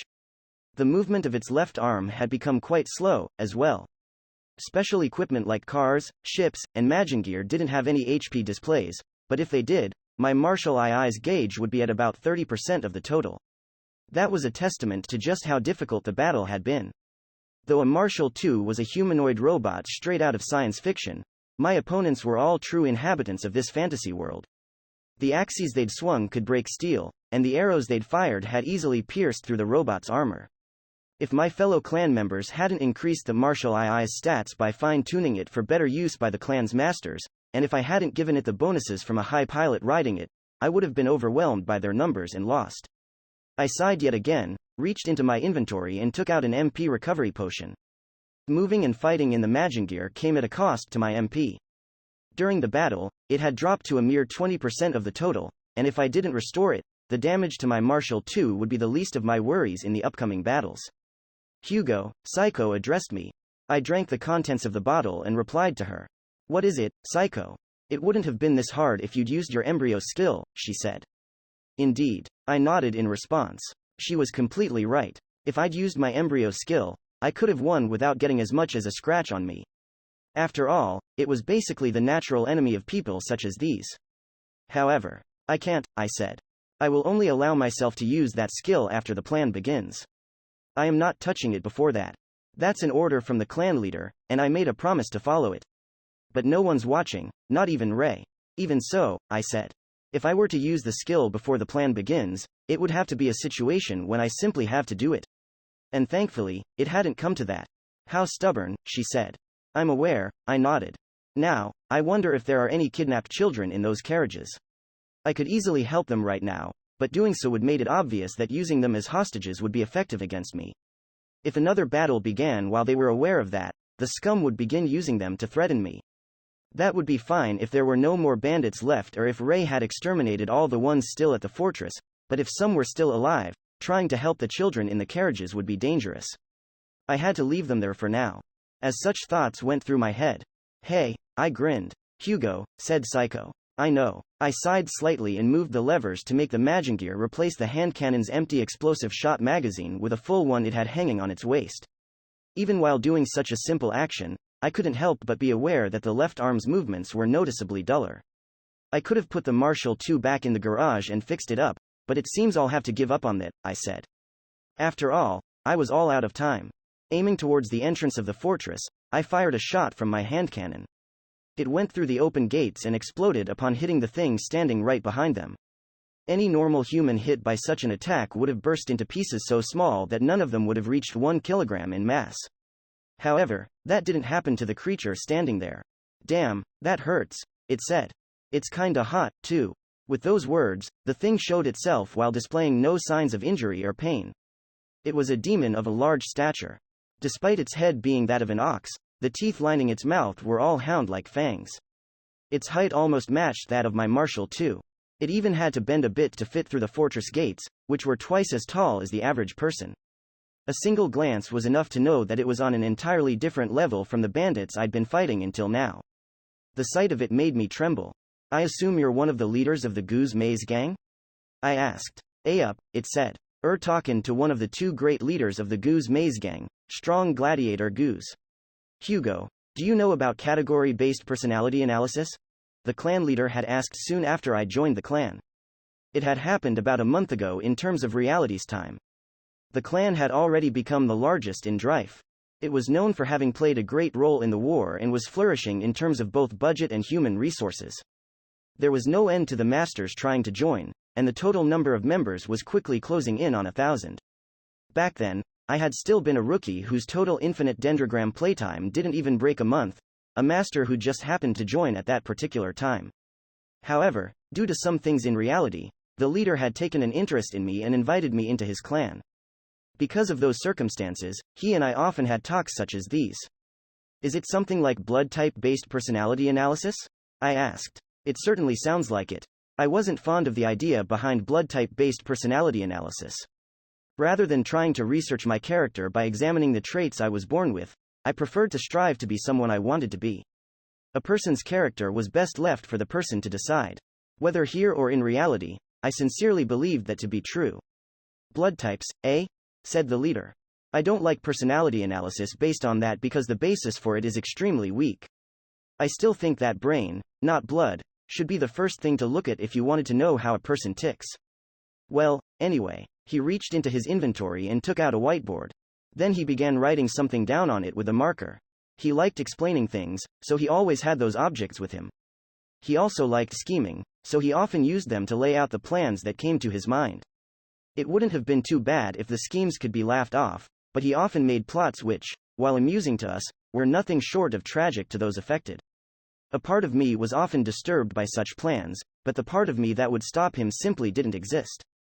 Back to the matter at hand. On the whiteboard, the leader drew a humanoid shape which represented a master and wrote down several embryo categories to the side of it.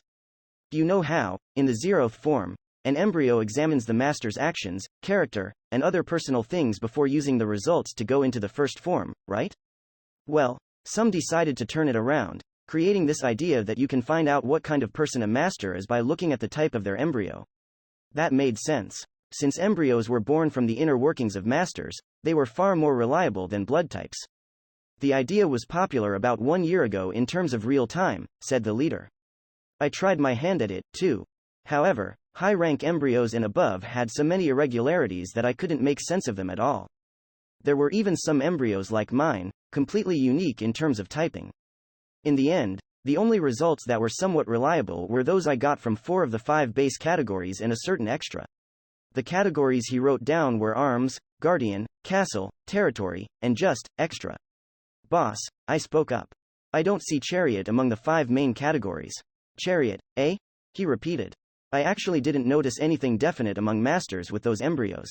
That's why it's not in my results. What a shame, I thought. I was actually quite curious about that category. Now, let me describe them for you, he said. Arms often belong to people who are courageous and unafraid to get hurt. Reckless, stupid, emotional, hot-blooded. There are many ways to describe them. Guardian masters are the opposite. They're cowardly, afraid to get hurt, lonely, or just want to have someone protect them. These two fit the general image, don't you think? Weapons and defenses. When the nature of those embryos was considered, that evaluation seemed to be quite correct. Though I couldn't help but wonder where non-weapon arms were in all of this. Castle masters are introverted, gentle, careful, cooperative, and have an artisan's temperament. Seems right, no? He said.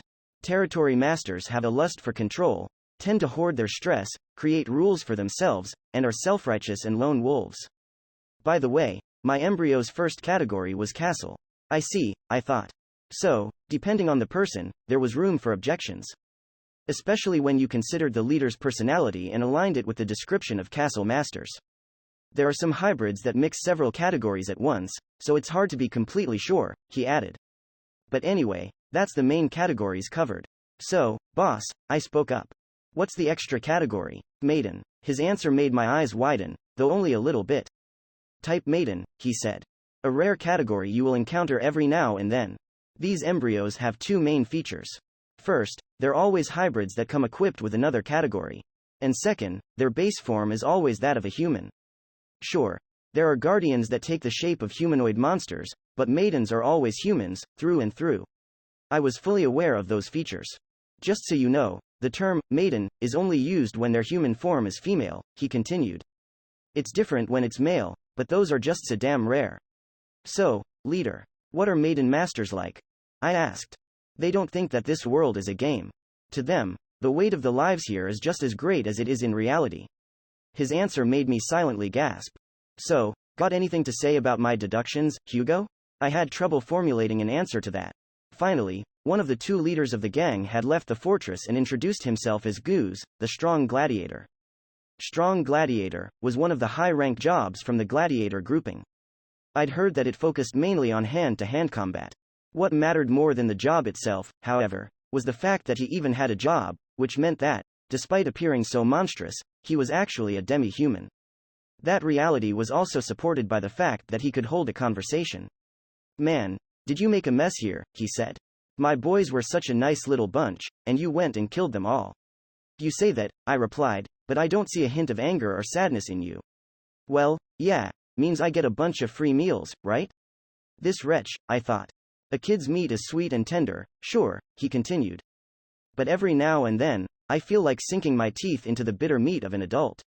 Did ya know that adult flesh actually becomes more bitter and tastier the more of a dreg they are? Sorry, but I'm a vegetarian, I snapped. Really, now? Surprised ya can stay healthy like that.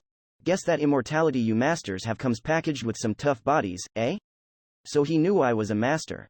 I was watching the whole fight from the fortress, he went on. Your movements are too good. Don't have to be a genius to see that you're not the usual soldier. Hey, I grinned. Then you could have come out before I'd killed every single one of your underlings. Oh, but having you take care of them saved us the hassle, he said. What? Well, we were actually planning to move out of here, he explained. By we, I mean me and the other leader, of course. The underlings and the brats were just in the way, ya know? We planned to kill and eat them all. The leaders were leaving their hideout and getting rid of their underlings? I thought. What drove them to do that? So what's the reason? I asked. Not telling, he said. Well, I don't actually need any reasons. He said we're doing it, so I'm just tagging along. So the other leader was above him, while he merely acted as his right-hand man. That relationship reminded me of a certain someone. Thanks to you killing our underlings, all that's left is to eat them, he added. Then just gotta take care of the brats in the dungeon. And the ones the boys just brought us. He shifted his gaze towards the carriages behind me. Specifically, towards the children inside. I won't allow that, I said coldly. I made my Marshal II brandish the battle knife and aim the hand cannon at him. Ha ha ha, he laughed. Thought as much. But, Goose lowered his center of gravity, and, you can't win against me with that broken pile of junk, ya dumb shit. With a roar that seemed to shake the fortress, no, the whole ground around him, he charged at me while perking his shoulders. In response to that unrefined, almost suicidal, attack, I swung my battle knife at him. Since the explosive shot from my hand cannon hadn't worked, I chose to use my melee weapon, a means of attack with a more focused type of damage, to hit his weak point. Specifically, I aimed at his carotid artery, which was sure to become a fatal injury when damaged. However, the result was far from my expectations. Not gonna work. My battle knife actually broke, not by his horns or claws, but by the skin covering his carotid artery. Huh? I exclaimed. A moment later, Goose's large body rammed into my Marshal II and greatly shook the inside of the cockpit. MGHHHOOOOOO.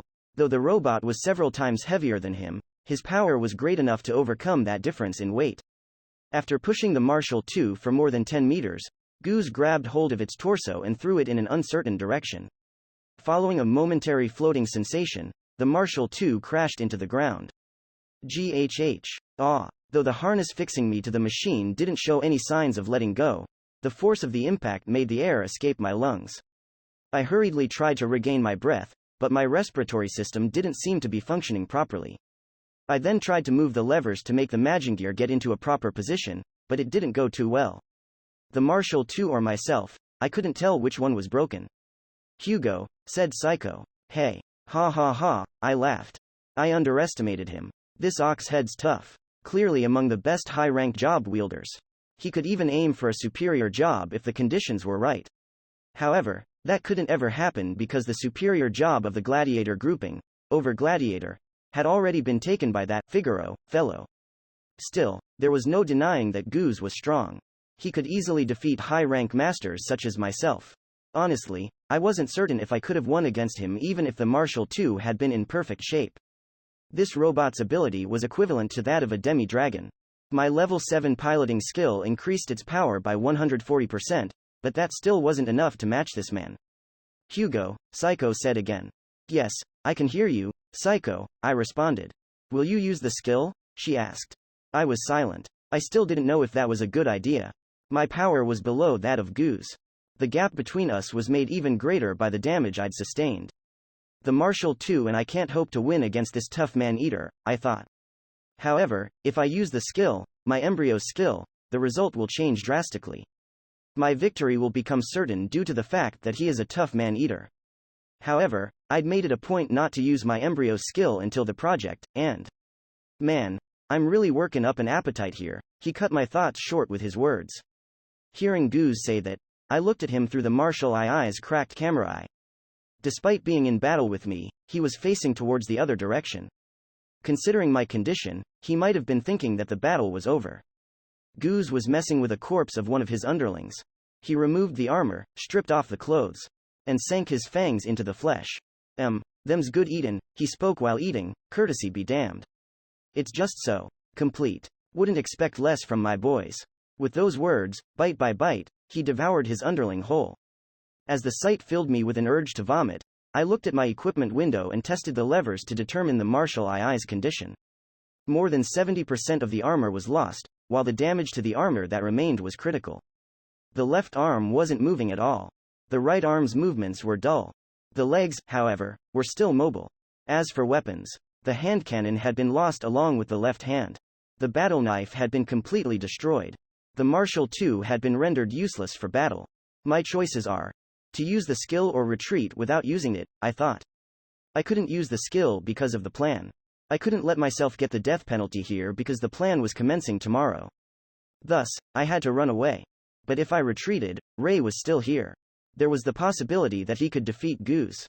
Therefore, even if I retreated, main course over, guess I'll have dessert. He cut my thoughts short again and took something out of the bag hanging at his waist. Once I realized what it was, my mind almost blanked out completely. The thing in Goose's hand was about the size of a ball. Small eyes, open wide and filled with terror, swaying hair, long and drenched in blood. It was unmistakably a human head. The head of a little girl. Goose threw it into his mouth as nonchalantly as one would a piece of candy. The demonic fangs lining his oral cavity fell downwards, mashing the child's skull with ease. Man, it's so good, he said. Kid meat's tastiest when they know they're about to die, you know that? But my appetite ain't quite sated yet. Saying that, Goose began making his way towards the carriage, and his intentions became immediately clear. The deed I'd just witnessed and the realization of what he was going to do made all the hesitation in my mind fade away like it had never been there. What took its place was pure, unadulterated wrath. Hugo, Psycho called out to me again. Psycho, I replied. Will you use the skill? You already know the answer to that.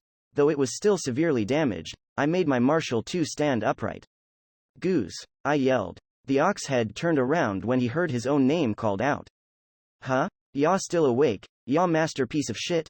He asked. Awake? I repeated the word in my head. How appropriate. Indeed, I had been half asleep until now. I hadn't used the skill because of the plan. And because of the same plan, I'd chosen to avoid getting the death penalty and run away. How thoroughly absurd. That wasn't me at all. The Hugo Lesseps I strived to be wasn't this unsightly an individual. Thus, I made my wrath known. I declare that I will no longer tolerate you. My words made Goose laugh. Ha ha ha. Big words, comin' from a master who treats my entire world like a little game. You aren't the first of your kind to come here, and let me tell ya, none of the ones before ya were actually serious about whatever they were doing. You shits can't die in this world, so what's it matter to you? You can't ever know the fear of death my kind know. Indeed, I said.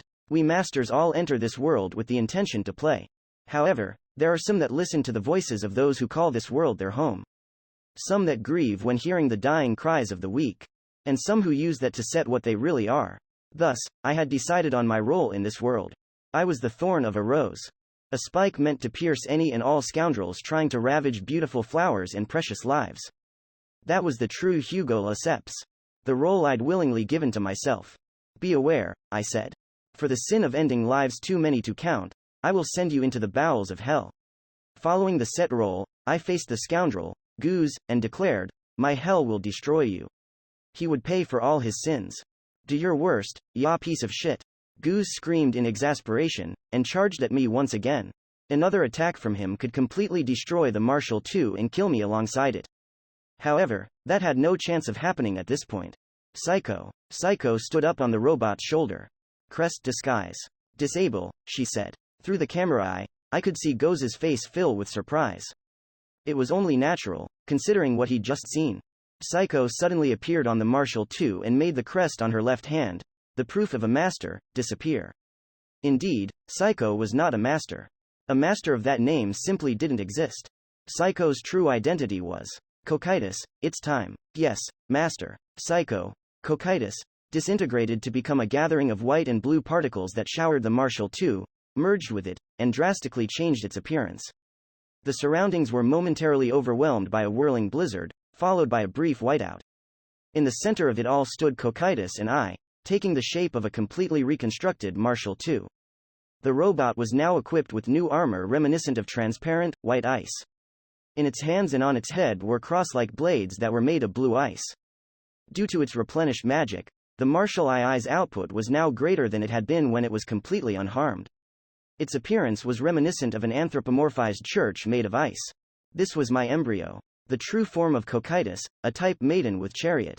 GRRROOAAAAGGHHHHHHH. Despite what had just transpired, Goose didn't stop his charge. That was the correct reaction. Not knowing hesitation or fear, Goose was a perfect example of a true warrior. He was strong, indeed. But it was already over for him. The moment I'd decided to use Cocytus' power, Goose had lost all chance of emerging victorious. It didn't matter how tough of a man-eater he was. The stage was set. The gates of hell were opening to welcome another sinner. Omnes relinquite spes, o vos intrants. After reciting the words etched onto the entrance to hell, "Abandon all hope, ye who enter here," I activated the skill. La Porte de l'Enfer. Moments later, Goose's life reached a bitter end. Paladin Ray Starling, the world of Infinite Dendrogram, had a job system. Just as I had my Paladin job, so did other masters and TNs have theirs. The only people who didn't have jobs were masters who had just started Infinite Dendrogram and TN children. Jobs were many and varied. Vanguard roles alone had job groupings such as Knight, which included my Paladin job, Swordsman, Warrior, Gladiator, Pugilist, Samurai, and so on. Then there were job groupings for rearguard roles, support roles, crafting roles, etc. When summed up, they were just too many to properly grasp. The catalog my brother had given me had the conditions for acquiring every low-rank and high-rank job. The entries there amounted to several thousands, and, naturally, I still had trouble remembering them all. The number of active masters was several 100,000, and I had a feeling that, if jobs had been split evenly among them, there would have been fewer than 100 people on each of them. Of course, the actual job distribution was nowhere near even. Rook's pimp job, for example, wasn't too popular among masters. There was no denying that the number of jobs available for people in other MMORPGs was incomparable to that of Dendro's freedom. But despite this overwhelmingly great amount, there was one job that was etched into my mind. It was one I couldn't quite forget about. It was a job named Necromancer. Its selling points were its many debuff skills, offensive dark magic skills. Of course, necromancy, the skill that allowed one to turn corpses into tamed monsters at the cost of MP. It could be used on both people and creatures without any problems. Of course, the difficulty of turning a corpse into a tamed monster depended on how powerful the creature was when alive. On the other hand, that meant that children, being nearly powerless, could be turned into undead without much trouble. The catalog said that one of the conditions to get the high-rank job of the necromancer grouping was related to the number of successful uses of the necromancy skill. I'd read on the wiki that some TN criminals were necromancers who used children in the sickly to increase that counter for that very purpose. Some theorized that getting the superior job of this grouping involved a similar condition. The implications of the idea made me sick, so I'd etched the existence of necromancers into my memory. And now, it all came back to me. Trying to make sense of why the Goose Maze gang was kidnapping children, I made my way towards the end of the underground hallway. It was a straight path without any branches, so all I had to do was go forward. Although I didn't encounter any bandits, I had to face some undead, adults this time, blocking my way. They'd probably been made from corpses that had gathered here when the fortress had still been occupied by the army. Then again, they could have just as well been the remains of the adventurers the bandits had defeated. I destroyed each and every undead in my way. Even if they had been people once, I couldn't let them stop me. If I did, the dead would just keep piling up. Finally, I reached the end of the hallway, where I was greeted by a door. A heavy-set thing of wood, secured by a steel padlock, it separated me from the room behind it, where I felt the presence of living creatures. HHGH. I swung my nemesis down on the door itself, rather than the padlock. As pieces of wood scattered all over, I jumped inside and examined the surroundings. I was fully ready to cut down any gang members that were awaiting me, but the only living creatures here were caged children. There was a total of 7 of them. From their closed eyes, I could tell that they were in deep sleep. I didn't know which, but I had little doubt that one of them was Roddy, the one we had to save. Of course, I fully intended to save them all, quest-related or not. I found it a bit strange that the children seemed to be the only people here. Not a single gang member? I said in confusion. This room had a padlock on it, after all, said Nemesis. It might be fair to assume they left the child watching to the undead. I guess that makes sense. I cautiously examined the children and the condition they were in. Reaching through the grates, I gently shook some of them, but they showed no signs of awakening. I assume they're either drugged or under the effect of some debuff spell, commented Nemesis. Probably, I nodded. It was just my intuition, but I believed it to be magic. After all, the one who'd done it was probably the one who'd made undead out of those children in the hallway. To him, they were just cards to use to get ransom money. And if it didn't come, he'd readily kill them and use his necromancy to desecrate their corpses. I was beyond disgusted. Master, look to the right, Nemesis said. I looked, saw another door, an iron one this time. Upon approaching it, I lightly spun the doorknob. The way it felt made it obvious that it wasn't locked and that I'd have no trouble opening it. Will you go inside? Asked Nemesis. Of course, I replied. I spun the doorknob and quickly kicked the door open. I had already broken one door. If there was someone in here, then there was no reason for me to act all stealthy. Is that I began. The first thing I saw after entering was a person. A young boy, to be precise. He was sleeping, just like the children in the cages. In the middle of the room, on the floor under him, there was a highly detailed magic circle. There's a lot to be said about the tastes of the owner of this room. Nemesis' voice was steeped in anger. The magic circle on the floor wasn't the only thing she was referring to. In fact, the magic circle was tame when compared to the rest of the scene. Stains of blood covered both the walls and the ceiling. Something's leather was heaped against the edge of the room. A nearby barrel was overflowing with white bones. The table next to the wall was covered in utensils and materials, but nothing really stood out until I saw a taxidermy construction of a right hand with 20 fingers, which compelled me to shift my gaze away. I silently suppressed my rage. There was no denying that we were standing in the laboratory of the necromancer who'd created those undead. However, the necromancer himself was nowhere in sight. It was safe to assume that he'd gone out to face Hugo. The child on the magic circle was probably going to be his next guinea pig. We'd saved him by coming here. What now? Asked Nemesis. Should we ensure the children's safety or go help Hugo with the bandit elimination? That was a hard decision to make. Saving the children was our primary goal, but carrying all 7 of them somewhere safe would be too difficult for me alone. However, if I left them here and went out to fight, I'd increase the possibility of them being used as hostages. My other option was to stay here and protect the children while Hugo took care of the bandits, but it'd all go to hell if Hugo got killed. Man, this is a tough one.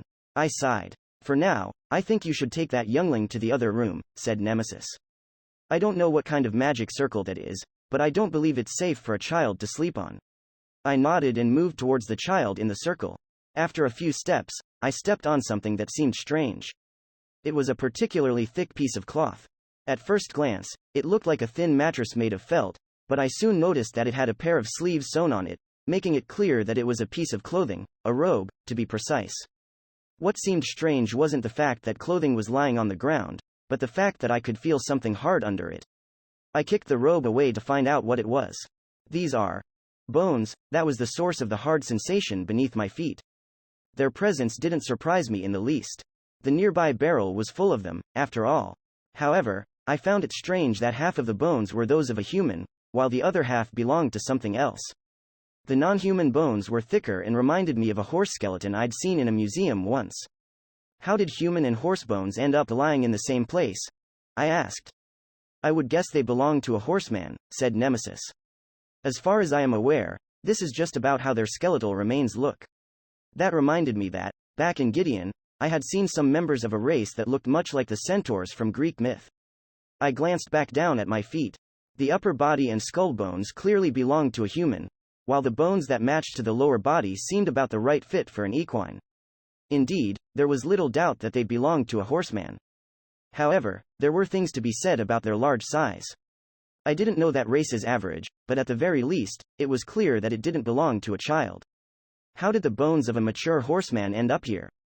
I thought. The necromancer might have somehow gotten his hands on one of their corpses and used it in his experiments, said Nemesis. He would have cleaned it up if that was the case, I argued. After all, he's already preparing his next guinea pig. I looked at the child on the magic circle. It didn't take a genius to see that the necromancer was fully ready for the next experiment. He wouldn't have left the bones from a previous experiment just lying on the floor like this. I mean, the madman is methodical enough to put all the other bones in that barrel there, I thought. Trying to understand the thought process of a madman is a fool's errand, if you ask me, said Nemesis. No point in considering it, huh? I muttered. She had a point. My prime objective was to move that child away from here. After using Nemesis to shatter the magic circle multiple times and making sure that I wouldn't activate some strange magic, I stepped inside and picked the boy up. Sleeping on the cold floor had made his body temperature drop. Still, he was breathing properly and had a stable pulse. Slightly relieved, I began carrying him on my back and made my way out of the room.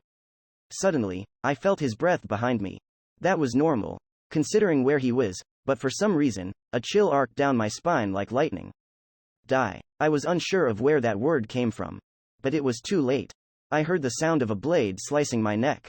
Somehow I'd missed it, but the child on my back had a dagger in his hands. As my carotid artery began oozing blood, I fell to the cold, stony floor. One of the two leaders of the Goose Maze gang, Lich Maze this world, had a power most referred to as superior jobs. Out of the thousands of jobs available to humanoid creatures, those were the ultimate peak, available only to a select few. Superior jobs allowed people to surpass the limits of their corporeal form.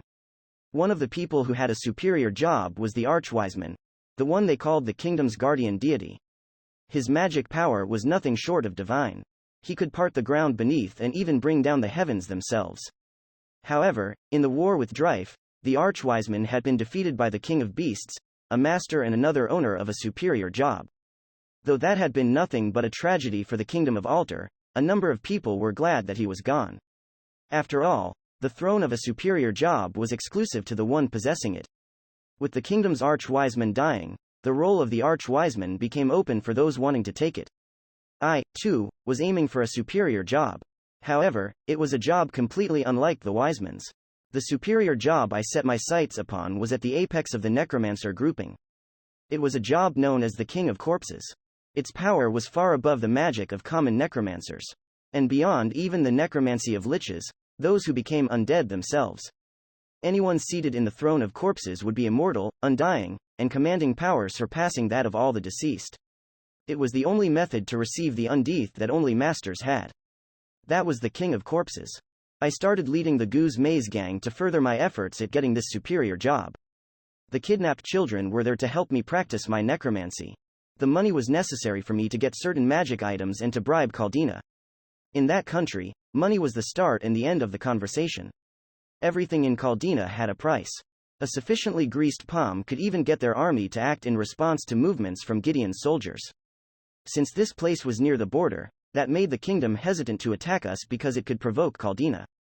Also, with all the conceal and presence manipulation magic items I'd bought from them, the kidnapping of materials had become significantly easier.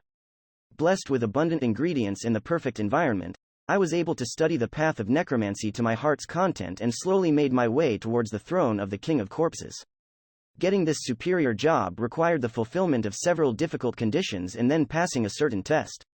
I had learned the conditions by deciphering an ancient text describing the secret processes. The first condition there was turn 5,000 years worth of life into death, which I'd easily achieved by making this fortress my hideout and having the gang work for me. Since I focused on children, who were both easy to convert into undead and still had long, happy futures ahead of them. It all went extremely smoothly. I needed fewer than 100 of them for this, but since the undead were a great asset, I continued on doing it. The second condition, which I'd achieved, as well, was the creation of a crystal of resentment. It was made by forcing enormous amounts of fear, or grudge, to be more precise, into a crystal of purity, an item that cleansed the corruption of the undead. Goose helped me a lot with this. The fear of the children he ate while they were still alive manifested in exquisite, sorrowful grudges. Of course, the grudge I got from them when using the anguish circle to turn them into materials for the undead wasn't too bad, either. The once white crystal that had emitted an irritatingly divine light was now blackened to the very core. With that, I'd had already fulfilled the conditions to become the king of corpses. All that was left was going to Legendaria, the place where the job's throne was sealed, to clear the ordeal quest and make the title my own. Both the fortress and the gang had outlived their use. Gideon would soon become crowded with some particularly pesky individuals. Before that happened, I planned to take Goose, my only useful subordinate, with me, then destroy all the knowledge I might have left here and leave once and for all. That was when a particularly reckless intruder sneaked into the fortress. Die. A moment after I spoke that word, I heard the sound of a man dropping to the laboratory floor. I couldn't see the look on his face, but the ground was drenched in his fresh blood. Standing next to him was a child I'd magically controlled to slice open the man's throat. An undead would have easily been recognized by the description over its head, I thought. In such cases, it's better to use them alive. So a child got you to let your guard down, huh? I muttered. What a fool you are. I began rebuilding my scattered body. Once my horseman skeleton came together, I re-equipped my robe. Then, skin and leather began covering my bones before expanding to fit the flesh inside. A moment before, I had been nothing but bones, which was made possible by one of my lich skills, corpsification. To the man now lying on the ground, I'd probably looked like a standard set of skeletal remains. I was undead and had lich, a high-ranked necromancer job, as my own. Having such trickery at my disposal was only natural. Oh? You're still alive? I said while looking down at the man. Although he'd lost so much blood that the stream from his neck had significantly weakened, he still seemed to have a pulse. In his right hand, he held a black halberd with a flag trailing from behind. I tried identifying it, but didn't get any results. That could only mean one thing. The weapon was an embryo and the man was a master. You're still conscious, too? I spoke again. Well, it matters not. The dagger was coated in a poison and paralysis-causing fluid, specially concocted by yours truly. A lich's poison is nothing to sniff at, either. You'll die without being able to do anything about it. The bleeding and poison was draining his life, while paralysis sealed all and any movement. Shame that he was a master. I could have harvested a truly potent grudge from him if he hadn't been one.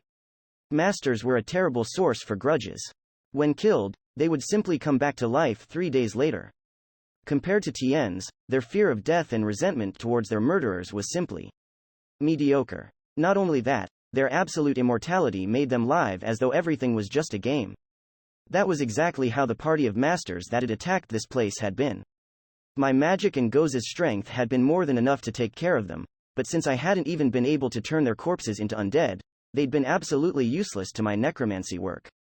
Masters irked me to no end. Their treatment of this world as a plaything, and the fact that they automatically had immortality. The one thing I had decided to make my life's work. Oh, that made me remember. The first party to come here had been comprised entirely of Thaaanks, and the grudges I'd collected by torturing them had been simply superb. Ah, the fun I'd had back then. Their corpses had become some excellent materials, too. Turning Thaaanks into undead was extremely easy. I was rather intrigued by the idea of making undead out of masters, as well, but for now, I had to make do with merely getting rid of them whenever they intruded. By now, Goose had probably taken care of this man's ally on the surface. All I had to do now was leave the fortress, go where I must, complete the ordeal, and become the king of corpses.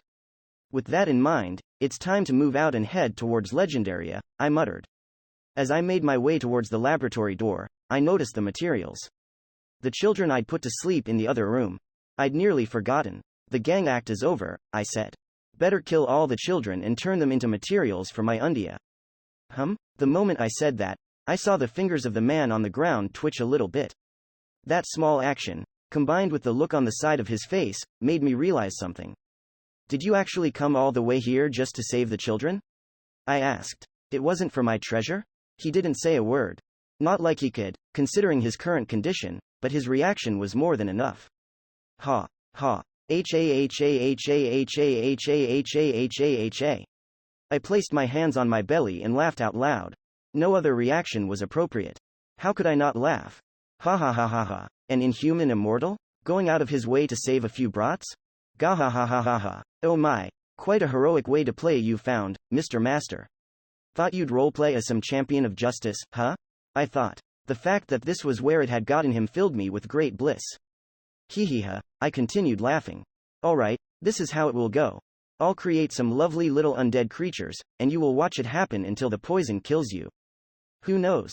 You might learn something. After all, I'm quite skilled at it, if I say so myself.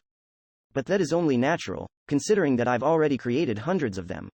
In response to my words, the man on the ground exuded some horrific, traumatic emotions. Excellent, I thought. It appears that even a master can be a good source when properly agitated. But even more than that, as one who will soon be the king of corpses, I know now that I will thoroughly enjoy the freedom to look down on any and all immortal masters. Now, then, I said. The children with thick-looking bones will be turned into skeletons, while all the others will do fine as zombies. Oh, but it might be a good idea to turn these pretty-looking ones into taxidermy pieces and sell them off somewhere. Despite appearances, my hands are quite dexterous, so I'm actually pretty decent at managing the finer details. Some men of culture value my work quite highly. In response, I got more angry silence. Ah, the joy, I thought. This is pure bliss. I'd never have expected to have this much fun with a master. His sorrow was like the perfect seasoning. However, it was time to end it. Now, let's start with the brat that cut your neck, I exclaimed. First, I'll have him cut his own neck and, suddenly, a gust of wind. Followed by the sound of something hitting the ground. What? Confused, I looked to where the sound came from and saw something very familiar. It was a left hand, covered in magic rings. Magic rings that had cost me a fortune. Isn't that my own left hand? I thought, stunned. If you are the man whose defeat was all but certain slowly spoke up. His right arm was raised in the air. If you are not among the living. The blade of the halberd he held was emitting a noble, white gleam. I recognized it. It was imbued with the bane of the undead, purifying silverlight. If you lost sight of what it means to be a person. He slowly stood up and faced towards me. The neck wound that was surely there less than a minute ago had disappeared without a trace. If you are the one responsible for that scene. His expression had neither the weariness of poison, nor the heaviness of paralysis. If you claim that you will keep on doing it. The only real emotion on his face was in the light in his eyes, a blaze of pure rage. Then I will kill you. It was the first time I had seen a master, one of those immortal, inhuman beasts of Undeath, make such an expression. I couldn't articulate it completely, but what I felt was dread. Utter and unmatched dread. My instincts were screaming, telling me only one thing: run. He is going to extinguish you. Abyssal delusion. Dead man's bind. I quickly used the most vile hexes I had at my disposal. They were 2 high-rank debuff spells. One was vocal and came accompanied by a chant, while the other came from the magic item on my right hand and didn't need any words. Abyssal delusion was a powerful hex that gave the affected the death sentence, weakness, and deterioration status effects, making them rot and become corpses while still alive. Dead man's bind was another spell with 3 debuffs, binding, curse, and lethargy. Together, they gave a total of 6 particularly powerful status effects. This combination had sent many of my enemies to their deaths. Anyone unlucky enough to receive it was rendered completely immobile. Gah! Yet he didn't stop. As though he'd reversed the effects of my hexes, he became more intimidating and horizontally swung his halberd, shining with purifying silverlight, towards me. Goo? I exclaimed. If I had been but a step closer, his attack would have split my torso. I couldn't let that happen. Taking fatal damage from him was something I had to avoid at all costs. I was a lich, an undead master of magic. Most of my wounds would mend a moment after they'd happened. I could lose an arm or get my body split in half. No such damage was critical to me. However, in this case, the mending didn't work at all. In fact, the arm he'd cut off had already turned to dust. That was only natural. After all, he was wielding purifying silverlight. It was a gleam used only by a limited number of paladins and temple knights, a light meant for the sole purpose of purging the undead. No matter how great of a lich I was, I couldn't come back from a fatal attack by a weapon blessed with that loathsome shine. The fear of death overwhelmed me. It was a feeling that had become alien to me over time. It was a feeling that would never again strike me once I became the king of corpses. But here and now, it was raw. It shook my very being. Awaken undead. Using my necromancy, I activated the undead monsters I'd stored in the barrel in this room. Countless skeleton soldiers answered my call. However, they meant little. There was no chance of them winning against this aberration, but it mattered not. They only had to buy the time I needed to run away. As the undead began charging at him, I turned around and left the laboratory. If I stayed any longer, I knew it would become my grave. Then, as my breath became ragged, I ran towards the surface through the underground hallway. Once we liches became undead, our hearts and lungs ceased their function and were replaced by a gathering of crystallized magic. Thus, physical lack of breath was something I should never have experienced again. And yet, I felt as though I was suffocating. Why, as a master, through my ragged breath, I voiced my dread. Why is one of those immortal abominations actually furious? This fear was unknown to me. The fear of that thing's emotion. The terror I felt towards that aberration. Terror. That was the word. Having one of those abominations direct such pure killing intent and rage towards me was nothing short of terrifying. After all, that meant that an immortal, indestructible animal would be hunting me for all eternity. I had to escape. Anywhere near that aberration was certain death, so I had to leave this fortress and run where he could never find me. I had to do it, and I could do it. Though I was a lich, my agility was greater than his, so it would be perfectly possible for me to distance myself from him. Reaching the surface would mean regrouping with Goose. Then, I'd simply have to make him fight the abomination while I made my escape. I can do it. Picturing that future made me relieved. Due to me being a horseman, the underground hallway's soundscape was dominated by the sound of my horse legs hitting the floor.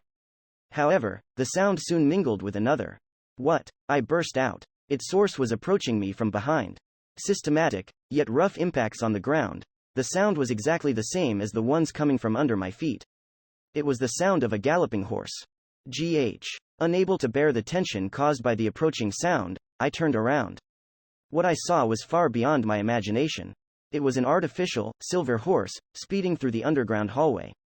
And to the side of it was the abomination. For some reason, he wasn't riding it.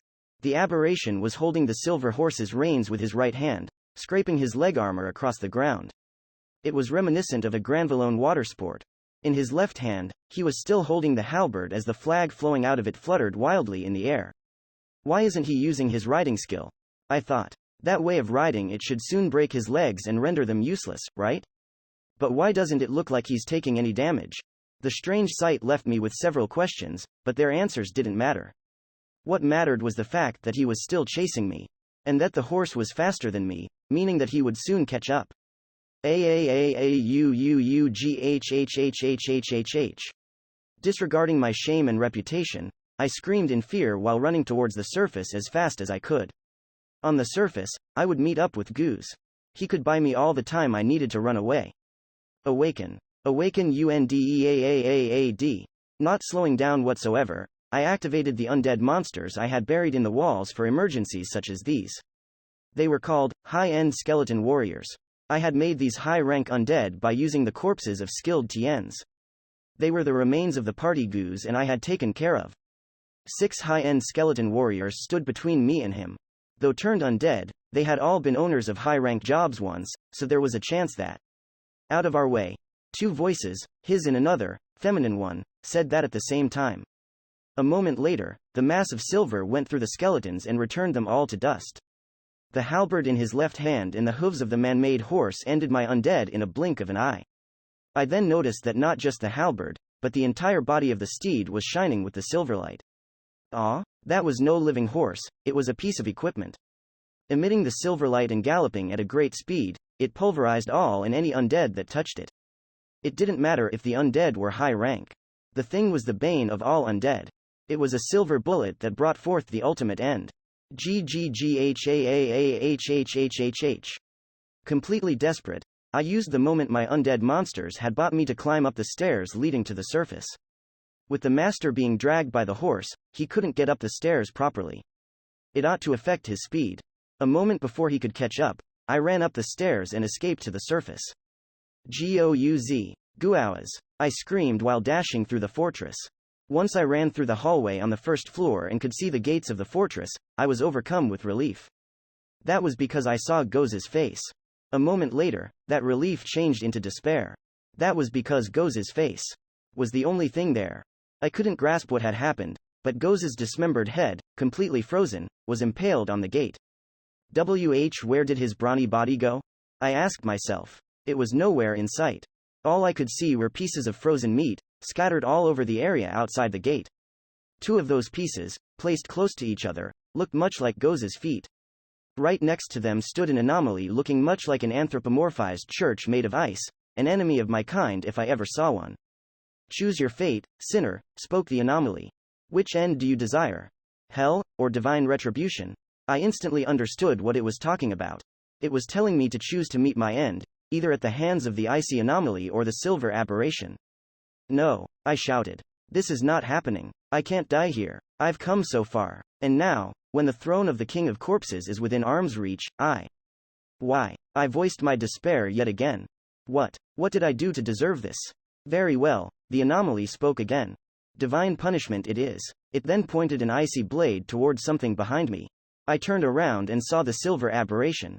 The abomination had caught up with me. A sound thick with dread escaped my mouth. I could no longer run or hide. There must be something I can do. I thought. Don't I have a teleportation magic item on me? No, I should have something. As I dug through the inventory in my robe, my fingers touched something that made me gasp. I slowly took it out. It was a pitch-black, crystalline object that emitted no light whatsoever, a crystal of resentment. No, I said in despair. I held the obsidian-like object in my hand. It was an item without which I had no hope of becoming the King of Corpses. Creating it had required me to lead the Goose Maze gang and spend nearly a year sacrificing a great number of children. However, aside from being the condition for becoming the King of Corpses, the crystal was also the ultimate medium for the necromancer grouping's magic. Using it here was painful, but if I die, it will have all been for naught. I screamed. I had to pick between dying and using the crystal to survive, so I gladly picked the latter. If I didn't, the time and effort I dedicated to my cause would have all gone to waste. I simply had to survive and do it all over again in some other town. After all, the time, the work I was willing to dedicate and the sacrifices were endless. As long as I'm alive, I can restart as many times as I have to. I thought. Indeed, I cannot let myself die here. Dying to this accidental encounter is unacceptable. You disgusting, monstrous curse. I roared while filling the crystal of resentment, my greatest treasure, with great amounts of magic. You monsters will not take my life from me. After reforming the wicked feelings within the crystal to pure destructive energy, I released it all towards the abomination, fully aware that it would destroy the fortress, as well. After all, it was the strongest offensive magic skill any lich could have. Deadly mixeerrrr. With great dread and frenzy overwhelming me, I unleashed the most powerful attack I'd ever cast. It was great enough to instantly eradicate a pure dragon. There was simply no way for him to survive it. Counter-absorption. And yet, confusion escaped my mouth in the form of strange sounds. The magic I'd dedicated my entire being to was blocked by a barrier of light he created before it. This cannot be. The shock made me lose my footing and fall to the ground. A moment later, the abomination was right in front of me. And no. The moment I attempted to stand up and run away in fear, his halberd, still emitting a silver gleam, penetrated my torso and pinned me to the spot. I was unable to move, both due to the halberd piercing me and the pain caused by silverlight, and the aberration stood before me. Stop running, it hissed through its ragged breath. Wait, I said. I won't run. You caught me. Escape was impossible at this point, but I still had to survive, even if it meant begging for my life. Let's make a deal. I spoke in a panic. Money. I'll give you money. I still have lots of it. 70 million lire, to be precise. It's yours. Take it all, but please, let me go. The aberration said nothing. Yes, I thought. He reacted to my offer. I don't care if I have to give him all my coins. I have already sacrificed my crystal of resentment. Money is a small price to pay for survival. He sighed and extended his right palm towards me. Excellent. It worked. I laughed. Give me a moment.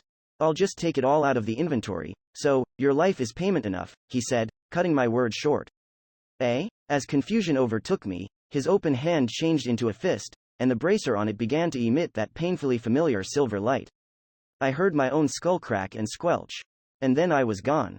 Paladin Ray Starling, the headless corpse of the Lich, became dust and began to crumble. At the same time, my body quickly became too heavy for me to stand properly, and I dropped to the ground before I could do anything to soften my fall. Looks like it's over, I forced out a mutter. My status window displayed poison, paralysis, death sentence, weakness, deterioration, and a number of other debuffs. There were so many that keeping track of them all seemed like a fool's errand. However, the fact that the status effects I'd gotten from my opponent had come back left me with no doubt that he was defeated. Like a flag flying, the reversal. That was the unique skill that Nemesis had gained with her second form, the Flag Halberd. It reversed all the debuffs given to me by hostile creatures. On the flip side, that meant that it would stop the moment the relevant hostiles were dead. The return of his debuffs was the ultimate proof of his death. The moment after he'd manipulated the child into slicing my neck, I'd made Nemesis go from her greatsword form into the Flag Halberd and activated the reversal. Thus my reaction to the debuffs displayed in my status window. Once the skill was active, bleeding began to increase my blood flow, poison healed me, and paralysis upped my physical abilities. The damage I'd gotten from the surprise attack had been healed by the reversed poison while I was still on the ground. Once that effect had closed the wound on my neck, the bleeding status effect had completely disappeared. Later, when he'd hit me with those debuff spells, I'd turned them all into buffs, as well. Though I'd felt that some of them didn't seem like they got reversed, it was clear that I was under no negative effects. He'd ended up greatly buffing me and reversing the power balance. He'd also had the problem of compatibility. The Purifying Silverlight was a skill meant for purging undead, and that was exactly what a Lich was. Also, Silver had been a great help in catching up to him when he'd run away. Of course, I still didn't have the riding skill, so I hadn't been riding him, per se. I'd merely let Silver gallop towards the Lich while I held on to him, letting my feet get dragged along the floor. It hadn't been too different from one of those generic Western flick scenes where people got pulled around while tied to horses. In that state, my feet had gotten continuously damaged, but I'd been able to cover it with the healing from the reversed poison. Once on the surface, I'd blocked his final spell with counter-absorption. Though it was far more powerful than Gardronda's flames, we had somehow been able to handle it. For a moment, I'd thought the debuffs would make me collapse, but after the attack had been done, Nemesis had quickly changed back to the Flag Halberd and reactivated the reversal, letting me come out of it unscathed. Then I'd pinned him down with my weapon and ended his life with my fist. This whole battle had been extremely dangerous to me. I had only managed due to the convergence of several very specific circumstances. This wasn't a feat I'd be repeating anytime soon. I got really lucky here, I said. I know all the reasons why we emerged victorious, but even I can't help but think the same, Nemesis agreed. Perhaps fate itself helped me hunt down and punish the scumbag who toyed with the lives of countless children, I thought. I silently looked at my hand. The sensation I'd felt when I'd pulverized his head was still there. Either due to him being undead or because of my silverlight, it had felt much like shattering a withered tree, but it had been there nonetheless. Though he was a piece of filth beyond any redemption, he was also the first Tien I'd killed. If I, being a Maiden's master, felt as strongly about this world as I did about reality, this killing might cause me pain. I have nothing against such considerations, but you should leave it for later, said Nemesis. Nemesis? I asked, slightly puzzled. She had already returned to her human form and was looking down at me.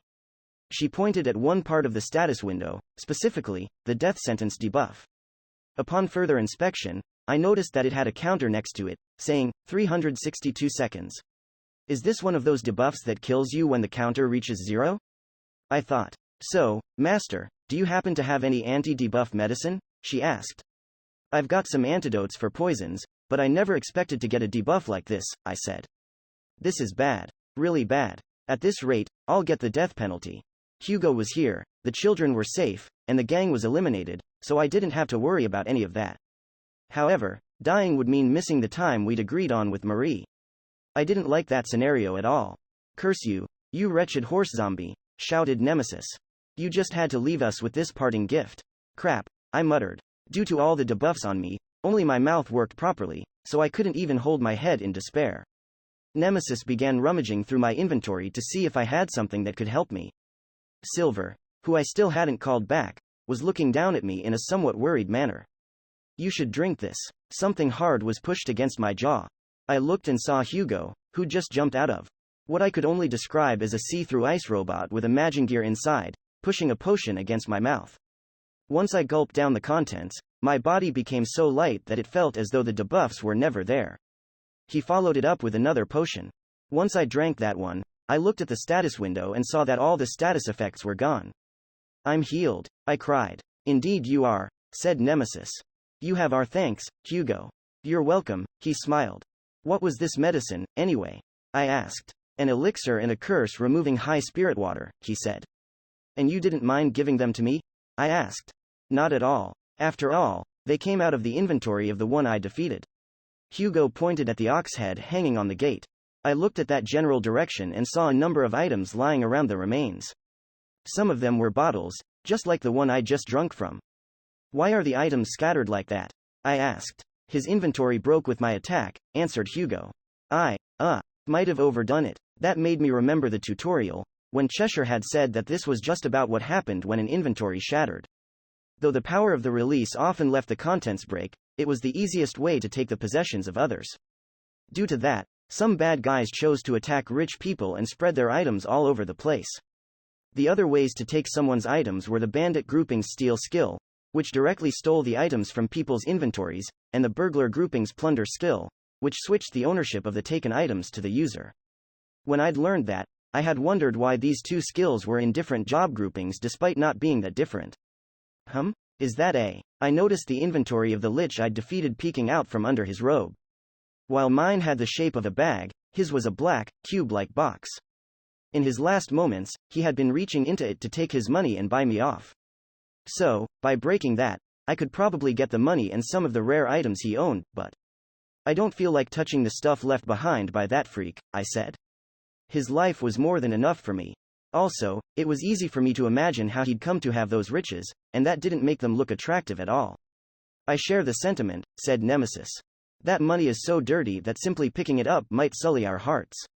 I understand, said Hugo. Feel free to leave it there, then. Someone will come across and take it eventually.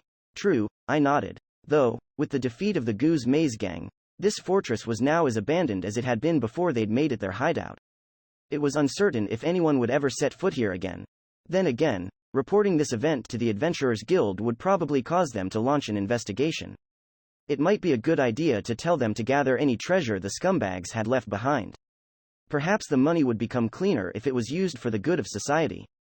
And those who'd suffered due to the gang's vile deeds. Oh yeah, Hugo, I said. That thought reminded me of something. I encountered some kidnapped children in the dungeon. 8 of them are still alive. From what I can tell, they've been put to sleep via magic. I'd like us to band up and carry them outside, so. Wait, where's Psycho? We were done with everything here, and yet she was nowhere in sight. I recall her leaving her party slot before the battle began, but she wasn't showing up at all anymore, so. Did she get the death penalty? Psycho's fine, said Hugo. Give me a moment. Psycho, come here. Yeah, it's fine. He said that while facing the Magingear clad in armor that looked much like an icy church. A moment later, the armor scattered into countless white and blue light particles. Without the frozen armor, the Magingear collapsed, making Hugo say something about getting a spare one from some leader. However, Nemesis and I were more interested in where the light particles were heading. They all gathered in one spot and took a humanoid form. Hello, it was the master clad in white, Psycho. However, she no longer had the proof of masterhood, the crest on her left hand. Also, the way she'd changed shape was like a differently colored version of Nemesis shapeshifting. I see, said Nemesis. So Psycho and I are birds of a feather. Yes, she nodded. My real name is Cocytus. Birds of a feather. I raised an eyebrow. So she's actually a type Maiden embryo, the same as Nemesis. And Hugo was her master. But didn't she have a crest on her left hand before? I asked. It was there because of crest disguise, a skill unique to type Maiden embryos, answered Hugo. It makes their hands and status displays look like those of a master. I had no idea such a skill existed. I said, slightly surprised. They get it after a while of fighting in their human forms, he said. During my entire play time, I had yet to let Nemesis fight on her own. Obviously, I didn't have it. What use is that skill, anyway? I asked. You'd be surprised, said Hugo. Due to them being unique and unpredictable, embryos are powerful wildcards. With Crest Disguise, you can make it seem like there are more masters, and thus, embryos, than it appears. So you can use it for bluffing, huh? I thought. I feel like it might have other uses, too, so perhaps we should learn that skill ourselves. Anyway, now that we're all here, we should go to the dungeon and take the children back to the light of day, I said. Agreed, nodded Hugo. Nemesis, Hugo, Psycho, and I all began making our way towards the fortress dungeon. With there being 4 of us and with me having silver, there was a chance that we could take them all in one trip. Also, with the Lich being dead, the children might have woken up from his spell, so we had to hurry up and calm them down. The surroundings of the abandoned fortress. Are they gone? A voice asked. Yeah, they went in the fortress. In the forest surrounding the abandoned fortress, in an area that had even denser foliage than the route taken by Hugo's Marshal II, there were 5 suspicious-looking men. I didn't expect the bosses to get beaten, said one of them. These were the remnants of the Goose Maze gang, and the very same 5 men that Ray and Hugo had encountered back in Gideon. After Ray and Psycho had beaten them up and handed them over to the guards, some of their allies had jumped out and rescued them before they could be jailed. After that, they'd followed the gang's carriages from a considerable distance, just to make sure that they weren't followed, and when they'd reached the fortress, they'd found their hideout and fellow gang members being completely destroyed. They'd been lucky that they were in a place where Psycho's enemy detect skill couldn't reach them. Thus, they'd been able to hide it out and survive the massacre. What now? Asked one of them. What do you mean? What, we're getting out of here, answered another. We can't do shit against monsters that can kill our bosses, who were pretty damn monster-like themselves. Crap. That means that we have to leave all the treasure behind. One of the men, specifically, the one that had gotten punched by Ray, clicked his tongue in frustration. Oh, wait, he seemed to have just gotten an idea. Yeah, that's what we should do. He nodded, completely satisfied with himself. The hell's got into you? The other men looked at him, completely confused. They're in the fortress now, right? He spoke up. So it's a good time for us to take all the money and items the bosses left behind. Also, we can easily take the brats in them carriages there. We can use them to get the ransom money or just sell them somewhere in Caldina. Or maybe we can buy our way into some other local gangs. Oh, man, another man cried. That's an idea I can get behind. Their fellow gang member's suggestion made the other men turn joyous. There's no better time than now, then, said one. Yeah, howled another. Let's get the items in the brats and get the hell out. They then split up. Some began gathering the items, while the others linked the living horses to the carriages with the children. However, one of them, the one that had suggested that they do what they were doing, was tilting his head near Maze's corpse, which was nothing but dust now. What's up with you? Asked another man. Boss Maze's inventory isn't broken, he answered. It was the very same inventory that Ray and Hugo had decided not to break. Hua? Break it, then, retard, the other man said. All of us who had plunder have already croaked, so that's the only thing we can do here. As was natural for a band of brigands, the gang had people with steal and plunder skills. However, all of them had died to Hugo's Marshal too. True that, the man nodded. Guess I'll do just that, then. The man took out a dagger and, with great force, pierced through the inventory. Naturally, it broke and released its contents all over the area. Woo-ah, get a load of all these coins. Seriously, I don't think we even have to be bandits anymore. We can live like nobles with this. We have the brats, too, so maybe we should start being slave dealers. Good idea. The money Maze had left behind made them all imagine a bright future. They were surrounded by great riches. Just as Maze had said to Ray, the amount he'd had on him was over 70 million lire. Of course, there were many rare gems, equipment pieces, and materials, as well. With all of this, they could easily make all their dreams come true. Their futures would become even more secure after the next step. Every man was thinking it at this point. Every man wanted to kill the others and make all of the riches their exclusive property. However, that was completely impossible. Huh? One spoke in confusion. What's this? He picked up an item that was lying on the ground. From its outline alone, it looked much like a hen's egg. However, it was dark red in color and had a single area on it that looked much like an eyelid. At first glance, it didn't look too different from the materials owned by Maze the Lich, but the man holding it wouldn't have said the same. He had a high-level identification skill and could identify just about every item he came across, but he didn't get any results for the egg-like object. It confused him, for he'd never had any problems identifying materials or monster eggs. However, it was obvious that he couldn't see what the thing in his hand was. After all, it wasn't an item, a monster, or any other living creature, for that matter. It was nothing but a curse. Awakening. A voice rang out from every inch of the shell as the egg opened its eyelid. Eee. It surprised the man into attempting to throw it away, but the egg seemed to be stuck to his fingers like a strong vacuum. What's wrong? The other men called out to the one who'd screamed, their faces still grinning due to the great amount of coin in their hands. If they'd had the mind to realize that something was wrong and run away, the man with the egg in his hand would have been the only one to die. However, that was hopeless. Anyone with that amount of sensitivity to danger would have never touched the belongings of Maze in the first place. Maze had been among the greatest users of necromancy in the Kingdom of Altar. Not only was he extremely thorough in his work towards becoming the king of corpses, he was also a man who made use of people in a way most couldn't fathom. He was the type of person to discard his most precious crystal of resentment, a necessity in becoming the king of corpses, just to survive. He also hadn't hesitated to try prolonging his life by trying to buy off Ray with all the riches he'd amassed. If a man with such an attachment to life were to be killed and had his treasure taken away, just what would he do? Just how far would he go? The men were defeated the moment they didn't consider those questions. Destruction of inventory. Confirmed, said the egg. Search. Lich Maze's magical wavelength. No response. Termination of Lich Maze. Confirmed. Assumption. Plundering by hostiles. Invoking final spell. Undead grudge construction. Once the voice had finished speaking, the fingers of the man touching the egg were sucked into it. Much like sewage going down a drain, his body began falling into the egg, his body cracking and spurting out blood as his form was compressed. Ow. EUGH. Leaving only his completely inhuman screams, the thing that was once a man disappeared into the object. The egg gained in size, becoming about as large as the egg of an ostrich. Eek. What the hell?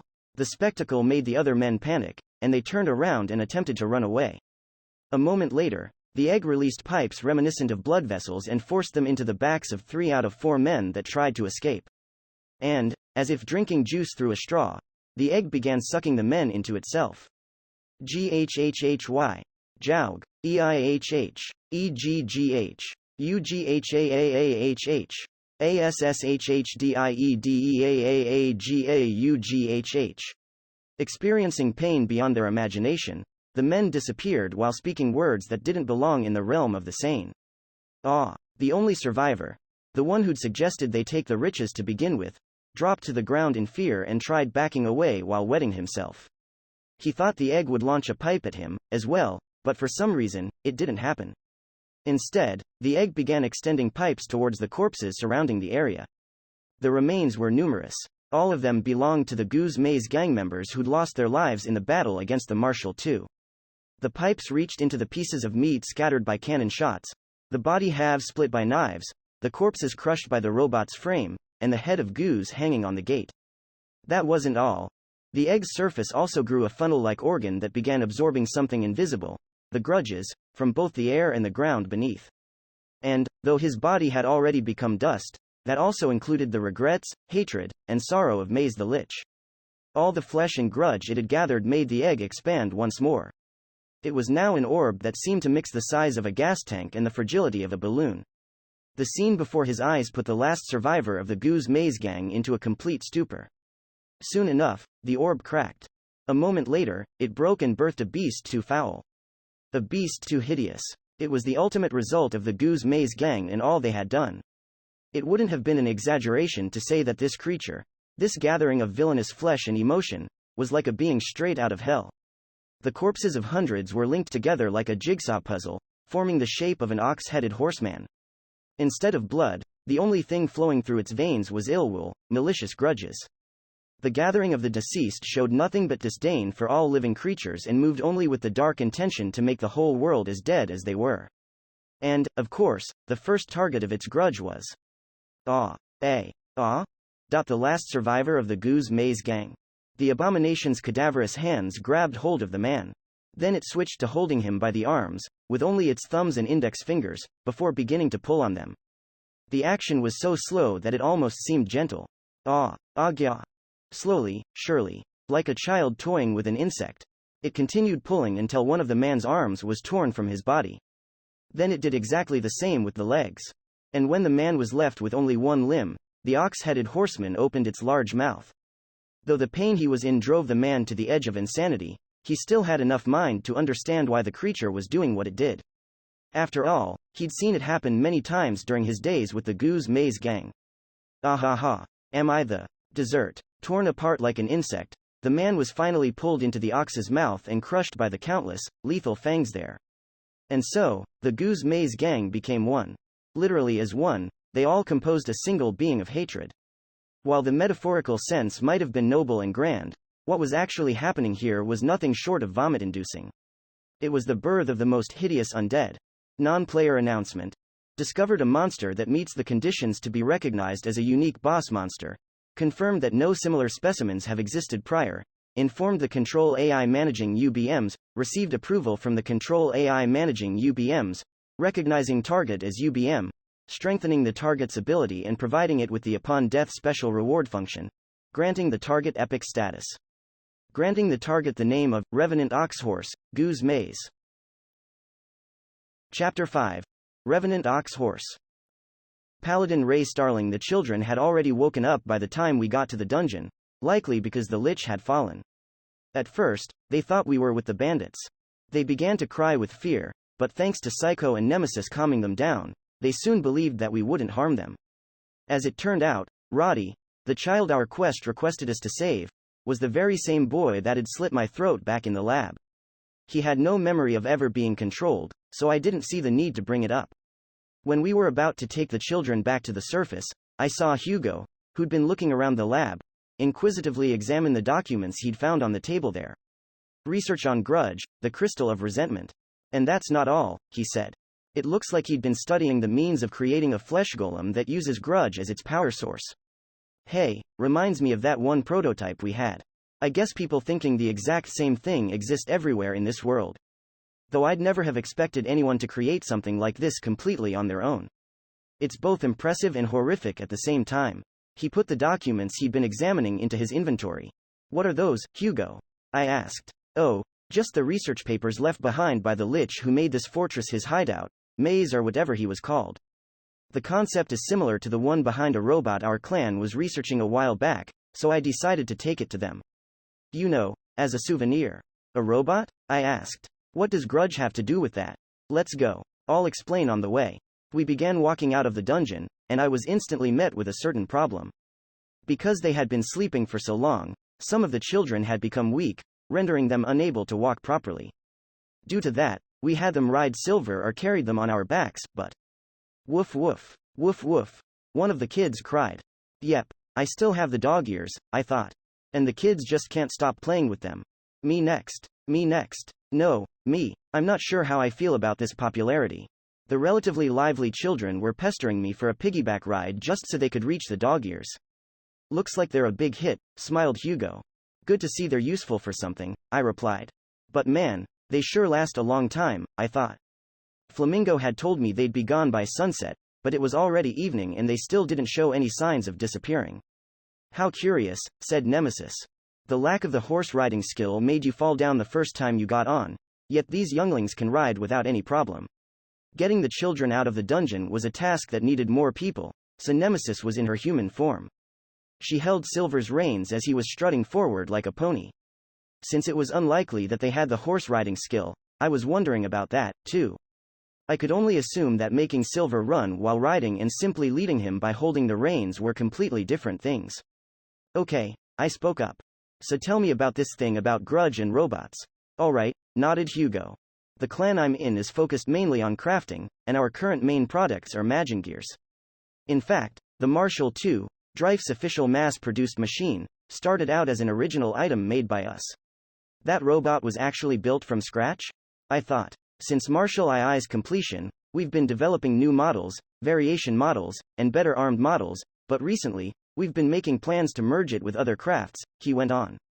One of those plans focuses on the creation of a machine that uses dead people's grudge as a power source. Well, that sure doesn't sound good, I commented. Why did that plan even exist? Because all of Dreyf's machines, not just the Magic Gears, are huge MP sinks, he answered.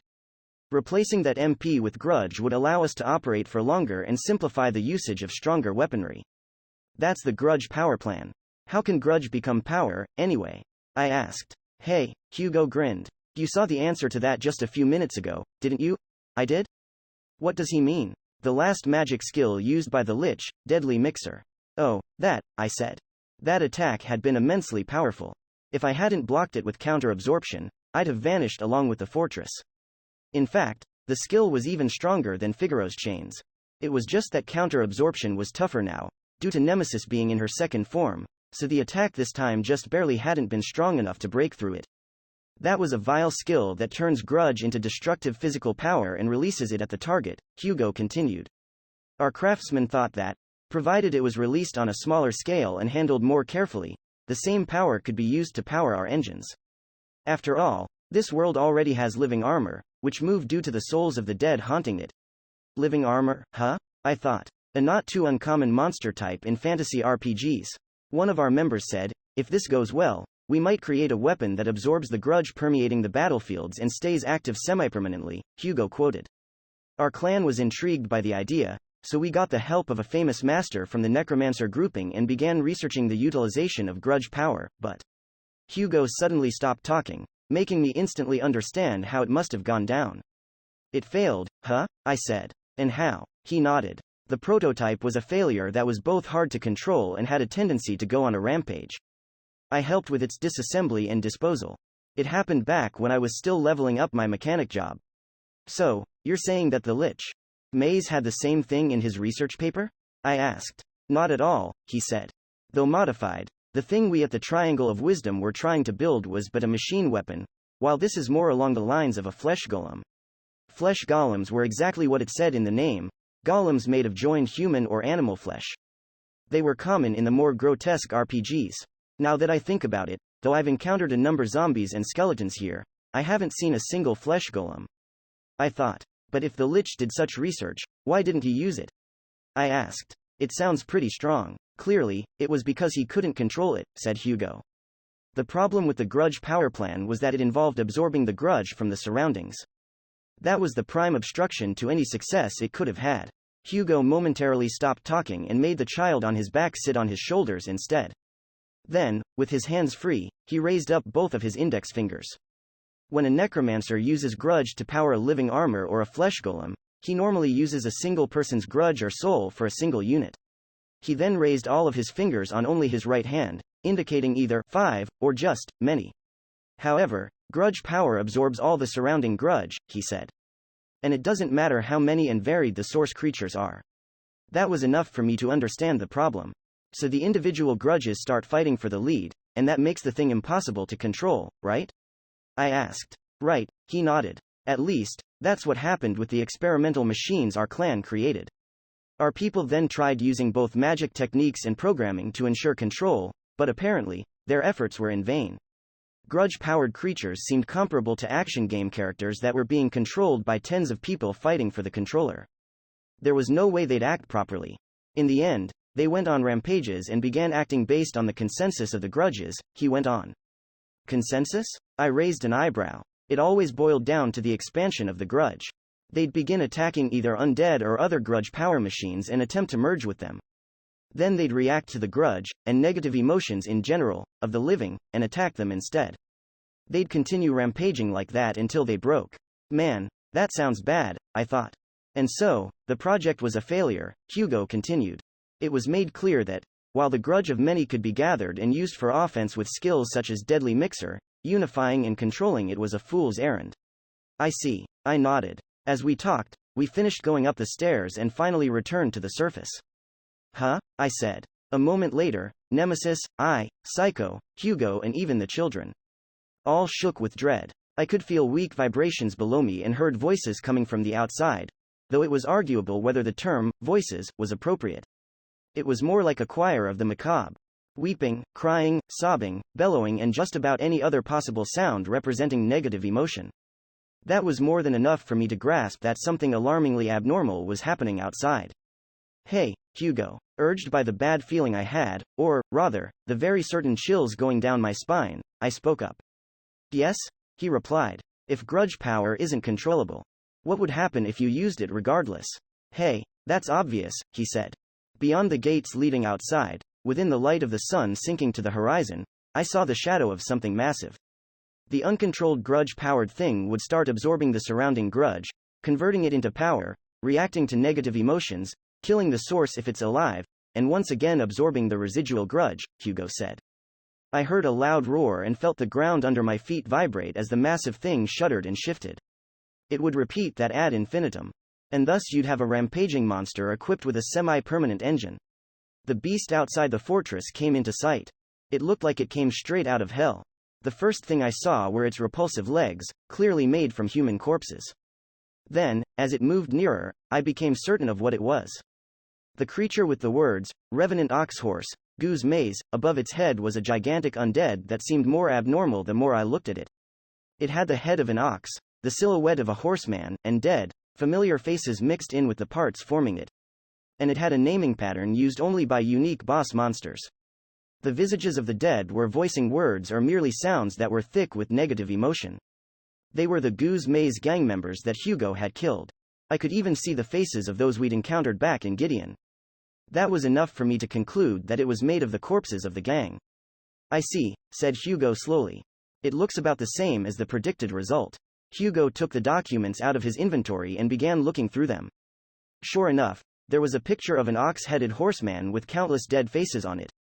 So he prepared for his own death by making a plan to create that thing by sacrificing everyone in the Goose Maze gang, I said. Or perhaps he merely planned to use the surrounding corpses, and it just so happened that the ones around him were those of the bandits, added Hugo. The ox head, however, was a guaranteed ingredient. Well, he's certainly following the plan, I thought. FFGGSSFFFSSDDDWWSSSDDSSDDWWD ASA AAAAAAA. Goose Maze was passionately smashing something to pieces, letting out a roar no sane mind could comprehend. Exposed to that noise, and such violence, the children started to scream in fear.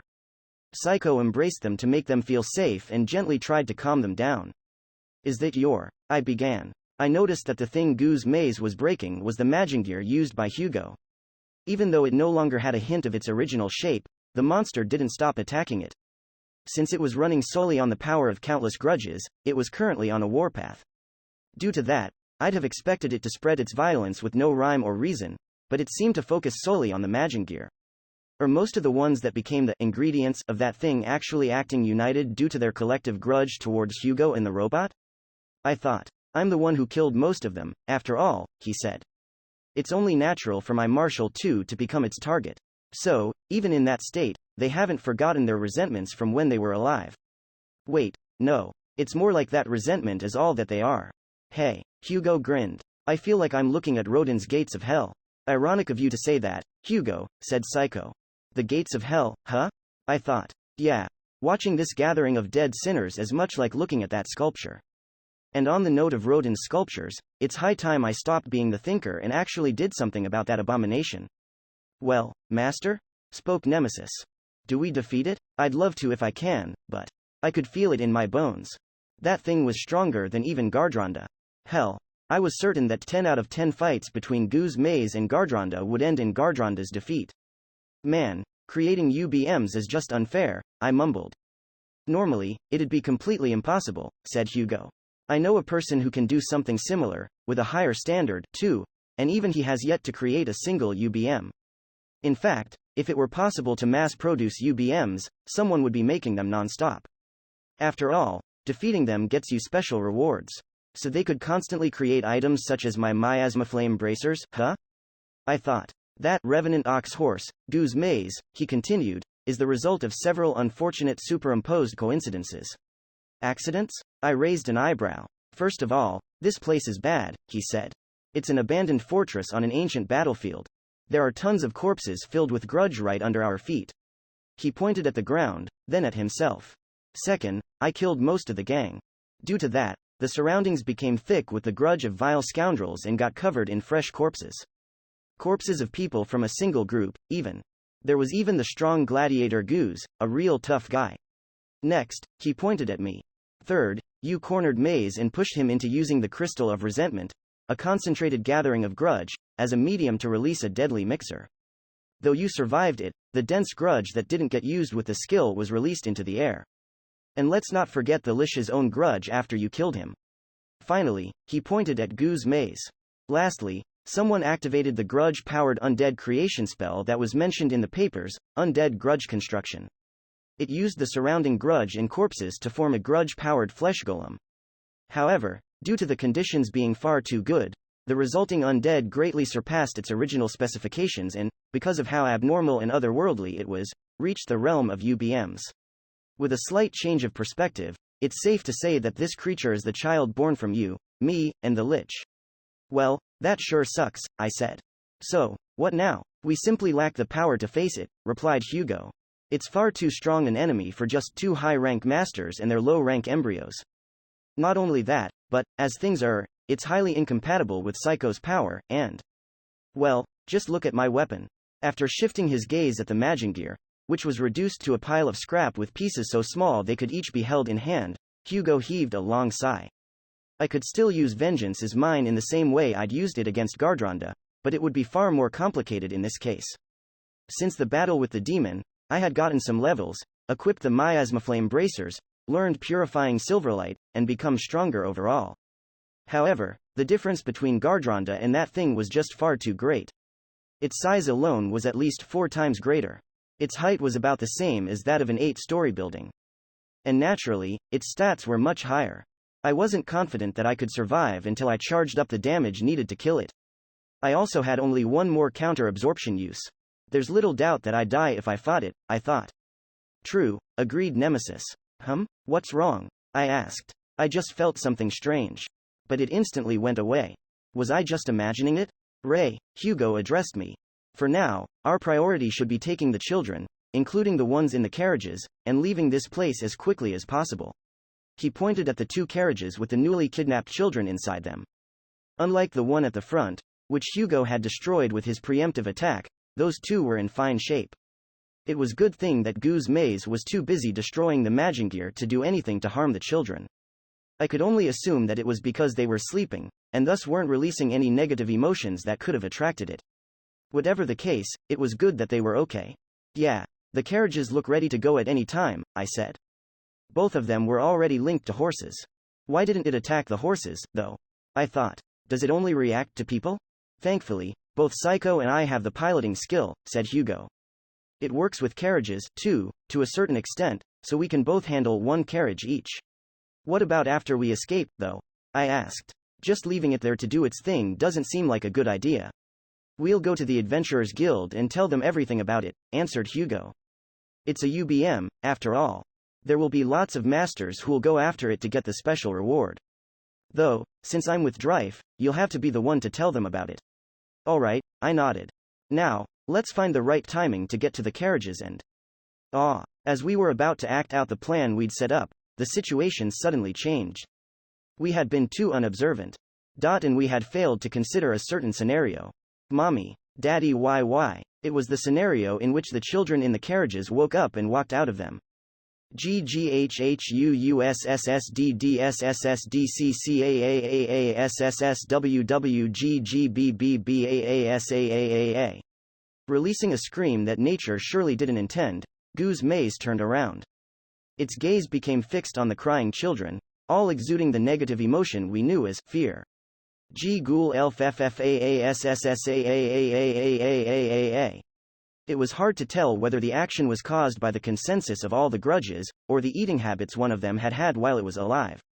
However, Gu's maze's intentions were clear the moment it began running towards the children. Its right arm was extended towards them, saliva was pooling from its mouth. Damn it, before I could even think things through, I jumped out through the gate, and aimed my left bracer at the abomination. Purgatorial flames, full power. The Miasmaflame bracer began violently draining my MP and converting it into fire. Though it was less intense than the deadly flame once used by the great miasmic demon, Gardronda, the blaze I launched could easily reduce 100 standard undead to ash, and it went straight for the arm that Gu's maze was extending towards the children. Ye-Ega Ax AXSSAAA Afa AAA. The way it screamed and swung its arm around was enough reason to believe that, despite being reduced to an amalgam of corpses, Gu's maze still felt pain. Take this. Gah. Making use of the opportunity, I closed in on it and swung Nemesis, blessed with the Silverlight, at its front left leg. The undead killing shine split apart the dead faces of the gang and severely damaged both flesh and bone. Though the leg was too thick for my attack to sever it, it was enough to make the abomination lose its balance. Cutting it feels awful, Nemesis squealed in disgust. Goo's maze dropped to the ground and made it shake like a demolished building would. As I'd somewhat intended, the monster's body landed in the direction opposite to the carriages. Hugo, I shouted. I'll divert its attention. Leave this to us and get out of here. Ray, but you. I knew what he wanted to say. If the carriages left, I wouldn't be able to run away from Goo's maze. Though I had silver, I couldn't ride him, and my legs weren't fast enough to let me outrun the abomination. My death penalty would be guaranteed, and I'd end up missing the time we'd decided on with Marie. However, there's no other option, I shouted again. Hurry up and get the children out of here. I brandished Nemesis, kept her blessed with the Silverlight, closed in on Goo's maze's head, which was near the ground due to it falling over, and swung at its eyes. Though my prime objective was to buy time for Hugo and the children, I still wanted to try my best to survive. And perhaps even win. Ge-hao asa agga. As liquid rot oozed out of its eye sockets, Goo's maze began to writhe. Due to its great size, the vibrations caused by that action were like a minor calamity. This thing's body is unexpectedly fragile, I commented. It's a gathering of cadavers, after all. It's only natural for it to not be particularly tough, said Nemesis. However, yeah, I expected it to have such tricks up its sleeve. Once the fire on its arm faded, new rotten flesh popped up from under the carbonized skin. The leg, too, fixed itself while releasing some filthy fluids. The eyes I'd split fell out of their sockets and were replaced by new ones. It has automatic restoration, said Nemesis. But undead hit by Silverlight are supposed to have wounds that will not heal, I thought. How can it restore itself from that? I believe the grudge power is being used to sustain and mend its large corpus, said Nemesis. And that allows it to come back from such great damage in mere seconds? Is it unkillable or something? Well, it's already dead, said Nemesis. Not the time for such jokes. Still on the ground, the UBM swung its left arm at me, which I avoided by jumping backwards. The swing seemed rather clumsy, probably due to its eyesight not being back yet, but it was still aimed at my direction. Backing away from the carriages, I focused on evading its attacks. What now? Asked Nemesis. We've opened hostilities on the fiend, but we don't really have anything that would be effective against it. The regeneration is too fast for most of our attacks to have any meaning, I said. If there's something we can do, it's the same thing we'd done against Gardronda, a well-charged vengeance aimed at its weak spot. Though the charging process would be really difficult here, I muttered. The fiend's defense was much lower than I'd expected, but the way it was rampaging was more than enough to show just how powerful it was. 1 or 2 good hits would kill me. It would have been grand to have a full stock of counter-absorptions, but... Oh, there's that strange feeling again, said Nemesis. What? I asked. It's the same feeling as before, she said. It has something to do with my accumulated damage counter and... Oh, it's gone again. What am I supposed to make of this? Goo's maze might be up to something, I said. Be on your guard. No need to tell me that. As I talked with Nemesis, I looked at the carriages at the edge of my vision. Hugo and Psycho were sitting on separate carriages and were about to drive off. I was about to make sure that Goo's maze didn't attack them by cutting its leg again, but the abomination wasn't moving at all. Instead, it simply used its freshly healed eyes to stare directly at me. Giiinnn in asa asasa aas ad dwwdwwddaaqq. Acknowledging my form made it feel or remember something that caused it to release a furious roar. Oh, I see, I said. A few minutes ago, the grudge of those who had become materials for Goo's maze had caused it to go on a rage and vehemently attack Hugo's Magingear. However, this monster had been created by the Lich himself, whose grudge was in it, as well. Thus, its primary target was me, of course. I yelled. Goo's maze raised its front legs and reared like a horse. Then, with great speed, it threw its pillar-like front legs towards me and the ground beneath. I quickly evaded it, but the attack was powerful enough to pulverize the ground and sink it slightly. Not missing the opportunity, I closed in to attack a leg again, but unlike before, it nimbly kicked me away. Guh! I blocked it with the broad side of my greatsword, yet I still got blown away about 6 meters back. Well, looks like someone got in the mood, I said. Unlike before, when it had simply been rampaging, Goose Maze was now moving with the intention to kill me. Apparently, seeing me had caused it to get serious. How troublesome, I mumbled. However, I now see a glimmer of hope for us, said Nemesis. What? How? I checked on the carriages at the edge of my vision. They were moving away from here. Well, that's one success, I thought. Do you know how I told you about my accumulated damage counter? Asked Nemesis. Yeah, I nodded. The damage we received just now made me understand what was causing it. It was happening because it had already given us the greatest amount of damage we've ever accumulated against a single creature. What? I asked. The greatest amount? But we only just started fighting it. Remember Deadly Mixer? She said. The skill the Lich used before you killed him? We absorbed its damage with counter-absorption, but we ended up not having to use Vengeance. It's still there. Wait. That doesn't make sense, I said. The Lich and Goose Maze are separate. Oh, I suddenly understood. Lich Maze and Revenant Oxhorse, Goose Maze were different. But not completely separate. The Lich's grudge is in there, after all, Nemesis continued. Thus, the accumulated damage is still valid. However, it seems to come and go at random. Vengeance will probably only be effective when his grudge is the dominant one. One Goose Maze body. Tens of grudges controlling it. My chance at defeating it existed only when it was being possessed by the grudge of the Lich. I see how it is, I nodded. All I had to do now was find the core and hit it with Vengeance as mine while Maze was the one in charge. Though still challenging, defeating the abomination was no longer a fool's errand. So, it's possible for us to win against this undead, said Nemesis. Good enough for me. I readied myself. There was only one thing left for me to do. It was exactly the same thing I'd done when I'd fought the demi-dragon worm and the great miasmic demon, Gardronda. I simply had to give my all to that possibility. Gerruuuaaszddssaaaaaaaa. As the fiend bellowed out the sound of its grudge, the faces and mouths covering its body began to whisper, oozing pus and blood as they did so. You won't escape. You're dead. Join us. Kill them all. Destroy. Eat. Ravage. Those were the kinds of things they were saying. Even after they'd become a giant abomination, these men were thinking the exact same things they had when they were alive. Thus, Revenant Oxhorse, Goose Maze. Nemesis shouted. You beasts who have inflicted great suffering upon countless younglings, taken many lives and are still endangering the living. I pointed my greatsword towards it. We refuse to let you kill anyone ever again. I looked straight up into its eyes, and became one with Nemesis as we both proclaimed, you will fall by our hand. Now, about 10 minutes since it had begun, our battle against the Revenant Oxhorse, Goose Maze reached peak intensity. I was searching for its core, while the abomination tried to crush me beneath its feet. The battle would end the moment either of us were successful. Both of us had attack potential that surpassed the opponent's HP. Goose Maze's offensive ability was truly overwhelming. Unlike Maze, it didn't use undead or cast magic debuff skills, but its physical prowess was incomparable to that of the Lich. A single punch or kick could put me on the verge of death. I had only one use of my fatal attack. The conditions weren't in my favor. Haha. To both divert the abomination's attention and make it lose its balance, I swung Nemesis, blessed with the Silverlight, towards its leg. Gddessaaaaaaaassaaaaa.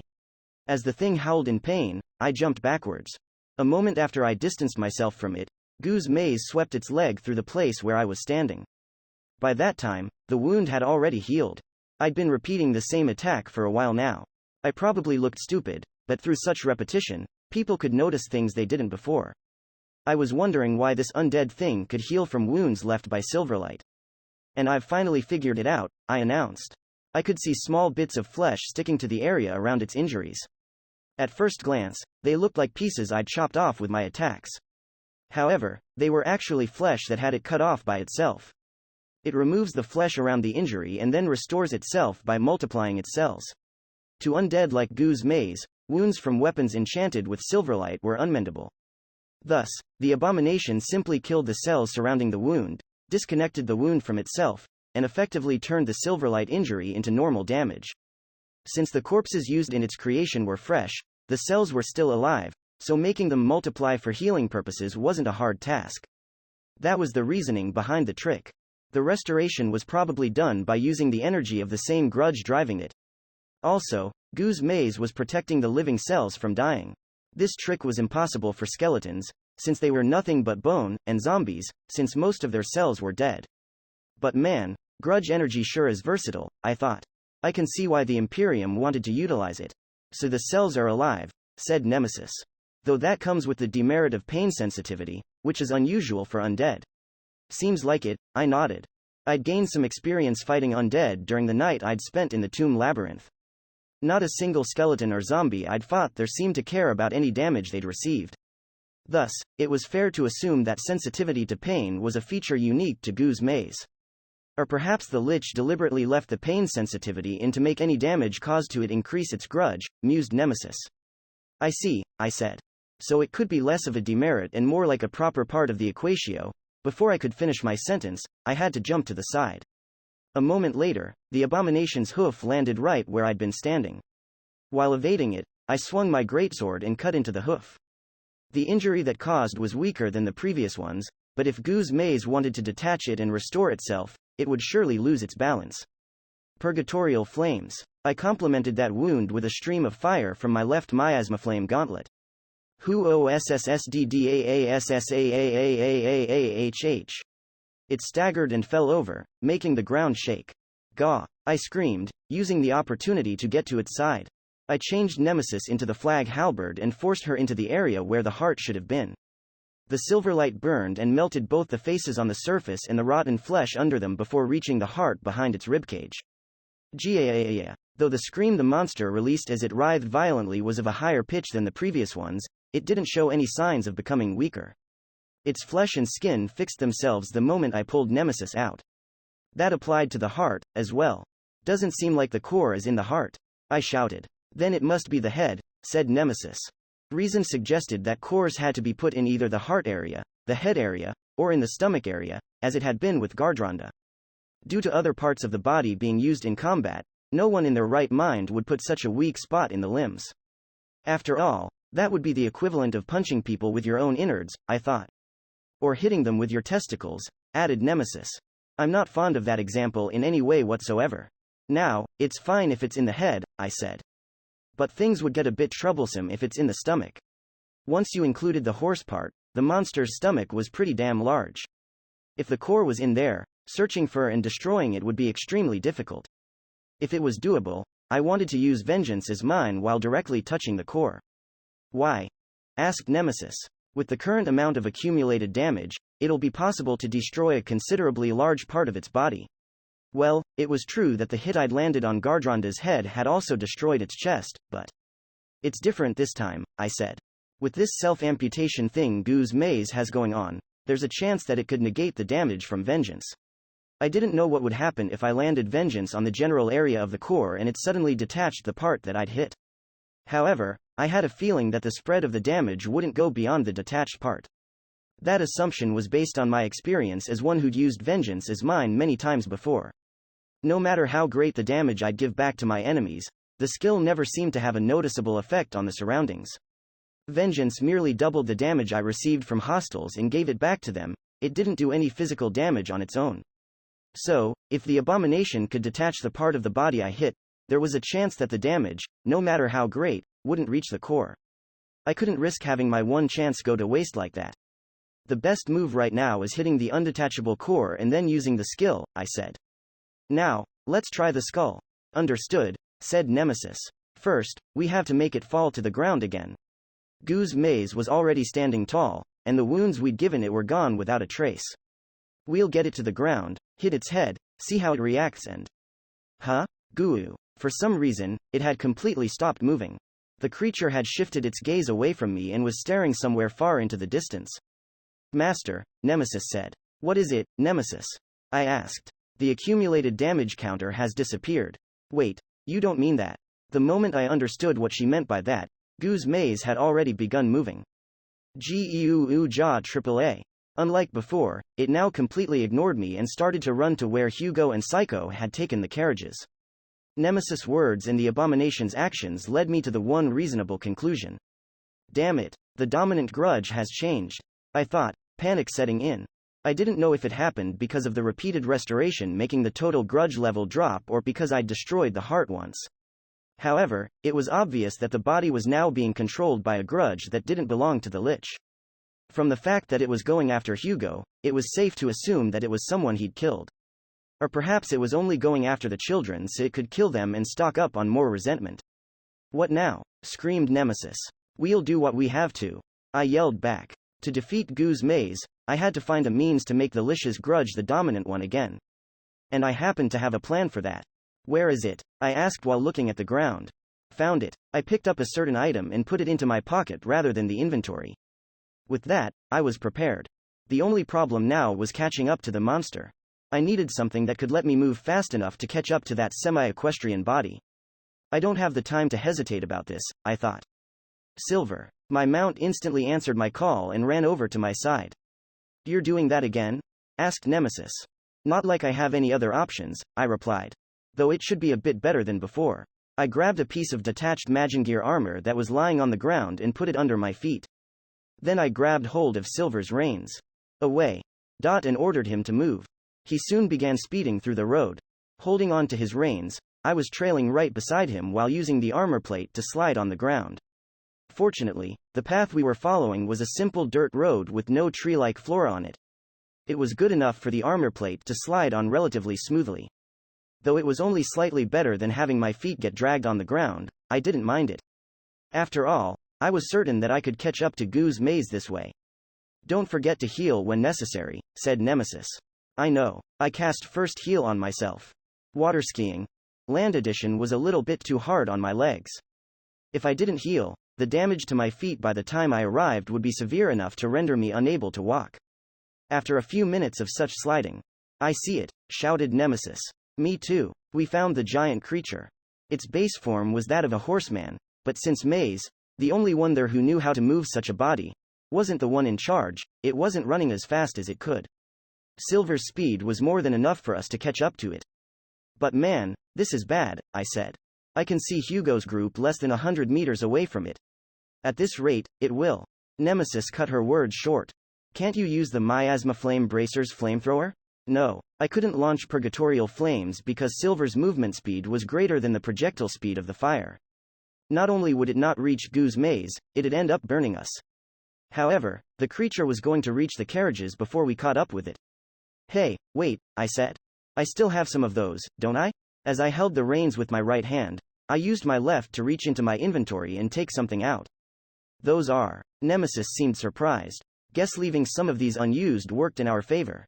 I cried. And so, I threw the items, the leftover white lance gems I'd used against spirits while leveling in the tomb labyrinth, towards the abomination.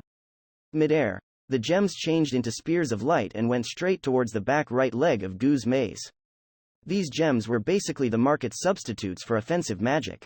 Though the spell inside was a skill from low-rank jobs, it was purely anti-undead. Its effects were evident the moment the white lances hit Gu's maze's leg as it ran. A fist-sized hole opened up in its flesh, causing it to completely lose its balance and fall to the ground. Go, I shouted. Silver closed the distance between us and the abomination. I brandished Nemesis in my left hand, enchanted her with Silverlight, and had Silver go parallel to the creature. Syncing my attack with my horse's running, I sunk the blade into Gozmize's body. Breaking through the many faces on its skin, my silver sword cut through its back. First, it was the horse-like back, then the part linking the horse and human bodies, then the back of the human-like body. I evenly split the spinal cord. Gai iru uru awiekia. Releasing a scream from all the mouths it had, the abomination writhed and tried to crush us, but Silver quickly fixed the distance between us and went out of its reach. It's not over yet, I roared. My blade went through its back, cervical vertebrae, skull, and finally reached the brain. GHH. DASQQ. OSH. WQAA? It released cries of pain that were completely unlike any previous ones and quickly got up with an intense jump. That action made me release the reins, and I was thrown several meters away, dropping to the ground with a roll. The impact made me turn off the Silverlight. However, it was fully worth it. That reaction was, said Nemesis. Found it, I shouted. It had reacted to that damage in a completely different way than before. There was no room for doubt that the core was in its skull. This is where we'll end the battle, I said. I took out the thing in my pocket and threw it upwards. It was a piece of a shattered crystal. Specifically, a piece of the crystal of resentment that the Lich had so treasured.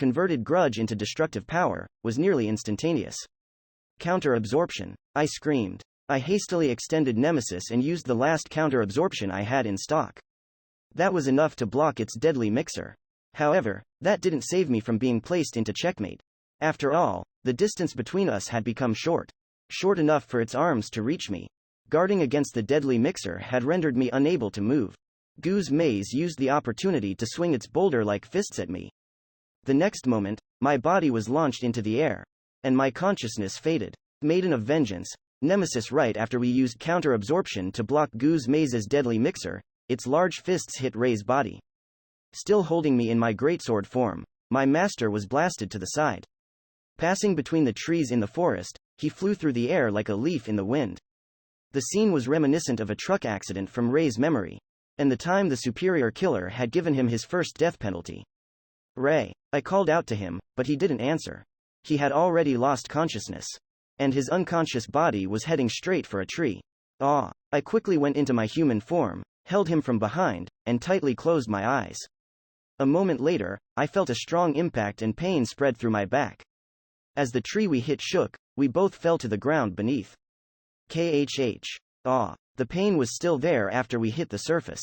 The impact I'd felt when squeezed between the tree and Ray, who was considerably larger than me, seemed to have made my ribs crack. However, I was certain that it prevented Ray from feeling any of that pain. That was more than enough for me. Ray. I called out to him, but he didn't show any signs of waking up. Looking at his status, I saw that his HP was below 10% and that he had status effects such as fainting and several bone fractures. Reaching into his inventory, I took out an HP recovery potion and poured it over him. That healed some of his HP, but it didn't take care of a single one of his status effects. The wounds were simply too deep. Also, potion-type consumables were more effective when ingested, and due to being unconscious, Ray couldn't drink any potions I tried giving him. Forgive me. I poured the content of the potion into my mouth and pushed my lips against his. I then did it 2 more times. With that, I got Ray to swallow an entire bottle's worth of medicine. It became effective almost instantly, healing about a third of his HP and fixing the lighter bone fractures. His HP stopped going down, as well. Though Ray was still unconscious, it was clear that he was no longer on the verge of dying. However, I was unsure if I could look him in the eye after this. Now's not the time to think about that. I cried desperately. We were still in a particularly dire situation. I could hear tremors encroaching towards us, warning me that Gu's maze was getting closer. If the aberration saw Ray in this state, it would instantly kill him.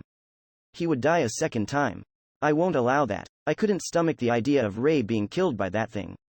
Ray, I said. Still unconscious, my master was lying near the tree we'd hit. I gently caressed his cheek and turned away from him. I will buy you some time. I believe in you. The evening after we lost to the superior killer, we made a promise. Back then, we were both weak and could do nothing against him. Thus, we agreed to become stronger and emerge victorious. Now, we both fight as one. I know you will wake up soon. So I will buy you all the time you need. Because that is what will lead us to victory. Here I go. I transformed my right hand into a black blade. Though relatively small, it was about as strong a weapon as my sword form. I shoved myself in front of Gu's maze before it could find Ray. You're not getting past me, Gu's maze. DHISSSSIIIIUAAAAAAA.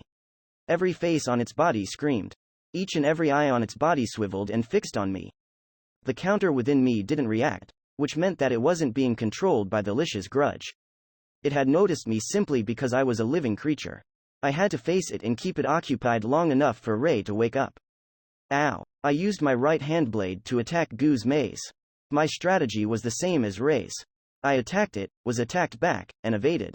Though Gu's maze was tough and powerful, it wasn't fast at all. Even I didn't have any problems dodging its attacks. However, unlike when Ray had swung me, I didn't seem to be able to hurt it at all. Without Silverlight, the most I could do was give it the most meager of cuts. My stats were far below Ray's. Not only that, but I was out of uses of the one skill I could do by myself, counter-absorption. Gu's maze, on the other hand, attacked me with nothing but blows that could kill me instantly. Unlike when I was a sword, a single direct hit would make my body shatter. Though a single mistake could be fatal, I pressed on. If I gave up, the possibility of Ray waking up and us emerging victorious would become zero. Neither Ray nor I could accept that. Thus, I fought to keep the possibility alive. This feeling had been within me ever since I was born. I was certain that Ray had it, as well. It was the one true thing that kept us tethered and connected. Paladin Ray Starling, within a dream I instantly understood that I was dreaming. I still had the appearance of my infinite Dendrogram avatar, but everything felt somewhat hazy, making me feel like I was in a lucid dream. Despite that, however, I had no trouble processing my situation and the state of my surroundings. For example, I could clearly see a child, a young me, to be precise, running somewhere. Oh, I remember this, I said. I could easily tell that this dream depicted the past. I even knew the time. It was the summer of 2035, nearly 10 years ago. Obviously, Infinite Dendrogram hadn't been out yet, so my brother and I were playing different games. Back then, when he was 16, Shu had been all about retro games and martial arts. He'd gradually improved his fighting skills by frequenting a long-running dojo run by the family of our sister's friend, and he'd eventually become a considerably famous contestant through U17, a tournament for minors. My days back then had consisted of playing retro games with him while looking forward to seeing his matches. On days when those happened, I'd tended to head to the venues they were held in while being all giddy about it. Just like in this memory. Man, what is this? I muttered. My question was only natural. After all, I, as my avatar, Ray, was following my younger self. Not only that, but I had something unknown standing next to me. If I had to describe it with one word, it would have been silhouette. Yes, a humanoid silhouette was just floating in the middle of this normal-looking midsummer day. Its color was a mix of red and black, making it seem somewhat sinister. In my Ray form and still wearing all my armor, I was walking through this standard Japanese day with this silhouette by my side. The strangeness of this situation was another reason why I'd concluded that I was in a dream. Something this weird would only happen in a dream. The silhouette was completely silent. How about you say something? I spoke to it. Replay, it said. Replay? So this is your doing? I asked. Since the silhouette's voice was feminine, I momentarily assumed it was Nemesis, but I quickly got the feeling that it wasn't. IWANTTOASK. Hey, I have several questions, too, I thought. TURNS. Turns. So we'll take turns asking questions? I thought. Okay, I nodded. And so, myself and this dark red silhouette that seemed to be able to read my mind had a little information exchange. WHEREISTHEBOYGOING? Asked the entity. The venue where my brother's having a tournament match, I answered. This is when, of course, I knew exactly where I was heading, what was supposed to take place there. And what would actually happen. This is when he participated in Uncraze U17 tournament. UNKRA? The dark red entity questioningly tilted its head, but now it was my turn to ask a question. Tell me, I spoke up. If this is a dream, then what's happening to me? I'm quite sure I was in the middle of fighting Goo's maze. Did I get the death penalty? That seemed unlikely, since it seemed like I was still in the game. ALIVE. FAINTED. So I'm unconscious, huh? I thought. Wait, doesn't that mean that I'm open to getting hit by a finishing blow at any moment? WHATSUNKRA? A deathmatch-type martial arts tournament with no weight limit, no style limit, no rules besides the use of weapons and threats, and no end without KOs and give-ups, unlimited pancration. Also known as UNKRA. It was a popular tournament that had begun, if I recalled correctly, in 2027. With it allowing karate, judo, boxing, kickboxing, sumo, wrestling, Muay Thai, capoeira, koryu, and countless other styles, it seemed like an event from some fighting manga. The level of violence earned it lots of criticism, but it continued to be popular regardless. Quote. The silhouette looked somewhat excited. Does it like martial arts? I asked myself. Or death matches? My turn to ask, I said. How do you not know what UNKRA is if, as you said yourself, you're the one replaying this scene? Nemesis had had some of my memories since the moment she was created, so I found it weird that this entity didn't. ONLY. REPLAYING. NECESSARY. MEMORIES. So it's replaying only the memories deemed necessary, huh? I thought. But man, if it can scan my memories, yet isn't an embryo. Just what is it? I guess I could ask it directly. WHATWILLHAPPENNOW.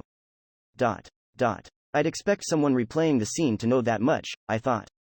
Keep watching and you'll see in a few minutes, I said. Now, my question. Have we met before? Yes, it replied. HERE. WEAREALWAYSTOGETHER. Quote. What? I said, baffled. Here, as in, within infinite Dendrogram? But the only person I'm always together with in this world is Nemesis. BOYISALONE, NOTDANGEROUS. The silhouette asked while pointing at young me. The security system observing public roads was already there 10 years ago, so no, I wasn't in danger of getting kidnapped or anything, I said.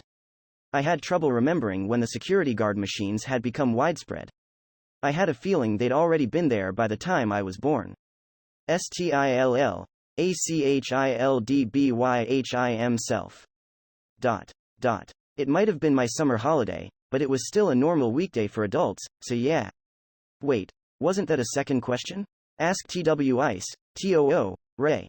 Though its words were still monotonous, it was gradually getting better at talking. How can I regain consciousness? I asked. Wake upwhenfi nishid wat ching. Finished watching what? I asked. Your birth. My birth. Watch YYOU Becca METHE Ray YOUARE. I see, I said. The reason why I turned out to be the way I am, huh? Seeing the events that are about to transpire will be more than enough to know that. Won't be long now. Saying that, I pointed at young me, who was walking before us. He was already near the venue and only needed to walk through a pedestrian crossing to get to the entrance.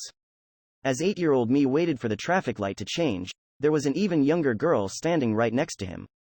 She had a childish accessory in her hair, but due to the poor way she'd put it on, it flew off the moment a stronger gust of wind went by. It fell on the road. The light was still green for traffic, and when the girl tried to go and take her accessory, she didn't notice the truck headed right for her. A few moments before it could hit her, the young me ran in, took her hand, and tried pulling her off the road. However, he was too slow and weak. At 8 years old, he was far too powerless to take her to safety before the truck hit them both. As a result, all young me did back then was simply increase the number of victims. And so, the truck was about to run over 2 children. However, a moment later, a person who'd come over from the other side of the road took them both and jumped out of the way. Normally, that person wouldn't have made it. In fact, normally that person wouldn't have made it even if he'd come over the moment the girl ran out to the road. However, the feat was perfectly possible for this person. Due to his astounding leg strength, he'd closed the distance in but a moment and swiftly taken the girl by the hand. However, there was also me, who was nothing but a burden at this point. Due to me jumping out to the road, the person needed to take both of us. And though he was capable of jumping while holding 2 children, it, naturally, slowed him down. I remembered it clearly. After a moment of being airborne, there was another impact. Then, while still being held, I rolled on the ground. Even so, I didn't feel any pain. The person holding us did a great job protecting us. I could hear some people nearby start to scream. I, on the other hand, was at a loss for words. That was only natural. After all, the one who'd saved us was my brother. Knowing I was coming, he'd walked out to meet up with me. And it just so happened that he'd saw us in great peril and saved us. He'd paid a price for that. His right leg was hit by the truck. With how blue-black and swollen it was, you didn't need to be an expert to know that it was broken. Shu was about to participate in the final match of the tournament. However, right before it happened, his leg got shattered. And it was all because of me trying to save the girl while being completely powerless to do so. Chapter 6. Beyond the Radix Point. At a certain place in the city of duels, Gideon. Heyo, haven't seen you for a while, Figgy. Oh? I know that voice, but not the face. A new costume, Shu? You assume correctly. This is an MVP special reward called Hind Bear. Another costume, I see. Yeah, it's another costume. Got a problem with that? How many do you have by now? Sorry, but that's not something I bear in mind. All I know is that I only have one that isn't a costume. I see there's a bit of a bias. Every special reward besides the thing I got from Gloria is a costume. This makes barely any sense. It's quite unusual to be able to defeat so many UBMs, though. Sorry, but those words have barely any weight when said by you, of all people. You're probably right. Oh, it just hit me. You've worn bear costumes since that time, right? That time, as in the time we met. Oh yeah, I was Barry Ursine back then, too. Though that one was store-bought. It was also the first time we fought UBMs, right? Yeah, that takes me back. We sure had a hard time handling them. It happened when Infinite Dendrogram had only been out for only 10 or so days, right? Our levels were still pretty low. Yep, that sounds about right. I'm still impressed that we were able to win. To be honest, looking back at it, it's actually very weird that we did. But you didn't show any signs of giving up back then, right? Ha ha ha, as if I would. Like I said back then. The possibility is always. Paladin Ray Starling, within a dream of the past on that summer day of 2035, my brother had gotten into an accident while protecting us. His life hadn't been in danger. However, his right leg, hit by the truck, had been seriously injured. The flesh was swollen, the blood vessels under the skin had burst, and the bone was broken. In a game, healing magic or items would have made short work of such a wound, but in reality, it was a grave injury that would need quite a while to be fixed. It was bad enough for him to be hospitalized. And the tournament's final match was supposed to happen about an hour after he'd received it. Nothing that should be done? Asked the entity. Indeed, I nodded. It was hopeless for him. If reason had its say, anyway, I thought. I could see the passers-by begin to surround us and make a stir. Some were panicking. Others were calling ambulances, while some journalist-looking sorts who were focusing on my brother as a fighter in the final match called out to him with a Mr. Mukudori. Standing next to my brother, who was lying on the ground, was young me and the girl, both crying. The girl was probably crying because of the fear of being involved in such an accident, while I was crying due to the fact that Shu had gotten injured because of me. I could clearly remember the things I'd thought back then. It could be summed up as guilt about what I'd done to him mixed with begging someone to help him. In response to all the sympathetic looks and my sentiment, my brother, still on the ground, looked at young me for a moment and owie, jumped up after saying that in a tone one would use when accidentally hitting their head on a ceiling frame. Everyone was dumbfounded. The young me, the girl, and the passers-by all looked at him with eyes open wide with shock. To add to that, even the silhouette right next to me seemed surprised. Well, darn. This sure looks broken, he said as he looked down on his broken right leg while standing on his healthy left. Yet again, his tone was unfitting, making him sound like he'd broken a piece of a plastic model rather than his limb. And no, it wasn't better than it looked, his leg was severely injured. That reaction as ST range. The silhouette made a comment. Well, it's him we're talking about, so yeah. I was used to seeing my brother act and talk like that by now. But the young me still hadn't had much exposure to his eccentricity at that point in time, so he was reasonably shocked. I just called an ambulance. It should be here soon. Please don't move too much, one of the passers-by told my brother. However, in response, Shu said, eh? Oh. Well, thank you for the concern. But there's no need for that right now. No need, a number of people simultaneously repeated his words in disbelief. I have a final match to participate in over at that building, so I'll go to the hospital after that's done, he said. The moment he'd said that, I'd felt as though time had stopped. It seemed like I and everyone else on the scene, except for my brother, was thinking exactly the same thing. What is this guy saying? From its reaction, it was safe to assume that the silhouette shared the sentiment. The place of the dream changed, and we were now in Shu's waiting room. Moments before this scene, this place had included Doctor who'd given my brother some first aid and the master from his dojo who'd tagged along to see the fight, but they were no longer here. The only ones present now were me and Shu. His right leg was covered in a compress and bandaged. But that was all. There was no cast or any kind of support on it. After all, Shu was about to go fight in the match. He'd refused casts and supports because they would have been counted as weaponry. The injury was bad enough to need an operation, and yet. HEW ill fight? Asked the entity. Yeah, I nodded. Due to the lack of expression on the silhouette, it was hard to tell what it was thinking, but even I could tell that it was half amazed and half shocked. No one stops him? In a normal martial arts tournament, the fight would have been called off due to doctor's orders, but this is UNKRA we're talking about. Again, UNKRA allowed anything besides the use of weaponry and threats, and would only end with KOs and give-ups. It was actually strange that such a tournament could exist in this day and age. But it's broken, the silhouette protested. He can win? Doesn't Nade right leg? The Koryu martial arts dojo my brother went to is based around blows, rather than throws and such, I answered. Naturally, kicks are a crucial part of it, and proper leg control while punching is highly important, as well. Now that I think about it, that style is ridiculously manga-like, I thought. Seriously, during the demonstrations I saw, their kicks were breaking logs as thick as people's torsos. What was the name of that kick, again? All I can remember is that it sounded pretty cool. Is his opponent weak? Asked the entity. The opponent in the final match was Gregory Asimov Kaiser, I said. He was nearly 2 meters tall and weighed over 100 kilos, most of which was well-trained muscle. Being well-versed in blows, holds, throws, and locks, he was easily the strongest student participant at that time. He's now doing his best to be the top professional martial artist. Student. Child. Child? He was 17 at that time, which is underage, so yeah. Also, even after 10 years had passed, Gregory was still a well-known face in the end-of-year martial arts shows. Last New Year's Eve, when my brother had returned home for the occasion, I could recall us both watching TV and seeing Gregory still doing his thing. Brodherken, Tyno? He would have had little chance even if he was in top form, and yet he went in with a broken leg, I said. It's only reasonable that people tried to stop him. Not like he listened, I thought.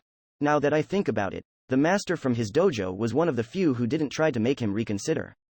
Shu, don't. If you fight someone so strong with that wound, you'll die. The young me was still trying to get him to withdraw from the match. That was only natural. After all, when Shu had gotten injured because of me, I'd been overwhelmed by great fear. And yet, despite his state, he was about to go on and do something reckless, if not downright crazy. My fear back then hadn't allowed me to stay silent and let him do it. Well, I guess doing the kodachi with my leg like this isn't the best idea, said Shu, completely nonchalant. Oh, yeah, I thought. That's what the kick from his school is called. Kodachi, the wood splitter or battle axe, was a frontwards roundhouse kick aimed at the opponent's head. My brother was particularly good at it. The kick which, as the name implied, was strong enough to split wood and seemed capable of doing the same to people's heads was feared as much as Gregory. However, with his right leg broken, my brother couldn't do it anymore. He couldn't do it with his left leg, either, since he would have had to use his right as the pivot leg. Shu was going to have to fight without his ultimate kick. That meant only one thing: he had no chance of winning. He'd gotten the wound because of me. And since it was going to be the reason for his defeat, or perhaps even death, I couldn't stop blaming myself. Thus, I was trying to stop him. However, Shu showed no sign of changing his mind. He was always like that. Though facetious and eccentric, my brother wasn't one to easily let go of something he'd resolved to do. Once the young me came to understand that trying to convince him was useless, he bowed his head in sadness. I shouldn't have jumped out to the road, he muttered to himself. Hearing that, Shu thought about something, leaned over to the young me, placed his hands on his shoulders, and looked him in the eyes. Honestly, Raiji, I think you would have regretted it more if you hadn't tried to save her. But you're the one who actually saved her, the young me protested. I couldn't do it by myself. All I did was get you hurt. The young me wept about his powerlessness. All he felt was regret, grief, and anger at himself. You're right. I got hurt. Shu agreed with me. But you know, it's entirely possible that I wouldn't have saved her if you hadn't tried it. Eh? That surprised the young me. Because you tried to save the girl, I, without thinking, jumped out to save both of you, he explained. In the end, she was saved because of your choice. That might have been the truth, or just a lie to make me feel better. However, there was sincerity in his eyes. That's good enough, Raiji, he said. There's no need to regret the act of choosing something. After all, it's the ultimate premise to grabbing hold of the possibility leading to the future you desire. He added a lot of emphasis to the words that followed. After choosing something, all that matters is whether you can see it or not and grab hold of it or not. Grab hold of it or not? The young me asked. Yeah, the possibility is always. These words of his. The possibility is always there, with your will. No matter how small, no matter behind how many zeros beyond the radix point it lies, it always exists. The only time the possibility isn't there is when you've given up on grabbing hold of the future you desire. As long as you don't give up and keep making choices towards the future you want to see, the possibility won't disappear, even if it's far beyond the radix point. These words of his were still etched onto my very core.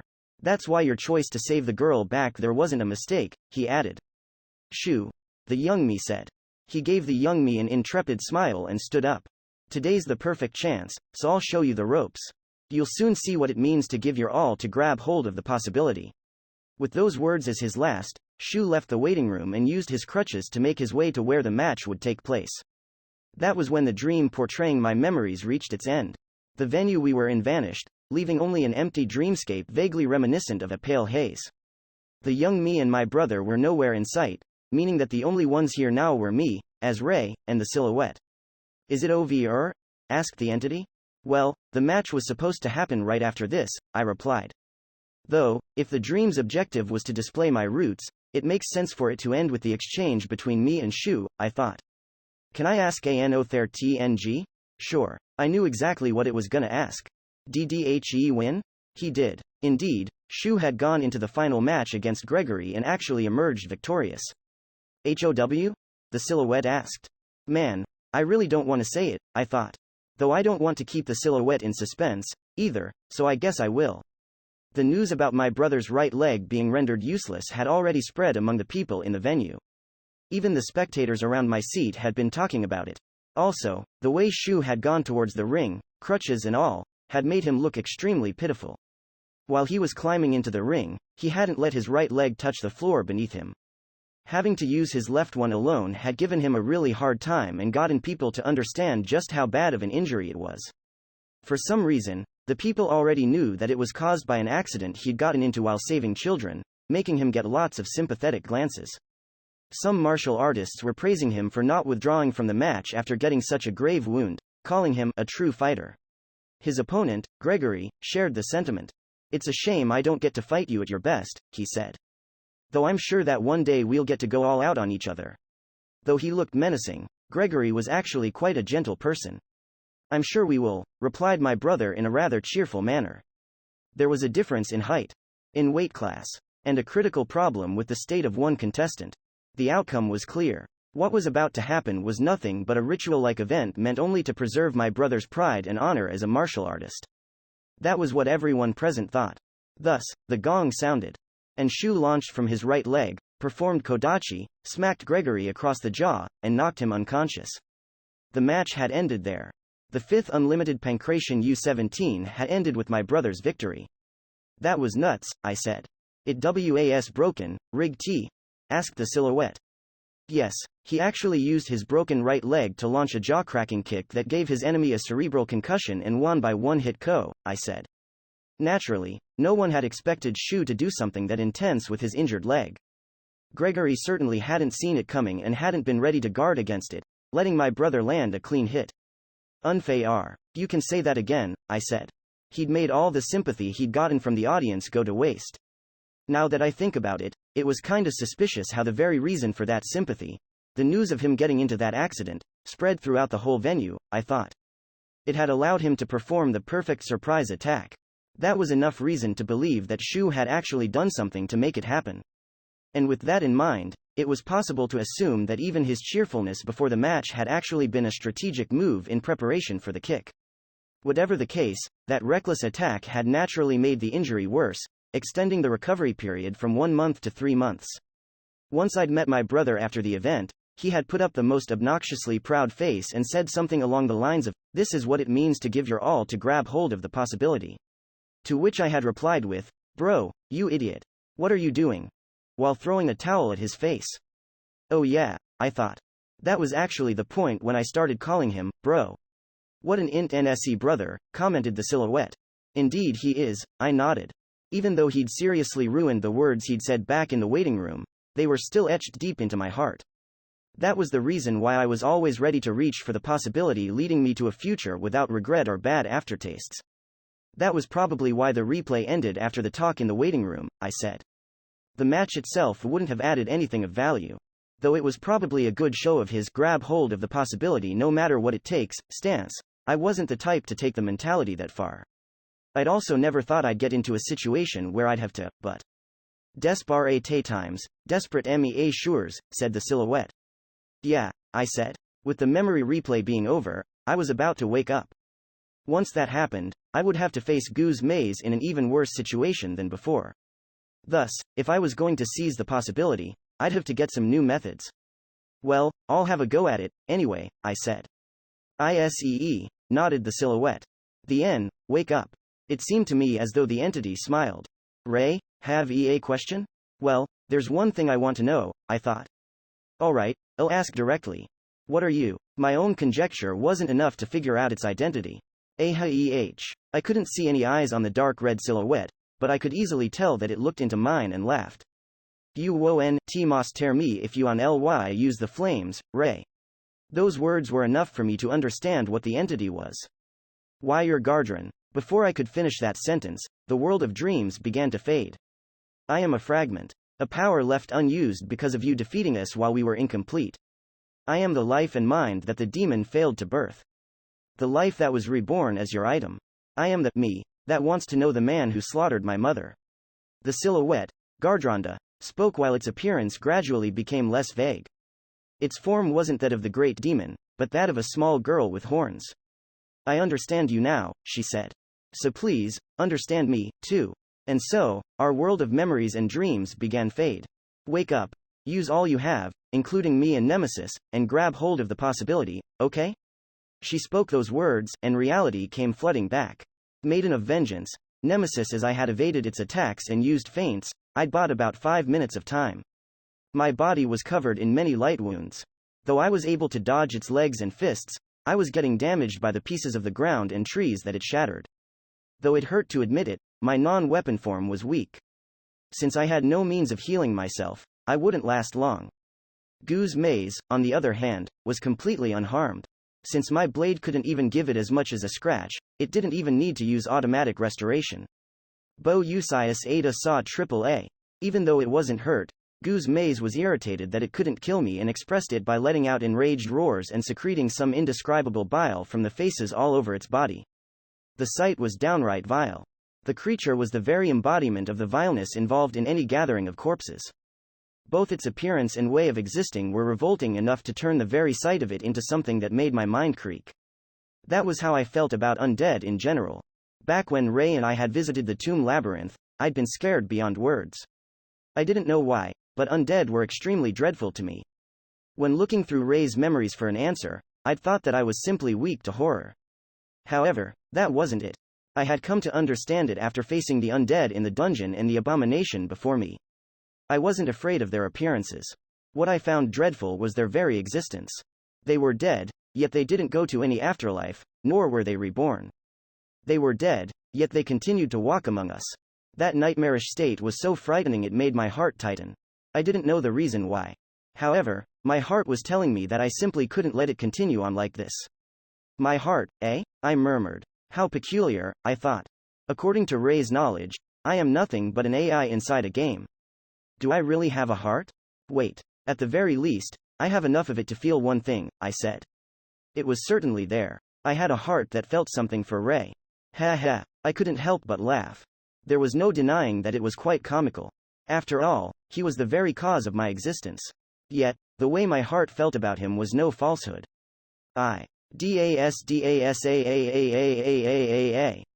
You just had to ruin the moment, didn't you, you uncouth lout? I snapped. Lengthy protrusions squirmed out of several mouths all over Gu's maze's body. They were tongues.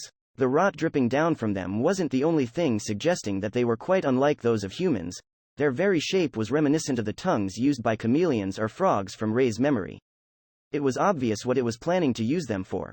Clearly, it had grown sick and tired of my constant evasion. Much like snakes raising their heads, the tongues were ready to strike at me. I won't be able to dodge this, I said. Not only was I injured, I simply didn't have the skill and ability to evade such an attack. There was no way for me to stall it any longer. Ha ha, look at me, Ray, I thought. This is how strong I am by my lonesome. This is the extent of what I can do when I'm just by myself. While alone, I can't go any farther than this. So just come here already. The moment Gu's maze was about to pierce me with its tongues. Sure, I heard that single word, which was followed by a stream of dark red fire that burned the fleshy extensions. The fire on its tongues made Gu's maze wail in anguish. At this point, the blazing, dark red flames were familiar to me. After all, the one commanding them was my master. You sure took your time, Ray, I said. Sorry, a little dream made me oversleep, he replied. You shouldn't keep a lady waiting too long, I scolded. But, well, you made it in time, so I don't mind. Thanks, Nemesis. Hearing that made my expression turn softer, but I made a conscious effort not to show it. So, shall we continue? I asked. We're out of absorption uses and have wounds all over us. The situation is worse than before. Do you think we can do it? Yeah, Ray nodded. I remembered something. No, 2 things. We'll use them to defeat this thing. Remembered 2 things? Care to share? Before answering my question, Ray wore an intrepid grin. Something I neglected to use. And my brother's words. The moment he said that, I instantly understood what he was thinking and came to know his plan. Oh my, I thought, both impressed and slightly shocked.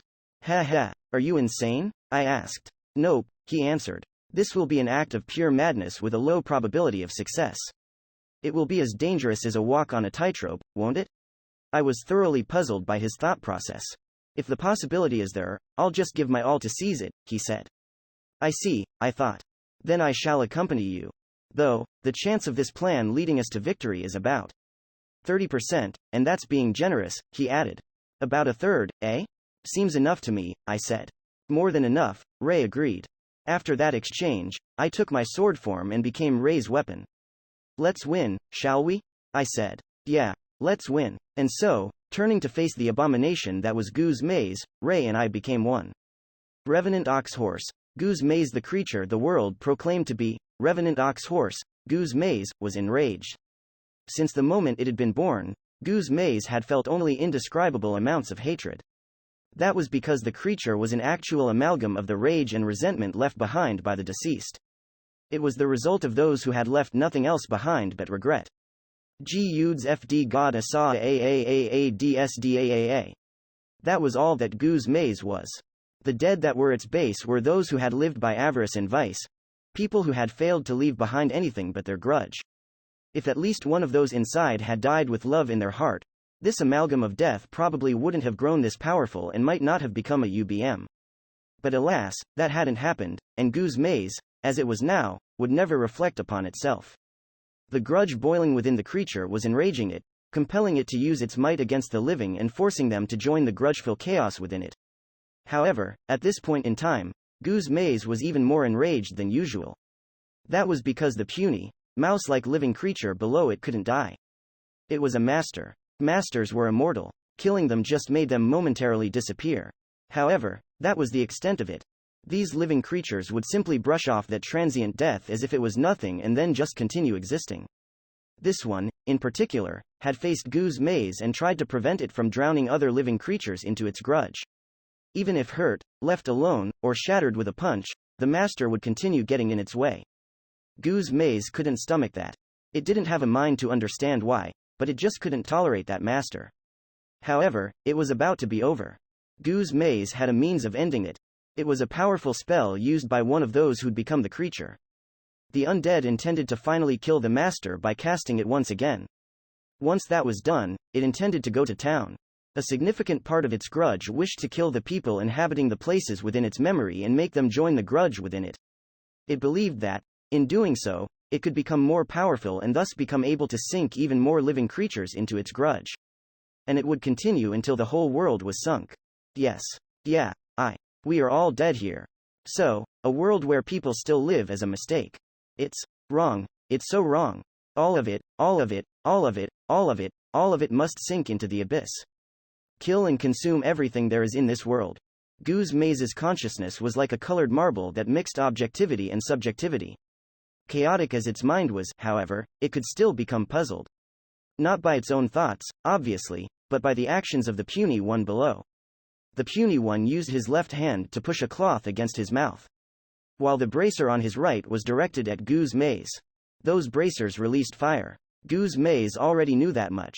However, so far, only the left bracer had released the flames, and it had no recollection of the right one ever doing the same.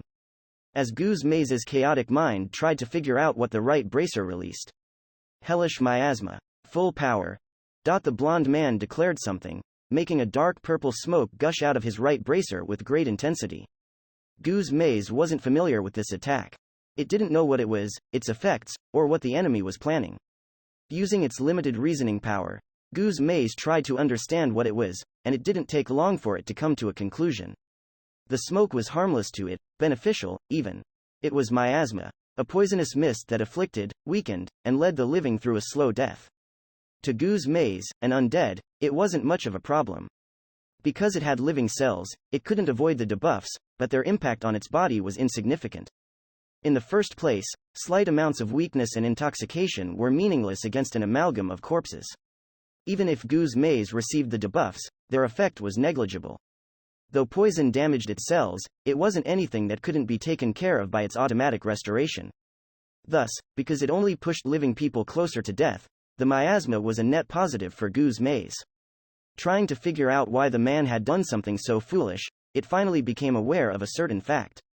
It couldn't see anything. The dark purple smoke had spread all the way up to the base of its throat, and not even the use of the eyes on the faces all over its body could help it make sense of the surroundings.